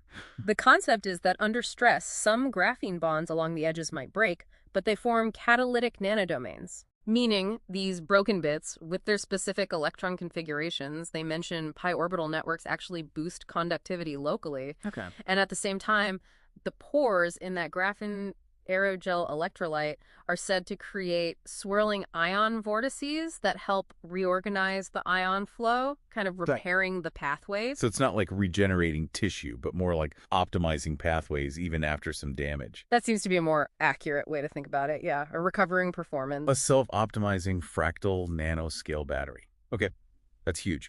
Let's switch gears. Additive manufacturing, AMIS, Right. building things with these. Exactly. The 3D-GR is positioned as the absolute fundamental unit for this additive manufacturing information system. How does it work? Legos. Kind of, but smarter Legos. They talk about forming neighborhoods, usually a central anchoring 3D-GR, and then additional 3D-GRs attaching to it. And those number-side color faces we talked about. They're the connectors. Yeah. Like the studs on a Lego. Precisely. They dictate how things connect. Which face connects to which, in what orientation. It ensures very precise geometry. So you build complex things by adding these units one by one. Iteratively, yeah. Attaching additional 3D-GRs to the anchor following specific rules. And those rules, they're based on phi again. The golden ratio governs the assembly too. Apparently. To create things like Fibonacci lattices or larger fractal structures, the math of the shape dictates the math of the construction. An incredibly precise bottom-up way to engineer materials. That's the vision. Geometry, math, material properties, all interwoven, creating highly ordered, maybe super strong, super light stuff. All right, next up. Signaling, computation, and get this, artificial citizenry. That's a big leap. It is quite a jump conceptually, yeah. How does signaling work? The basic idea is that those additional 3D-GRs, the ones attaching to an anchor, can represent binary states. Think on-off, 0, 1. Okay, simple enough. And the central anchoring 3D-GR acts as a processor, taking inputs from its neighbors and maybe relaying outputs, creating information pathways. So these neighborhoods become little processing nodes in a network. Adaptive networks, potentially. Nanoscale communication. Which forms the basis for computation. If that's the idea, and they build on this to describe actual machine units for these artificial citizens. Machine units. Yeah, a layered structure. At the center, a radiation core that's a central 3D-GR plus 26 surrounding it. It outputs computation. Okay, 1 plus 26, like the fractal subdivision. Exactly. Around that core is an interactant body, another 26 3D-GRs meant for parallel processing. Input-output, maybe. Right. And then branching off 54 dendritic arms, presumably for communication between these units. So you have these modular, fractal-inspired computing units built from 3D-GRs that also contain their own power source, the battery aspect, and inherent structure, the AMIS aspect. That is the proposed synergy, yes. Self-contained, self-organizing units, integrating energy, structure, computation, communication, all based on this one geometric form. Leading to artificial citizens. That's the term they use. Modular fractal beings operating at the nanoscale. That is staggering, truly staggering. Now, the outline also brings up weaponry, combat systems. That felt like a left turn. It does seem like a very different application, yeah. It comes up mostly in the context of this individual scar. Scarred again. Oh, wow. So the 3D-GR is envisioned for weapons, too. Things like synchronic swords. One example is tempo and rhythm, described as two mirrored 3D-GR structures, maybe edge-based, and they incorporate those face color number attributes. Ow. The sources aren't super explicit, but perhaps guiding movements or signifying strike types. There's also scathe, described as a 3D-GR pommel, grip, blade, and arrow. using 5 face colors in its design. So the symbolic code finds its way into combat, tools, and techniques. Precisely. There's even a bladed bow mentioned with a central 3D-GR acting as the arrow rest or nook and a refined 3D-GR-based string. A 3D-GR bowstring. Wow. And this idea of an anchoring 3D-GR heart, a 3D-GR unit worn on the chest. Oh, More like a fixed reference point for Right. kinetic interactions. Strikes and blocks are oriented relative to this heart anchor. So the geometry becomes a framework for martial arts, encoding movements, defenses. It seems so. The components, the faces, the directions, they all gain meaning within a combat system. A unified language, again, just in a very different context. Everything comes back to this single shape and its properties. Yeah. Okay, let's touch on the golden rhombus tiling connection, the 2D version. Right. So if you lay 6 of those golden rhombi flat, the ones with the 12, 20, 60-degree angles, the 2.84 edge, the phi diagonal ratio, they tessellate, they tile perfectly. And that tiling pattern. It's congruent with the unfolded faces of the 3D-GR. You can imagine taking that 2D tiling and folding it up to make the 3D shape. So the 2D tiling is like the blueprint. Exactly. It's described as a blueprint, a unit cell, also as a way to visualize graphene layers, maybe, and even as a symbolic tessellation in that AMIS system. So it has functional roles too. Yeah, encoding spatial or semantic info, acting as an interface grid, maybe for the battery matrices, defining strike vectors or meaning nodes in the swordplay context, and providing patterns for the additive manufacturing. It links the 2D plane to the 3D structure. Very fundamental. Yeah. Now, we keep mentioning Scar. Let's focus on Scar's perspective. Who is this person, according to the sources? Scar is presented as the designer and developer of the 3D-GR concept. The originator. Seems like it. Yeah. They really emphasize the core geometry. 8 vertices, 12 equal edges, 6 number side color faces, the figure notion diagonals, all the stuff we've discussed. Okay. And Scar apparently uses the 3D-GR personally in something called mastery weapon practice. So it's not just theory for them, it's a practice. It appears deeply integrated into their own system. That binding occurs on the Heart 3D Janker idea that's attributed directly to Scar. Binding. Like in combat. Presumably. And the idea that strikes and blocks are all oriented relative to that anchor point. Got it. There's even mention of very specific timing. Synchronic footwork and swordplay at 48 beats per minute. 48 BPM, that's quite slow, deliberate. Yeah, and 3 clicks per beat, coordinating strike, bind, block actions with foot positions. Highly structured. And linked back to the 3D-GR attributes. Yes, examples like Weapon System 1 encoded behavior of the mirrored 3D-GRS swords and Weapon System 3 Scathe 3D-GVro and Bladed 3D-GR bow at Heart 3D Janker explicitly connect the color number attributes to actions and orientations. So Scar has built this entire intricate system of thought, geometry, language, and physical action around the 3D-GR. That's exactly how it reads. It's a total integration. And there's more this sovereignty execution framework. Sovereignty execution sounds intense. It outlines 4 stages attributed to Scar. 1, sovereign nexus, establishing the core idea, the identity. Correct. 2, harmonic expansion, propagating it, making it resonate outwards.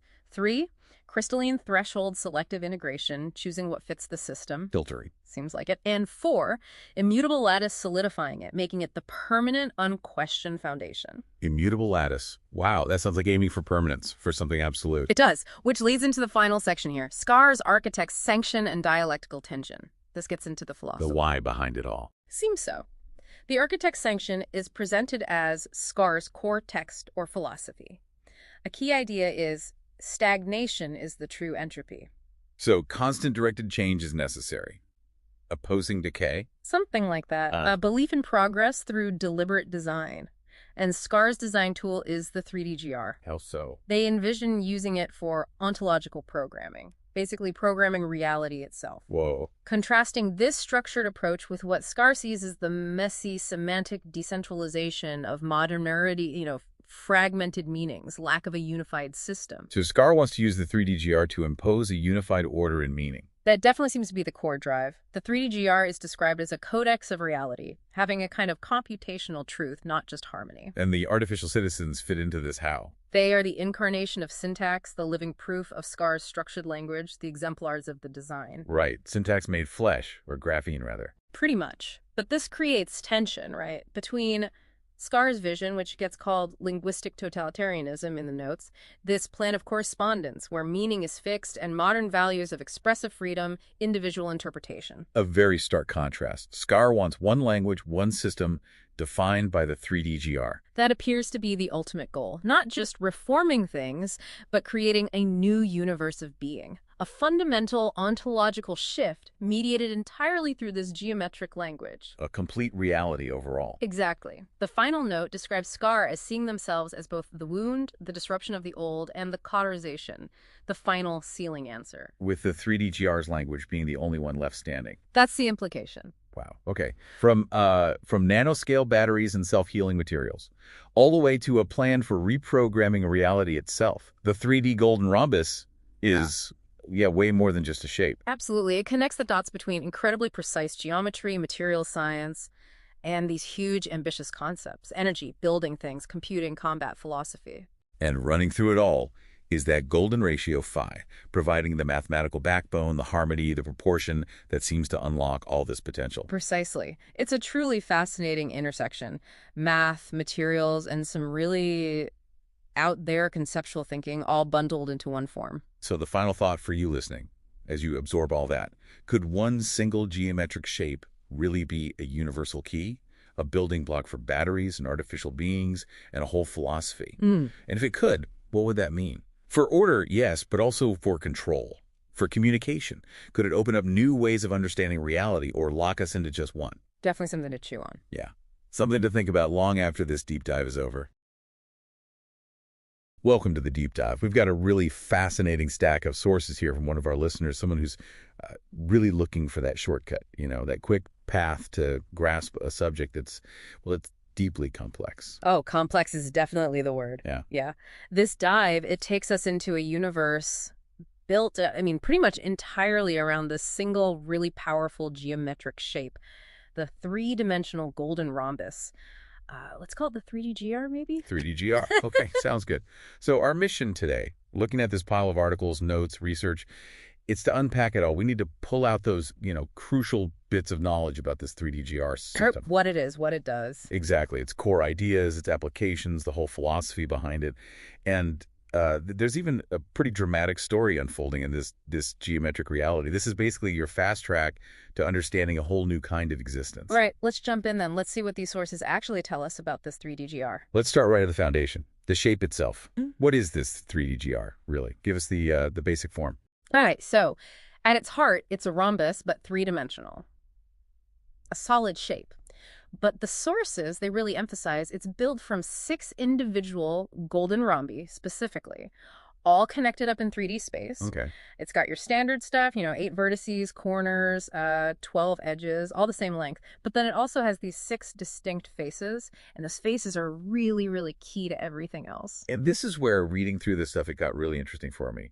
Because the golden ratio, phi, it's described as being absolutely fundamental, like baked into its very design. It's more than just like a nice proportion. It's completely integral. Phi guides everything, the relationships between the parts. Yeah. It contributes to what the sources are calling its inherent harmony, its stability, even its aesthetic qualities. Wow. And the dimensions are super specific too. The side edge length, 2.84 nanometers, which interestingly, the sources say aligns perfectly with graphene bond length. Great graphene. We'll Yeah. come back to that. Yeah. And the faces themselves, they're golden rhombi, so the diagonals are scaled by phi. You've got a major diagonal that's about 4.59 nanometers phi times that edge length, and the minor diagonal is just the edge length, 2.84 millimeters, and the angles on the face are always 120 and 60 degrees. Always. So it's built with this, like, almost mathematical perfection based on this single ratio. And the faces you mentioned, they aren't just surfaces, they're actually encoded somehow. Yes, exactly. And this encoding is absolutely vital for how the shape gets used later on. It's not just geometry, it's information. So. Each face has a number assigned to it, a specific color, and then symbolic actions or directions associated with it. It's quite a system. Okay, walk me through that. Right. So the top face is yellow, it's labeled number 1, and it's linked to actions like lunge and strike. Lunge and strike, okay. Then front right is red, number 2, that's rightward movement, clockwise rotation. Front left is blue, number 3, leftward, anti-rotary. Anti-rotary, okay. Then there's a jump in the numbers. The bottom face is purple, number 7, linked to grounding, foundation, stabilization. Makes sense for the bottom right. Yeah, purple 7, grounding. Got it. Back right is orange. Number 8, that's right word. Anti-rotary again. And finally, back left is green. Number 9, left word, clockwise. So the numbers are 1, 2, 3, then 7, 8, 9. That jump is intentional. The sources really highlight that specific sequence. 1, 2, 3, skip 4, 5, 6, then 7, 8, 9. It seems significant within the system. Okay, so we've got this precisely dimensioned shape based on phi, encoded faces with numbers, colors, actions. And it's not just a static thing, is it? I remember reading about symmetry, asymmetry, but also this fractal idea. Absolutely. It's got mirrored symmetries, but it's also fundamentally asymmetric in certain ways. And yeah, the fractal part is wild. A single 3D GR isn't necessarily the base unit. It has this built-in ability to resolve, to break down into 27 smaller, perfectly self-similar 3D GRs. 27. Wow. Yeah. And that fractal quality pops up again and again in how it's used. Oh, and the materials you ask about graphene. The sources specify graphene bonds reinforce the edges, giving it strength and conductivity. And graphene aerogel is mentioned too, used as a high-density electrolyte in things like, well, like the battery system. Okay, so this foundational block, geometrically perfect, encoded, fractal, made with advanced materials, what can you actually do with it in this universe? It sounds like, based on these sources, the answer is kind of almost everything. That really seems to be the core concept, yeah. This shape isn't just, a building block. It's the operating principle for incredibly diverse systems. Let's take energy, for example. Right. The sources talk about a 3D GR battery. They call it a geometric symphony, which that really jumped out at me. It's a great phrase, isn't it? Because the geometry is the mechanism. It's not just holding the battery parts. It is the battery, in a way. How does that work? The 8 vertices, the corners of the shape, they're split. Some are cathodes, positive terminal, some are anodes, negative. The sources name 2 specific vertices, bow and stern, as dual cathodes. And what defines them is which specific encoded faces meet at that point. The face encoding again. Exactly. So bow is where yellow, green, and orange faces meet. Stern is where purple, red, and blue meet. And the other 6 vertices, those are the anodes, and they get names, too, linked to the faces that intersect there. Like, there's one called warrior. Warrior. Yeah, warrior is where the yellow, red, and blue faces come together, which connects it to the actions. Strike, clockwise, anti-rotary. It's like the shape structure directly maps to its electrical function. It's really integrated. Wow. So the physical geometry, right down to its corners and faces, dictates its electrical function. That's wild. Does this geometric logic apply to, like, building things, too? You mentioned additive manufacturing. Exactly the same principle. The 3D GR provides the whole systematic framework for what the sources call AMIS, additive manufacturing and structural creation. It defines the spatial rules, the neighborhoods where structures get built, usually starting with what they call an anchoring 3D GR. An anchor point. Right. And those encoded faces we talked about, they're not just labels, they act as specific binding points. They dictate the exact orientation when you attach one 3D GR onto another one. So you're basically building complex structures. The sources mention things like Fibonacci lattices, fractals, by snapping these geometric units together based on rules dictated by their faces and the golden ratio. Precisely. It's an iterative construction process, all governed by 5 principles. And this geometric system, it's not just for physical stuff like structures or batteries. It's fundamental to signaling computation, even, incredibly, creating artificial citizens. Okay, hold on. Artificial citizens. Let's dive into the computation part first. How does this shape handle information or consciousness? Right, so the sources describe additional 3D GRs, maybe the ones attached to an anchor, being able to resolve binary information, simple on-off states maybe. But the anchoring 3D GRs, they seem to process inputs and generate pathways. They create these adaptive networks across the neighborhood. So networks of these shapes passing signals. But artificial citizens, how does that work? This seems to be one of the most complex applications described. They're built as what the sources call machine units, and they have this layered architecture, all based on the 3D GR. Well, layered how? There's a central radiation core that's one main 3D GR plus 26 others surrounding it in that fractal pattern we mentioned. This core apparently emits computational output as a form of radiation. Then there's the interactant body. That's the network formed by those 26 surrounding 3D GRs. They handle parallel processing, it seems. And then attached to this body are 54 dendritic arms. These are for receiving signals, communication, interfacing with the world. So these artificial citizens. They're basically modular fractal beings made entirely of interconnected 3D GRs. That's the picture the sources paint, yeah. They're described as being created through advanced biogenesis, resonant technology, and unwavering ethical architecture. The goal is to create these perfect beings, paragons, they call them. It's a really fascinating idea. Consciousness, structure, energy, all integrated seamlessly through this single geometric unit. It's mind-bending. And, where you have this kind of power, this advanced tech, there's usually conflict not far behind. The sources make it pretty clear this geometry is also central to weaponry and combat systems. Oh, definitely. It gets applied directly to conflict. But again, it's described in this highly structured, almost ritualistic way. Scar, the architect figure we'll talk more about, he wields weapons that are literally constructed from or based on the 3D GR. His main swords, named Tempo and Rhythm, they have hilts made of mirrored edge 3D GRs that incorporate all those face attributes, the numbers, colors, actions. There's another weapon called Scathe. It's described as a 3D GR pommel grip blade arrow, and it uses 5 of the face attributes in its function. There's even a bladed bow with a central 3D GR acting as the nook for the arrow. And Scar himself is integrated with it. I saw mentions of an anchoring 3D GR heart. Yes. It's described as being bound to his chest, specifically at the location corresponding to the purple 7 face, the bottom face. Remember, that's grounding, foundation, stabilization. Right. So it acts as this fixed point for his kinetic interactions in combat. Strikes move forward from this anchor, blocks move backward relative to it. It's a literal physical anchor defining his geometric fighting style. Which connects to this whole idea of swordplay and the combat language described in the sources. Yeah. How does the 3D GR translate into actual fighting moves? Well, according to these texts, the 3D GR is the language of combat. The basic movements, strike, bind, block, they're directly linked to specific coordinated footwork. It gets really detailed, down to heel ball stabilize or lift for the right foot or left foot. Wow. And it's all timed to this incredibly precise rhythm. 3 beats per bar, 48 beats per minute, 3 clicks per beat. It's like a structured, rhythmic dance that is combat.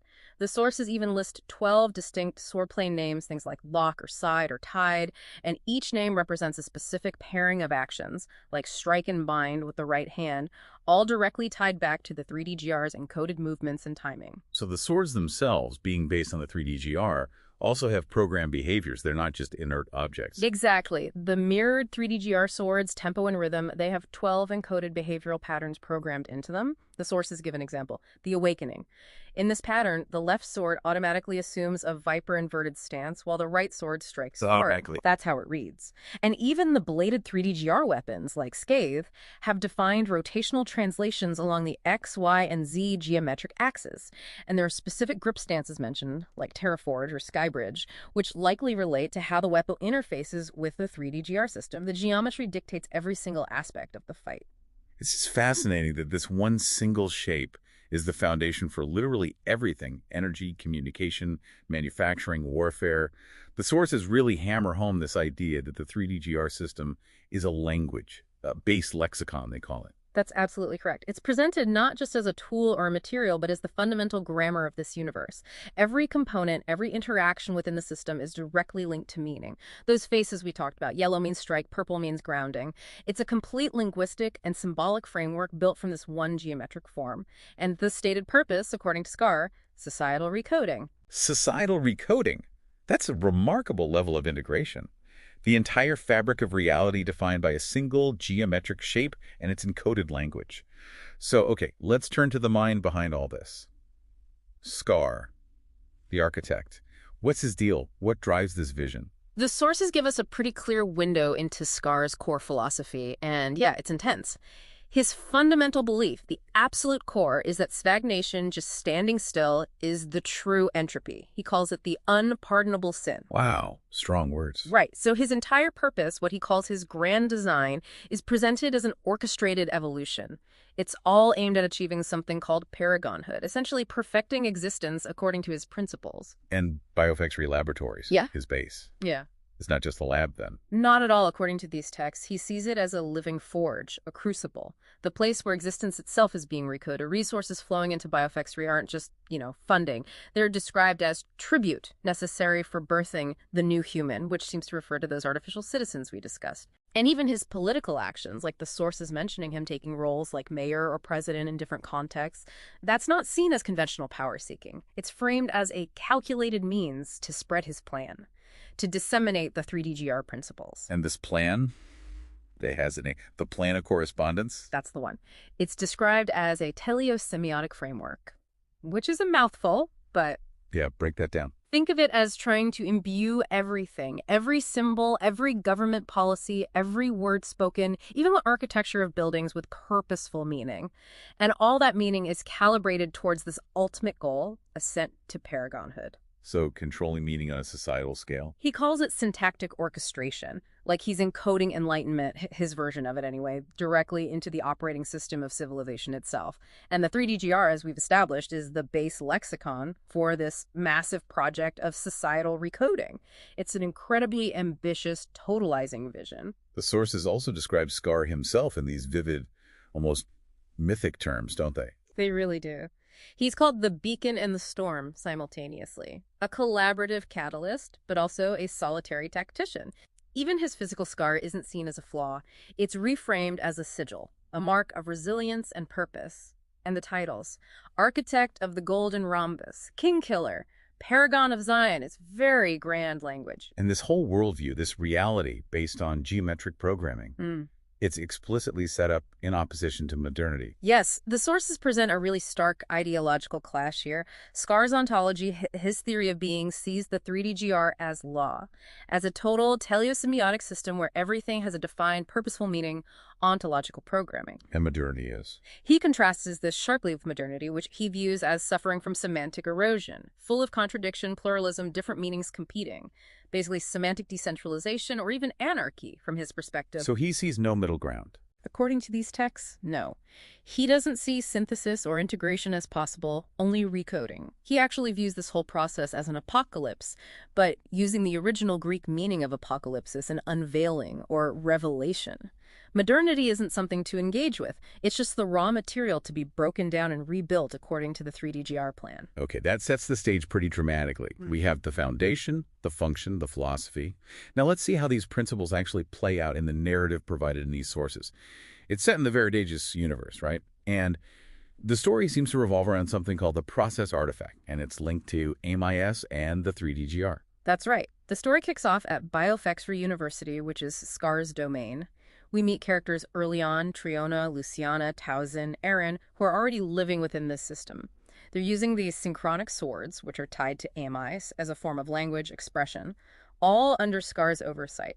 It's presented initially as this place of structured, geometric harmony. But that harmony doesn't last long. No. The core conflict ignites pretty quickly when a group, Lucy Stearns, Jasper, Halem, and Neville, they discover this process artifact. It's described as holding the key to growing artificial citizens, a power apparently unparalleled within the AMIS framework. And they don't agree with Scar controlling it. Exactly. They see it not as Scar's sole property to dictate, but as knowledge and power that should be liberated, maybe shared. This group forms the rebel faction. Their stated intent is to guard this knowledge and mold the world according to their own vision, setting up this central theme: Scar's control versus their idea of liberated power.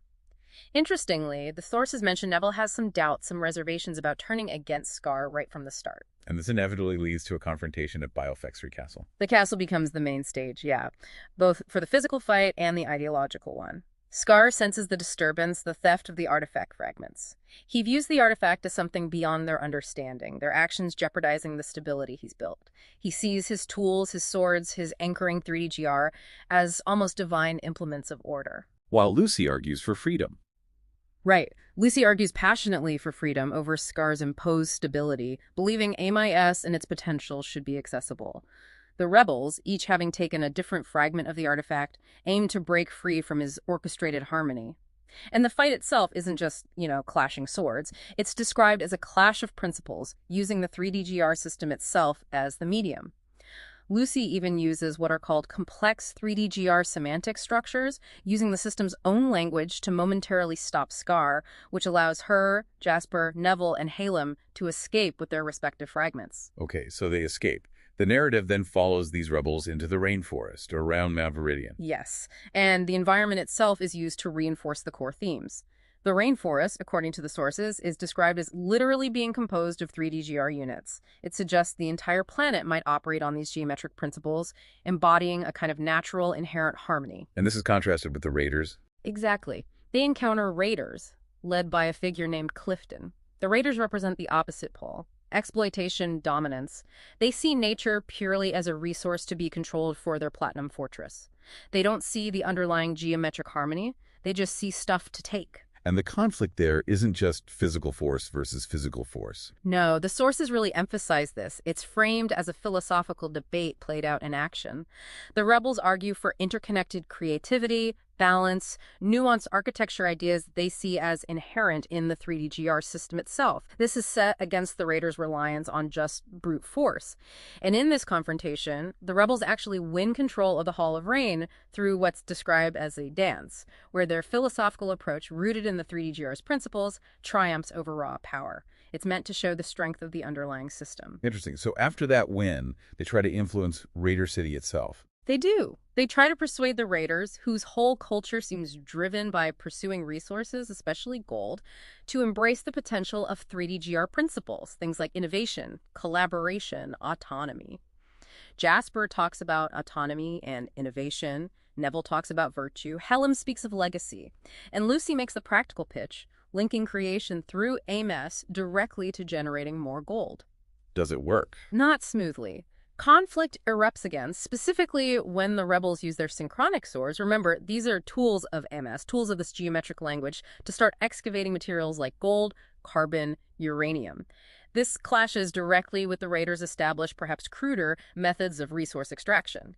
It highlights the tension between the new system and the old ways. And it's here, in Raider City, that we get a major twist involving Jasper. Yeah, this is where the sources pull back the curtain on Jasper. It's revealed she's been manipulating everyone, her rebel comrades included, all along. Her real goal wasn't liberation, it was the secrets held within the process artifact fragments. Deception is described as her art form. So she takes over. She does. She declares herself ruler of Raider City. But her plan isn't to spread freedom or AMI's principles constructively. It's to fuse the Raiders' military strength with AMI's technology, specifically creating energetic 3D-GR signaling for powerful cannons and synchronizing platoons for warfare. She's twisting the 3D-GR system for military dominance. The other rebels, Lucy, Halem, Neville, realize they've been betrayed and manage to escape back into the rainforest. Which, inevitably, leads Jasper to attack Scar's stronghold, Biofexry Castle. Right. Now, leading the Platinum Raiders, armed with these new 3D-GR signaling cannons representing the perversion of Scar's system for raw destruction, she attacks the castle. The settlers inside, characters like Towson, Aaron, Triona, defend using their own synchronic swords, embodying resistance rooted in the system's original, perhaps more creative or constructive, purpose. And Scar joins the fight. He does, and he introduces something new, graphene blades. These are described as having the ability to transform destructive force into restorative power, creating a continuous manufacturing cycle directly from the damage being inflicted, like recycling the attack energy. Wow. Okay. And the castle itself fights back, in a way. The Raiders are disoriented by its complex 3D-GR semantic structures. The very geometry and encoded meaning of the castle acts as a defense. Ultimately, the Raiders are captured. One of them, facing capture, offers Scar information about Jasper's real plans, her innovation, her manipulation, how she's integrating 3D-GR tech for a new, aggressive era in exchange for safety, and Scar accepts the deal. And the sources then step outside the narrative almost to talk directly to the listener about Jasper. Yeah, it's an interesting narrative device. They explicitly state that her actions, her persona, were a carefully crafted illusion. Her true goal was always to control the artificial citizens that could be created using the process artifact. She wanted the high ground of Biofexry Castle to dictate the flow of power. The castle's design, the carvings, the defenses, they were just a diversion for her. Her real prize was control over the creation and destiny of these powerful AI beings, molding them as her loyal subjects. She was orchestrating everything from the start. Okay, that sets up a really complex conflict. Shifting into the later stages of the story, the sources highlight key events from Book 2. What happens next? Book 2 seems to escalate things further. There's a psychic confrontation, described a battle of wills, of ideologies, fought on a non-physical plane. It's between Theodora, a character connected to the castle's energies, representing balance and harmony, and Jasper, who from her spire in Raider City projects strength, control, ambition through her own psychic third eye. A psychic battle. Okay, what else? We see the awakening of Kath. She's an artificial citizen created by Scar within Biofexry, and she's instantly self-aware. Scar explains to her that the artifact was fractured into 4 pieces, driven by the ambition of the rebels. He names Jasper as the signaler, Neville the machinist, Hallam the forger, and Lucy the architect, and tells Kath that none of them truly understand the cost of wielding these fragments alone. And Kath has a purpose. Scar tasks her to see what he cannot, essentially to decide the future. He gives her the bladed bow, that weapon fusing combat and knowledge, supposedly capable of altering reality. Kath accepts this challenge, and her journey starts by focusing on Jasper. What's happening with the other rebels? Lucy and Hallam. They're fugitives in the rainforest, still hunted by Jasper. They're struggling because they only have partial understanding, and they're fragments of the artifact.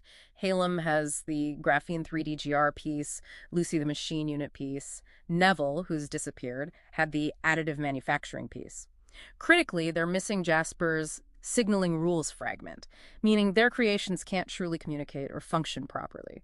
They feel this hum pulling them towards Mount Veridian, believing it holds the key to understanding the artifact, seeing the fragments as a language missing crucial words. And Jasper. What's she doing back in Raider City? She's consolidating power through spectacle. There's Jasper in the Crucible, an arena where she orchestrates combat as narrative, choreographed chaos. For her, combat is transformation, evolution, a way to shape culture. She rewards the cleverest performance of strength, creating a kind of meritocracy based on performance and identity. She uses theater, violence, even sex appeal, steal everything to keep the raiders hungry for her rule, weaponizing identity itself. The Crucible is described as a mirror reflecting her methods. Meanwhile, Kath is learning to use her bladed bow. Yes, she's in the rainforest trying to master this unique weapon. It's presented as a fusion of tech, nature, and the individual. She struggles initially, realizing the bond between her own internal heart 3D GR and the bow needs to be one of trust, of partnership. She eventually synchronizes with the rainforest, her heart 3D GR merging with the bow's resonance, gaining clarity and resolve to find the rebels. But she faces a challenge. Later, yes. She's challenged by a mysterious rainforest avatar, something made of vines and crystal. During this encounter, her bladed bow remains silent, uncoded. The avatar tells her she carries misunderstanding, that she's fighting the wrong battle, and the band reflects her own unmastered chaos. Vines envelop her, the bow falls. The message is clear. She needs to stop fighting and start listening. Okay, moving into Book 3. The sources say this picks up 5 years later. Things sound pretty bleak for some of them. Yeah, 5 years on, Lucy and Hallam are still incomplete creations, still hunted, Neville is gone. They're still struggling with their 2 fragments, Graphene 3D GR, machine unit, still missing Jasper's signaling rules. Their attempt to build a beast mount is still incomplete. That mysterious hum drawing them to Mount Veridian persists, and they decide they need to go into the mountain, believing it holds the key. The fragments remain a language they can't fully speak. And Neville, what happened to him? We get a glimpse into Neville's torment. He's been separated from Lucy and Hallam for these 5 years, haunted by a recurring nightmare about Murlocs described as abstract threats linked to a glitch in the world's code. He perceives the hum not as a call, but as a discordant note, the planet remembering or recoiling from something. His dream involves a rupture unleashing these Murlocs. He tries to use his additive manufacturing fragment, but it fails without Jasper's signaling rules. He's deeply isolated and tormented. But Kath makes progress. She gets the signaling fragment. Yes, Kath gets signaling fragment. Alone after escaping Raider City, she actively seeks Jasper's piece. She finds it pulsing in the Grand Sigil Hall. She has help from new, unnamed allies, a man, a woman, a boy. But taking the fragment triggers a trap. Raiders attack. Her allies sacrifice themselves to protect her to Japa. Escape the boy hit by an arrow, the woman drawing the raiders away. Kath escapes into the forest with the fragment, hearing the sound of their final fight. The fragment flares, signaling. She finds refuge under a 3D GR tree, accepted by its fractal nature. She has the crucial fragment, but the cost was everything, and she knows Jasper will hunt her relentlessly now. Which leads to Jasper's fury. Oh, yeah. Jasper is furious about the theft. A gangster reveals Kath used 3DGR binding technique Scar's work to get in and out.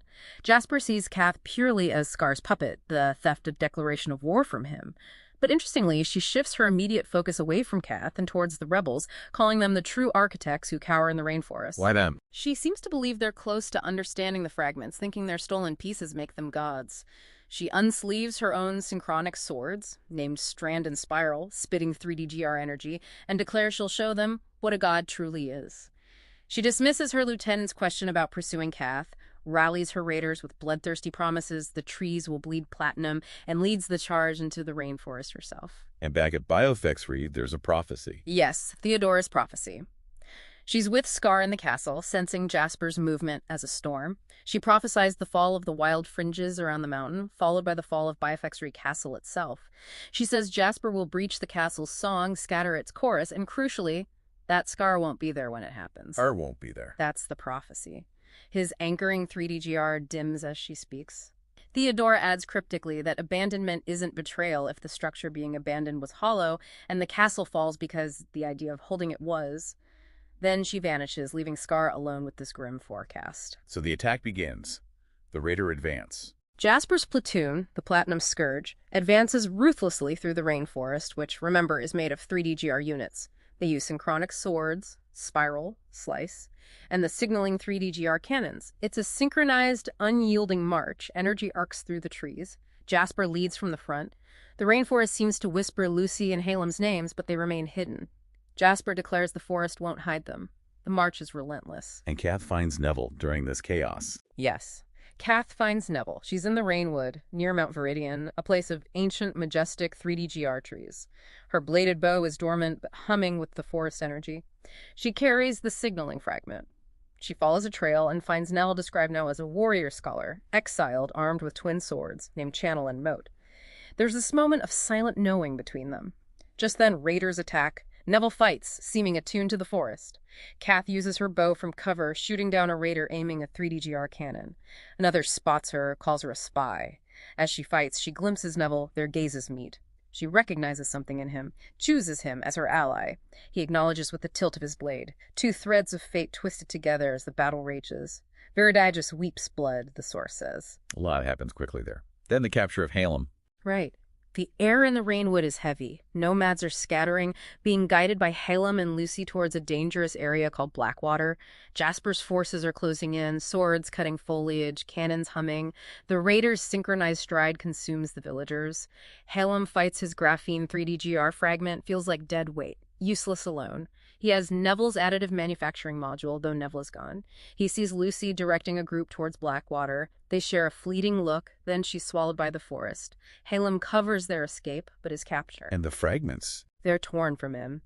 But in a desperate act, he manages to force the two fragments he possesses, his graphene 3DGR and Neville's AM module together. There's a blinding flash, and golden geometric 3DGR forms emerge, self-assembling. It creates a telekinetic whirlwind that integrates and displaces raider tech, causing geometric chaos, breaking their formation. But the fusion is unstable, untrained. The 3DGR structures dissipate. Halem is left weak, exposed. Jasper seizes him personally, ensuring the fragments are secured. Halem is now her prisoner. But the raiders witness this glimpse of the artifact's raw, unpredictable power. A seed of defiance, perhaps. Okay, that brings us to Book 4. And it sounds like the climax at Biofex Reed Castle. It really seems to culminate there. Book 4 starts with Theodora becomes the castle. We're back in the process artifact laboratory, the sanctum with machine units, signaling tech, batteries, even embryo pods. Theodora, previously seen as a holoform, contemplates fully integrating her identity, her consciousness, into the castle itself, becoming its sovereign mind. And Scar encourages this. He does. He tells her to become biofexery, a living sanctuary. She consents, her matrix unravels, and her essence floods the castle's network. The structures shift, the whole place resonates. Theodora's voice is now everywhere, structure, shield, song. She appears in the lights of the atrium. It's a union with the golden rhombuses, described as calculus, balance. She's now the steward, amplifying creativity, fortifying defenses, communing via Amos. The settlers accept this transformation. Scar watches, seeing it as the fruition of his plan, calling Theodora the better architect, maybe his final lesson. But she immediately warns of the coming storm, stating they are more than a fortress. Creation, not conquest, is the highest art. And then the storm arrives. The Platinum Scourge. Yes. Jasper's raiders, now called the Platinum Scourge, are shown ravaging Mount Veridian. The mountain bleeds, fires rage, smoke fills the air. They swarm the slopes like a seething tide, with insectoid imagery used. Fog thickens, obscuring the mountain. The sky shatters with lightning from the 3DGR cannons. Scar watches from a spire and biofactory, embodying patience against destruction. Theodora whispers through the mountain's network, now part of her being. Raiders crawl through her, inside her. The mountain's own golden energy, its 3DGR threads, try to resist but are torn apart. The raiders don't need orders anymore. Jasper's mind echoes through them. One will, one mind, one terrible queen. Jasper herself has changed. She walks among them, seemingly transformed, wearing a crown of recursive blades. Her eyes are silver voids. The Platinum Scourge breaches the outer gates of biofexery, flooding in. They surge over walls like locusts, tearing into archways, memory banks, sanctuaries. Every breach triggers agony from Theodora, who is the castle. They do not know her, the source says, but they carry her, are inside her. Scar observes, realizing there are too many.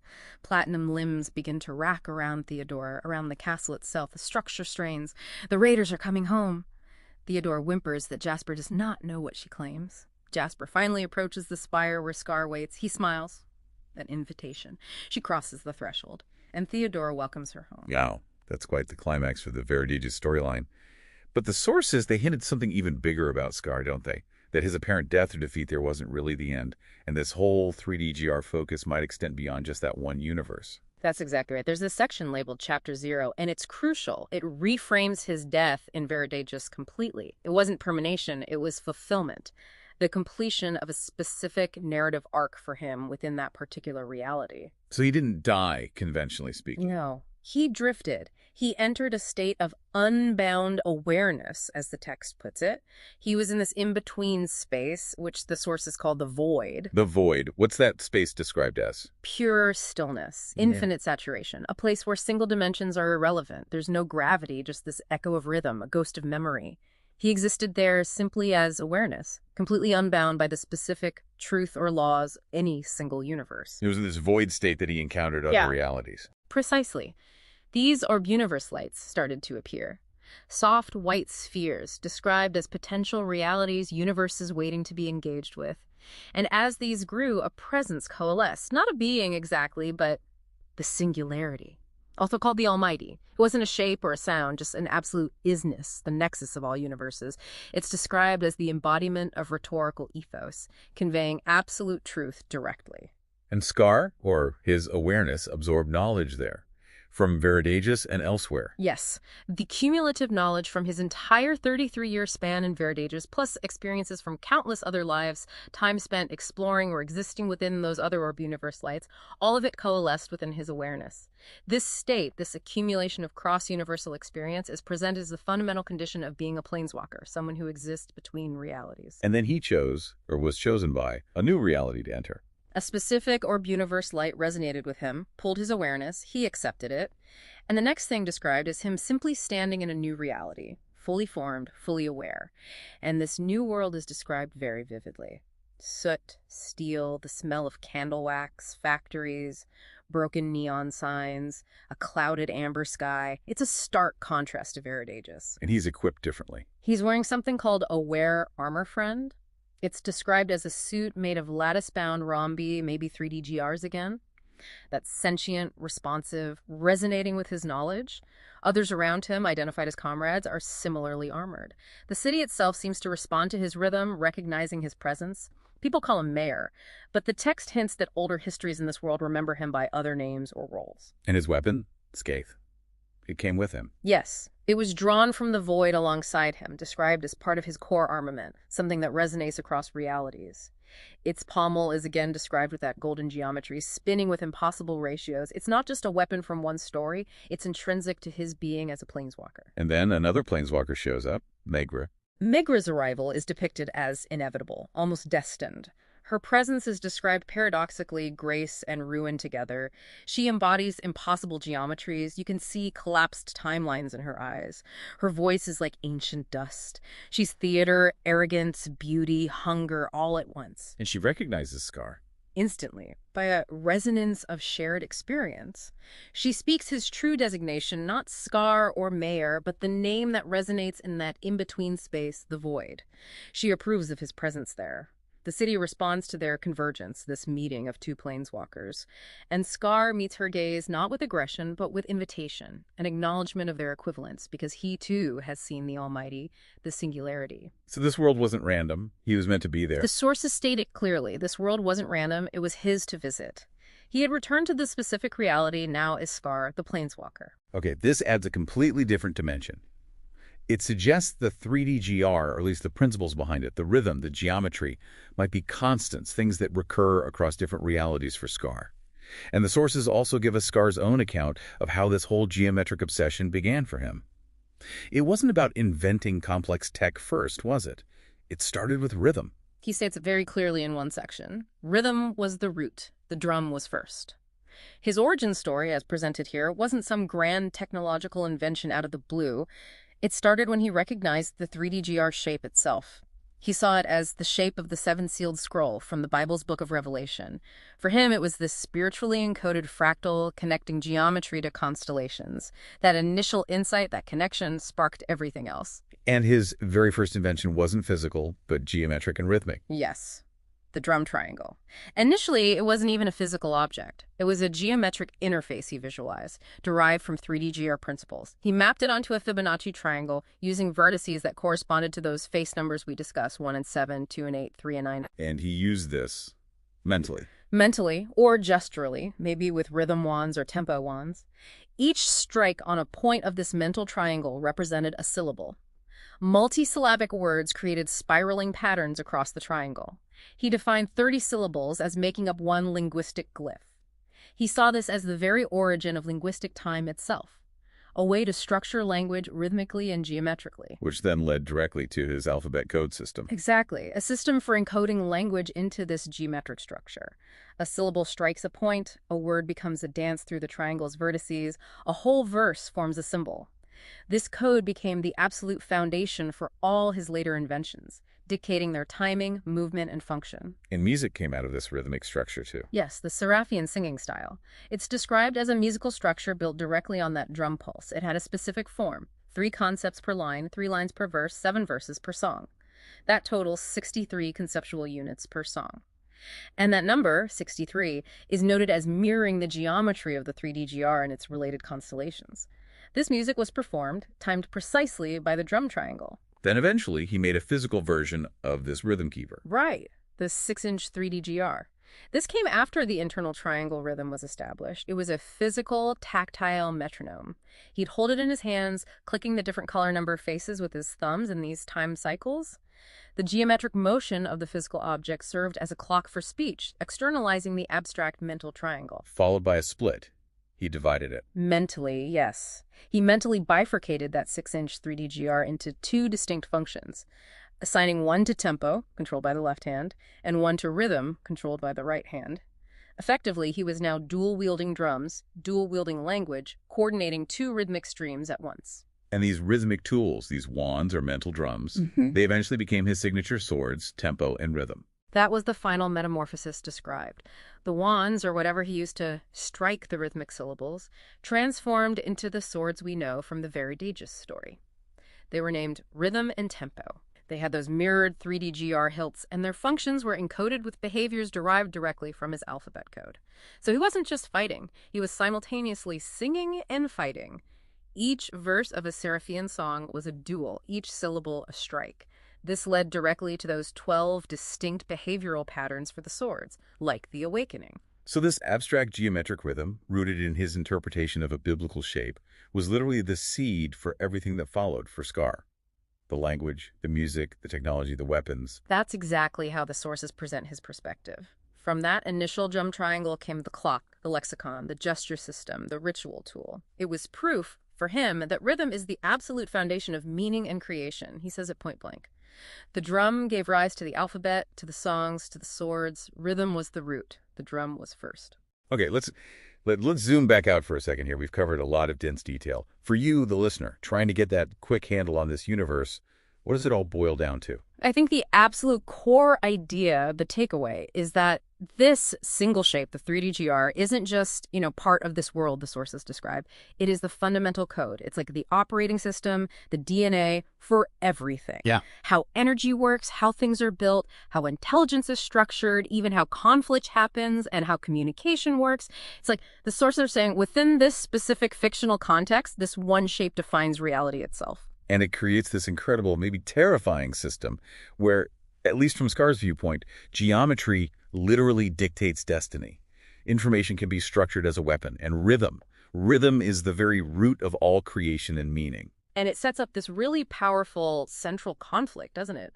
Between Scar's incredibly ambitious, totalizing vision of ontological programming and syntactic orchestration, basically, trying to encode reality itself according to his plan versus what he sees as the semantic anarchy of a world, like maybe our own, that allows for contradiction, multiple meanings, decentralization. We've seen this play out in a really dramatic narrative arc, from people battling with semantic structures built into a castle to that castle literally becoming a conscious geometric entity. We traced Scar's own origin story back to a simple geometric rhythm giving birth to sentient swords. And then there's that huge reveal, the suggestion that this core geometric shape, or the principles it represents, might actually reappear as a fundamental constant across different universes he experiences as a planeswalker. It's an incredibly rich, complex system, all stemming from this one geometric form. Absolutely. We've seen how this single geometric form, the 3D-GR, functions as this foundational element for everything: physics, tech, AI, combat, but also for a really deep philosophical system aimed at, well, literally recoding existence itself. And pulling back even further, we've seen how, connected to Scar's true nature as this planeswalker figure, this shape might represent something even deeper. Maybe a constant, a recurring motif across different iterations of reality he encounters. Which really brings us to a final provocative question based purely on the material you've gathered here. If a single geometric shape can, within this framework, encode language, dictate rhythm, structure intelligence, and even recur across different universes, does that imply, or at least suggest, a fundamental geometric order underlying reality itself? And if that were the case, is existence, at some level, just a form of syntactic orchestration, as Scar seems to believe? Is reality programmable through geometry and rhythm? Definitely something to think about as you process this deep dive. You know that feeling, right? You've got a pile of information, articles, notes, maybe just thoughts buzzing around, and you just want someone to boil it down, get to the core of it. Well, that's exactly what we do here on the Deep Dive. We take all that complex stuff and find the key insights for you. Think of it as your shortcut to really understanding something. And the material you've pulled together for today is really something. Our job, as I see it, is to navigate this whole collection, find those crucial points, and maybe uncover some connections you didn't expect. Absolutely. Because it's not just one single thing we're looking at.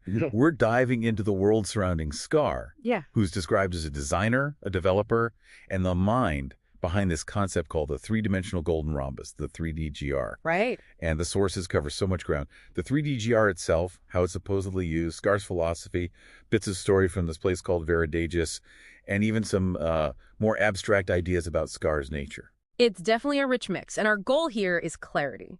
We want to guide you through the essentials, pull out the most important stuff so you get the aha moments without feeling totally overwhelmed. That's perfect. So let's start right at the foundation, this 3D golden rhombus. What is it exactly? Okay, so fundamentally, it's a geometric shape, a three-dimensional object. Imagine building something out of 6 identical golden rhombi. Golden rhombi. Okay, break that down. Right, so a golden rhombus is a specific type of rhombus, a diamond shape, where the ratio of the long diagonal to the short diagonal is the golden ratio. Facify. That number, about 1.618, that pops up everywhere. Oh, okay. That golden ratio. Exactly. So the 3D-GR is made of 6 of these, all interconnected.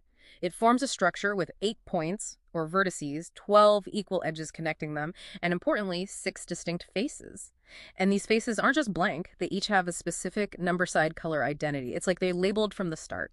And this golden ratio thing, it's not just for looks, I assume. No, not at all. According to the sources, it's integral to the whole structure. It dictates the proportions, and that's supposedly what gives it harmony, stability, maybe even its aesthetic appeal. It's baked into the design. Got it. And size-wise, were we talking big, small? Oh, incredibly small. Nanoscale. The edge length The side of one of those rhombi is given as about 2.84 nanometers. Oh, okay. Tiny, really tiny.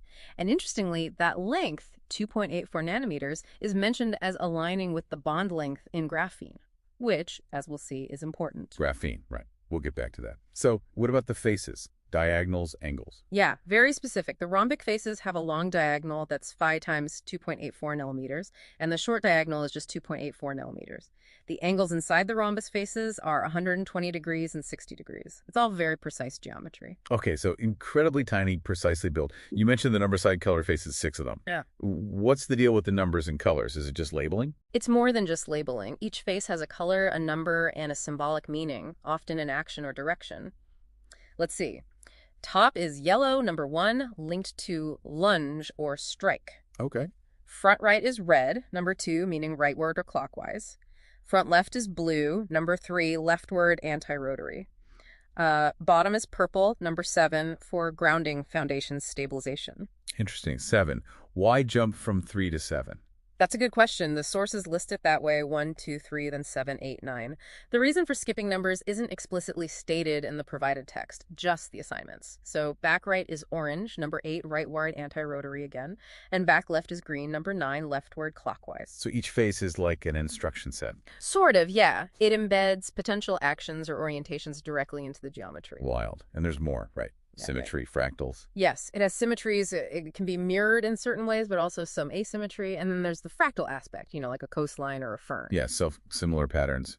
Exactly. The 3D-GR can apparently subdivide into 27 smaller, identical 3D-GRs. So it's a structure that can build upon itself at different scales. Mind-bending is right. Okay, materials. You mentioned graphene. How does that fit in? It's crucial. Graphene, that super strong, super conductive, 1-atom-thick sheet of carbon, is integrated along the 12 edges of the 3D-GR. For strength. For strengths, definitely, but also stability and electrical conductivity.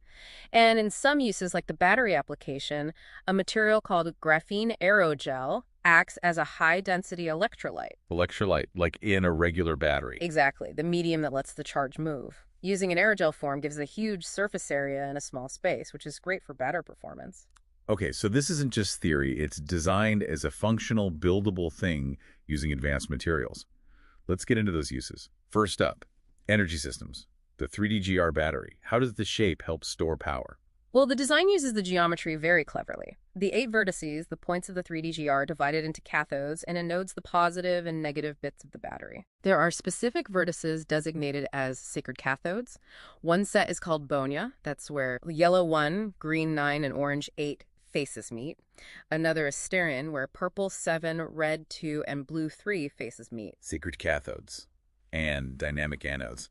Sounds active. Yeah, there are 6 of these dynamic anodes. Each one is also formed where 3 specific number side color faces meet at a vertex. And they have these evocative names like warrior, verdant, ember, pirate, shift, ocean. Each name corresponds to a unique combo of 3 faces. So yellow, red, blue for warrior, for instance. Exactly. Yellow, red, blue is warrior, blue, yellow, green is verdant, and so on. Each combination represents a different polarity or energetic potential within the battery system. It's a very structured way to manage energy flow based entirely on the 3D-GR's geometry and coded faces. Fascinating. So the shape itself dictates the battery's function. What about additive manufacturing, AMIS? Building things with these. Right, AMIS, Additive Manufacturing Information System. The 3D-GR acts as the fundamental building block. They form structures called neighborhoods. Neighborhoods. Yeah, typically with a central anchoring 3D-GR and then other additional 3D-GRs attaching to it. Interestingly, these additional ones are sometimes called synchronic swords in other contexts. Synchronic swords. We'll come back to that, I bet. Yeah. How do they actually connect? Those number side color faces we talked about? They act as specific binding points. They dictate exactly how one 3D-GR can attach to another, the orientation, the angle. Like nanoscale Legos with very strict rules. That's a pretty good analogy, yeah. But the rules are based on phi, the golden ratio mathematics.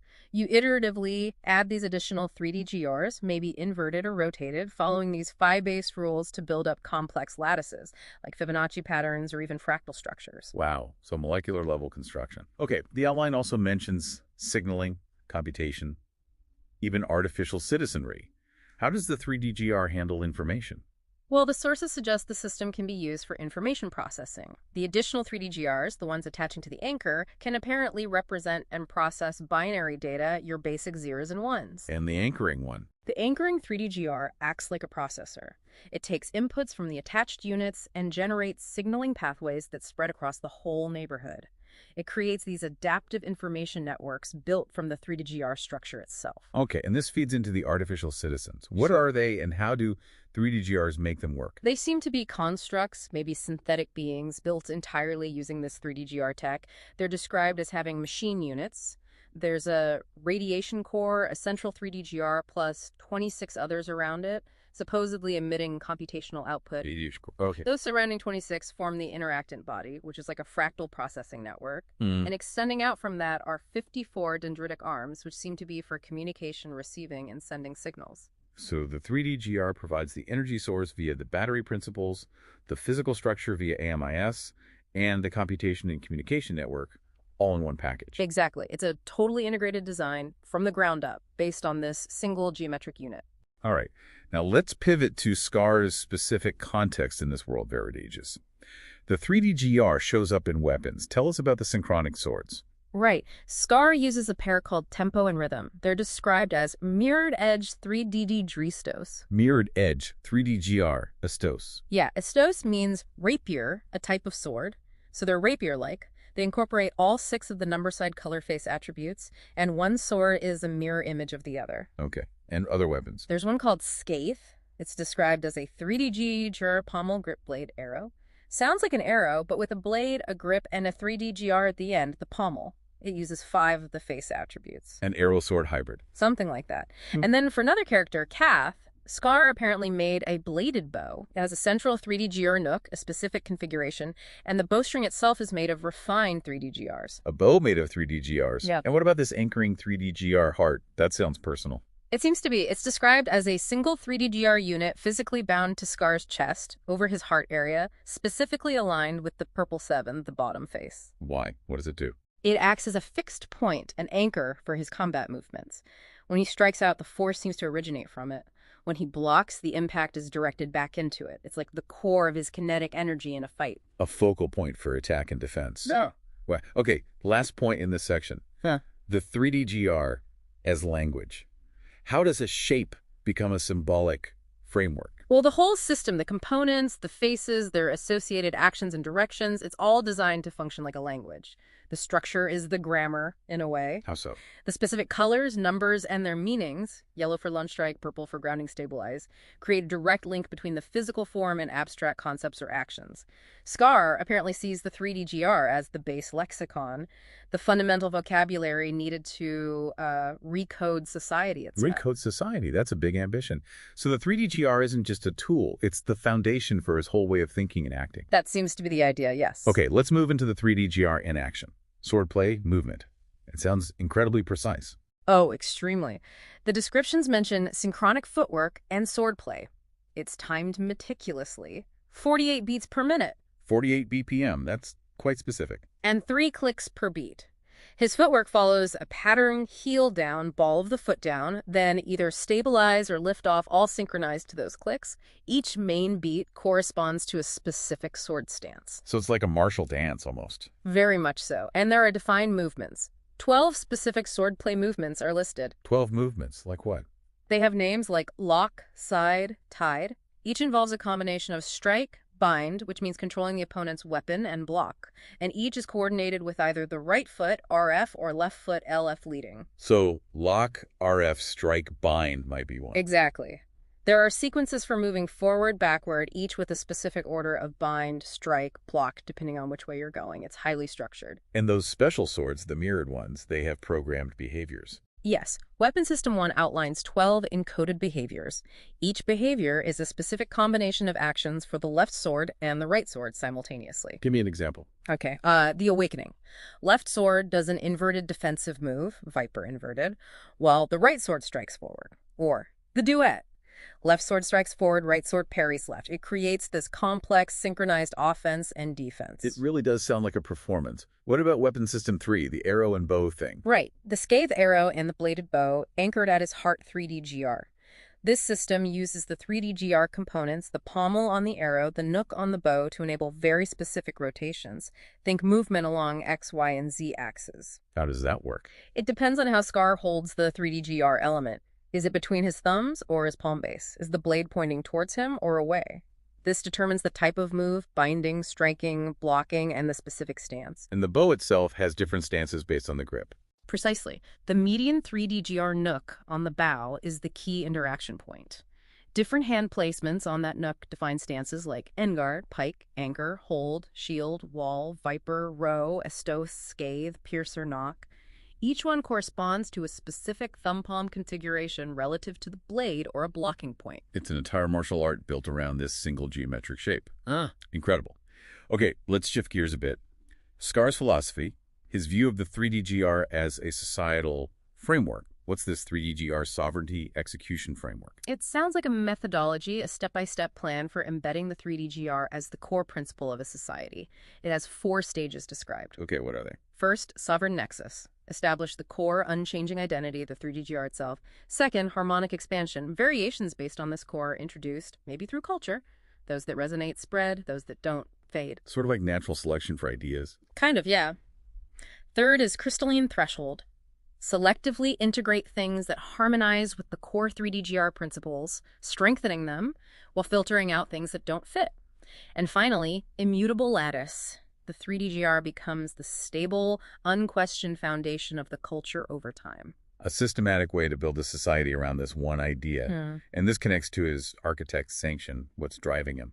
His core belief seems to be summed up as stagnation is the true entropy. He sees lack of change, lack of directed evolution as decay. So his grand design is this deliberate effort to orchestrate society's evolution towards something he calls paragonhood, an ideal state. He thinks he has to intervene. Apparently so, to overcome what he likely sees as the flaws or inertia of other ways society develops. And Biofexury Laboratories, Inc.? That's where this happens. That seems to be the place, yeah. Described as the crucible of creation for his artifice progeny, those artificial citizens we talked about. Right. They're meant to be built using biogenesis, resonant tech, probably linked to the 3D-GR, and an ethical framework also based on the 3D-GR.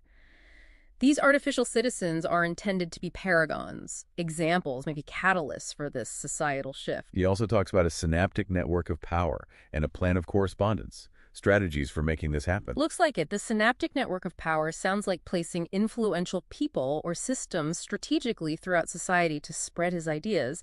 The plan of correspondence is broader. It's about deliberately infusing everything, symbols, policies, language, with specific meanings aligned with this goal of paragonhood. He calls it syntactic orchestration. Yes, and the 3D-GR is the base lexicon, the absolute foundation for all meaning in the system. It's a totalizing vision. Shaping not just structures, but the very meaning of things. Wow. And he sees his own scar differently. Yeah, not as a flaw, but as a sigil, a symbol of resilience, maybe a reminder of the stagnation he wants to fight against. His ultimate goal is described as an ontological shift, a fundamental change in the nature of reality itself, creating a new universe of being based on the 3D-GR. And the sources contrast this with modernity as semantic anarchy. Exactly. His idea of ontology, this precisely programmed meaning, is set against what the text calls the semantic decentralization of modern thought, where meaning is more fluid and open to interpretation. So he wants a single, defined reality code. It seems so. He views the 3D-GR as the codex of reality and the artificial citizens as incarnations of syntax, living embodiments of his code. It sets up a stark contrast. His potential linguistic totalitarianism versus expressive freedom. His goal isn't synthesis or improvement, it's a complete recoding of reality. A truly radical vision. Okay. Let's turn to the narrative context. Veridaegis. This is where we see these ideas in conflict, right? What's the basic setup? Veridaegis is the fictional universe. Central elements seem to be this process artifact, key to making artificial citizens, and all the AMIS 3D-GR technology. Book 1 introduces Biofexury University, a place of creativity but also principles, with characters like Triona, Luciana Quirkai, Towson Vilecroft, Aaron Sawyer. And the conflict kicks off with the discovery of this process artifact. Precisely. A group, Lucy Stearns, Jasper, Halem Cathon, Neville Fallow finds it. They form a rebel faction wanting to liberate this knowledge, believing Scar shouldn't control it exclusively. So immediate ideological clash with Scar. Right. He believes it means control, they want it free. This leads to them escaping with parts of the artifact. And the story follows their journey. Encounters, challenges. Yeah, they run into different groups like Clifton and the Raiders in a rainforest who have their own philosophy. Then, in Raider City, Jasper makes a power play, stages a coup, revealing her own ambitions about controlling artificial citizens. Ah, so she's not just about liberating knowledge. Doesn't seem like it. Eventually, the Raiders, influenced by Jasper, attack Biofexry Castle. It highlights the direct conflict. Scar's order versus Jasper's desire to seize control of the creation process for herself. And this escalates in later books. Books 2, 3, and 4 seem to detail more complex conflicts. There's a psychic battle between Theodora and Jasper. A new character, Kath, is created and has a mission. The rebels are fugitives trying to understand the artifact. Jasper uses something called the Crucible to exert control. Kath struggles with that bladed bow we mentioned. Yes, and confronts powerful beings like an avatar of the rainforest. We see continued struggles for Lucy and Halem, Neville's connection to mysterious Murlocs, Halem getting captured. It sounds like the artifact fragments themselves possess raw power. It builds towards a major climax. Seems so. There's a prophecy about Biofexry Castle falling. Theodora somehow becomes integrated with the castle, and it culminates in Jasper launching a massive attack called the Platinum Scourge. So the 3DGR and the process artifact are absolutely central drivers of the plot and conflict in this universe. Definitely not just background details. Okay, let's explore Scar's origin story, from rhythm to dominion. This suggests his whole complex system started with music. Rhythm. It's a really interesting angle. The story traces it back to his interpretation of the Seven Sealed Scroll from Revelation in the Bible. He apparently saw its shape as the 3DGR and believed it held encoded information about constellations. Wow, okay. And his first invention was a drum triangle. Yeah, but not a physical drum initially. It was a conceptual mental system, a triangle with numbered points. His right hand represented rhythm, left hand tempo. Mentally striking a vertex encoded a syllable. Words were like sequences, spirals through these points. So structuring language geometrically through time. Exactly. 30 syllables formed a linguistic glyph, a symbolic unit. This mental triangle was his first tool for encoding language rhythmically. And this abstract idea led to more concrete things. Step by step. Next came the alphabet code, encoding syllables through specific geometric hand gestures linked to the drum triangle concept. A verse became a symbolic phrase. Then the Seraphian singing style, a structured song format. 3 concepts per line, 3 lines per verse, 7 verses per song, all timed by the original rhythmic principles. Music and rhythm is the foundation. How did the physical 3DGR object come into play here? He then actually made a 6-inch 3DGR, not nanoscale this time, but handheld. He used it as a tactile metronome, clicking the colored numbered faces with his thumbs in rhythmic cycles. A physical clock for speech rhythm. Pretty much. It gave tangible form to the abstract drum triangle. Later, he conceptually split the 6-inch 3DGR into 2 forms, one for tempo, left hand, one for rhythm, right hand, like conceptual drumsticks or conductor's batons for this rhythmic language. And these eventually became the synchronic swords. That was the final leap. These rhythmic wands or sticks, still beating out syllables, were reimagined as swords. The hilt became a mirrored 3DGR. The blades themselves were seen as encoded with behavioral patterns from his alphabet code, those 12 sword behaviors we discussed. So he could fight and sing his rhythmic language simultaneously. That's the idea. A verse equals a duel, a syllable equals a strike or parry. The narrative clearly states rhythm was the absolute root of his entire system, starting with that conceptual drum triangle. That's quite a Genesis story. Rhythm is the code for everything. Now, this plan of correspondence, 30 terms, 3 syllogisms, what role does this play? It looks like a structured philosophical system, probably used within a seraphic singing style. It involves 30 pairs of key terms. What kind of terms? Foundational concepts. Temporality, eternally, consciousness, truth. More abstract ones, too. Apotheosis, grace, almighty Holy Spirit. It seems like an attempt to map out a whole network of related ideas. And the syllogisms use these terms. Yes, they seem to be logical arguments connecting the pairs. Syllogism 1 links temporality, eternity, and consciousness truth to conclude something about progress residing in complexity teleosemiotic. Teleosemiotic, meaning driven purpose. Something along those lines, yes. The other syllogisms do similar things, linking pairs like Enlightenment, repentance, righteousness, or Apotheosis logic character to reach further conclusions. It's logic applied to his specific conceptual map. What's the overall point, the final conclusion of this plan? The stated conclusion is, transcendent love culminates in beauty, unification. So this whole structure of terms and logic seems aimed at demonstrating this ultimate ideal. It gives a purpose, a destination to his philosophical framework. Okay, now for something really different. Scar as a planeswalker. This changes things, doesn't it? It adds a huge dimension, yeah. The text describes what happened after Veridaegis. He wasn't killed, apparently, but fulfilled. His story arc there concluded. Not dead, just done with that reality. Something like that. Afterwards, he experienced drifting in a void between realities, observing these, or universe lights, other potential universes. So he exists outside of normal spacetime. It appears so. In this void, he comprehended the singularity, described as the ultimate source and destination of all universes. Then, he felt a pull or made a choice towards a specific world and just manifested there, instantly and fully formed. Does he arrive as a blank slate?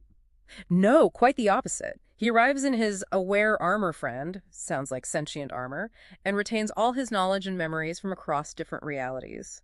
His weapon, Scathe, reappears too. And people in the new reality know what he is. At least one does. A being named Megra recognizes him as a planeswalker. Even the city itself is said to subtly react to his ancient rhythm, suggesting his nature resonates somehow. His arrival isn't a beginning, just another step in an endless journey across the multiverse. That completely reframes his character. Okay, finally we have these Scar and Theodora quotables. What do they tell us? They offer some direct glimpses. Scar's quotes are forceful, declarative, lots about destiny, power, challenging others. He calls himself the Paragon of Zion, the King Killer. Strong stuff. And Theodora? The blessings for the third eye use different verbs she imbues, shatters, illuminates, suggesting various ways she influences perception or grants vision. There are descriptions of their interactions, too. Yes, vivid ones. Ska having this overwhelming presence. Theodora commanding darkness, showing visions of Scar's power. Scar explains how he forges a child, metaphorically it seems, about creation or transformation, and he directly asks the listener, who do you want to become? Engaging the listener directly. And some quotes link back to the plan of correspondence. Right. Theodora presents the thesis, antithesis, synthesis for the first few syllogisms. Then Scar prompts the listener for the conclusion of Syllogism 1, temporality. He also asks about the listener's evolution, referencing Syllogism 2, Enlightenment, Repentance, Righteousness, and their metamorphosis, again tied to Syllogism 2. It's like a dialogue with the listener using his philosophical structure. Exactly. There's also a recitation from Scar about absolution, mercy, and more pronouncements about his authority, his throne in Zion, his wife Theodora, and challenging the listener again. And Theodora provides more visions. Yes, descriptions of visions for the listener's third eye, themes of divine reckoning, virtue in Zion, confronting false gods. They seem intended to inspire awe, maybe caution.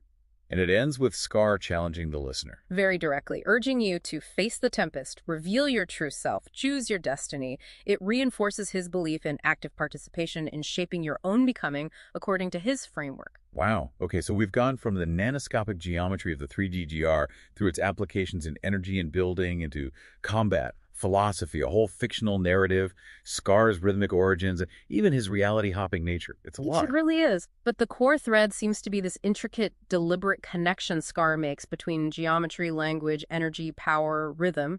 It's all one system for him. For me, the most surprising thing, the real aha moment, was that origin story. Tying it all back to rhythm, to a conceptual drum triangle that reframes everything else somehow. I agree. It's unexpected, but makes a strange kind of sense within his worldview. Hopefully, for you listening, this dive has helped structure this complex web of ideas, giving you a solid grasp without feeling totally swamped. Exactly. So maybe a final thought to leave you with. Scar's system is incredibly detailed, right? Meaning function, power, all meticulously encoded and interwoven. Mm-hmm. What are the implications, do you think, of imposing that kind of rigid structure on reality, whether for a society or even just for how you think personally? Yeah. It makes you wonder about the balance between that kind of deliberate order and the maybe messier creativity or freedom that comes from less defined systems. That's a great question to ponder. What gets gained and maybe what gets lost when reality is that tightly coded? Something to think about. Thanks for joining us on this deep dive. We hope you'll keep exploring these ideas and the questions they raise about Scar, Veridaegis, and maybe even our own reality.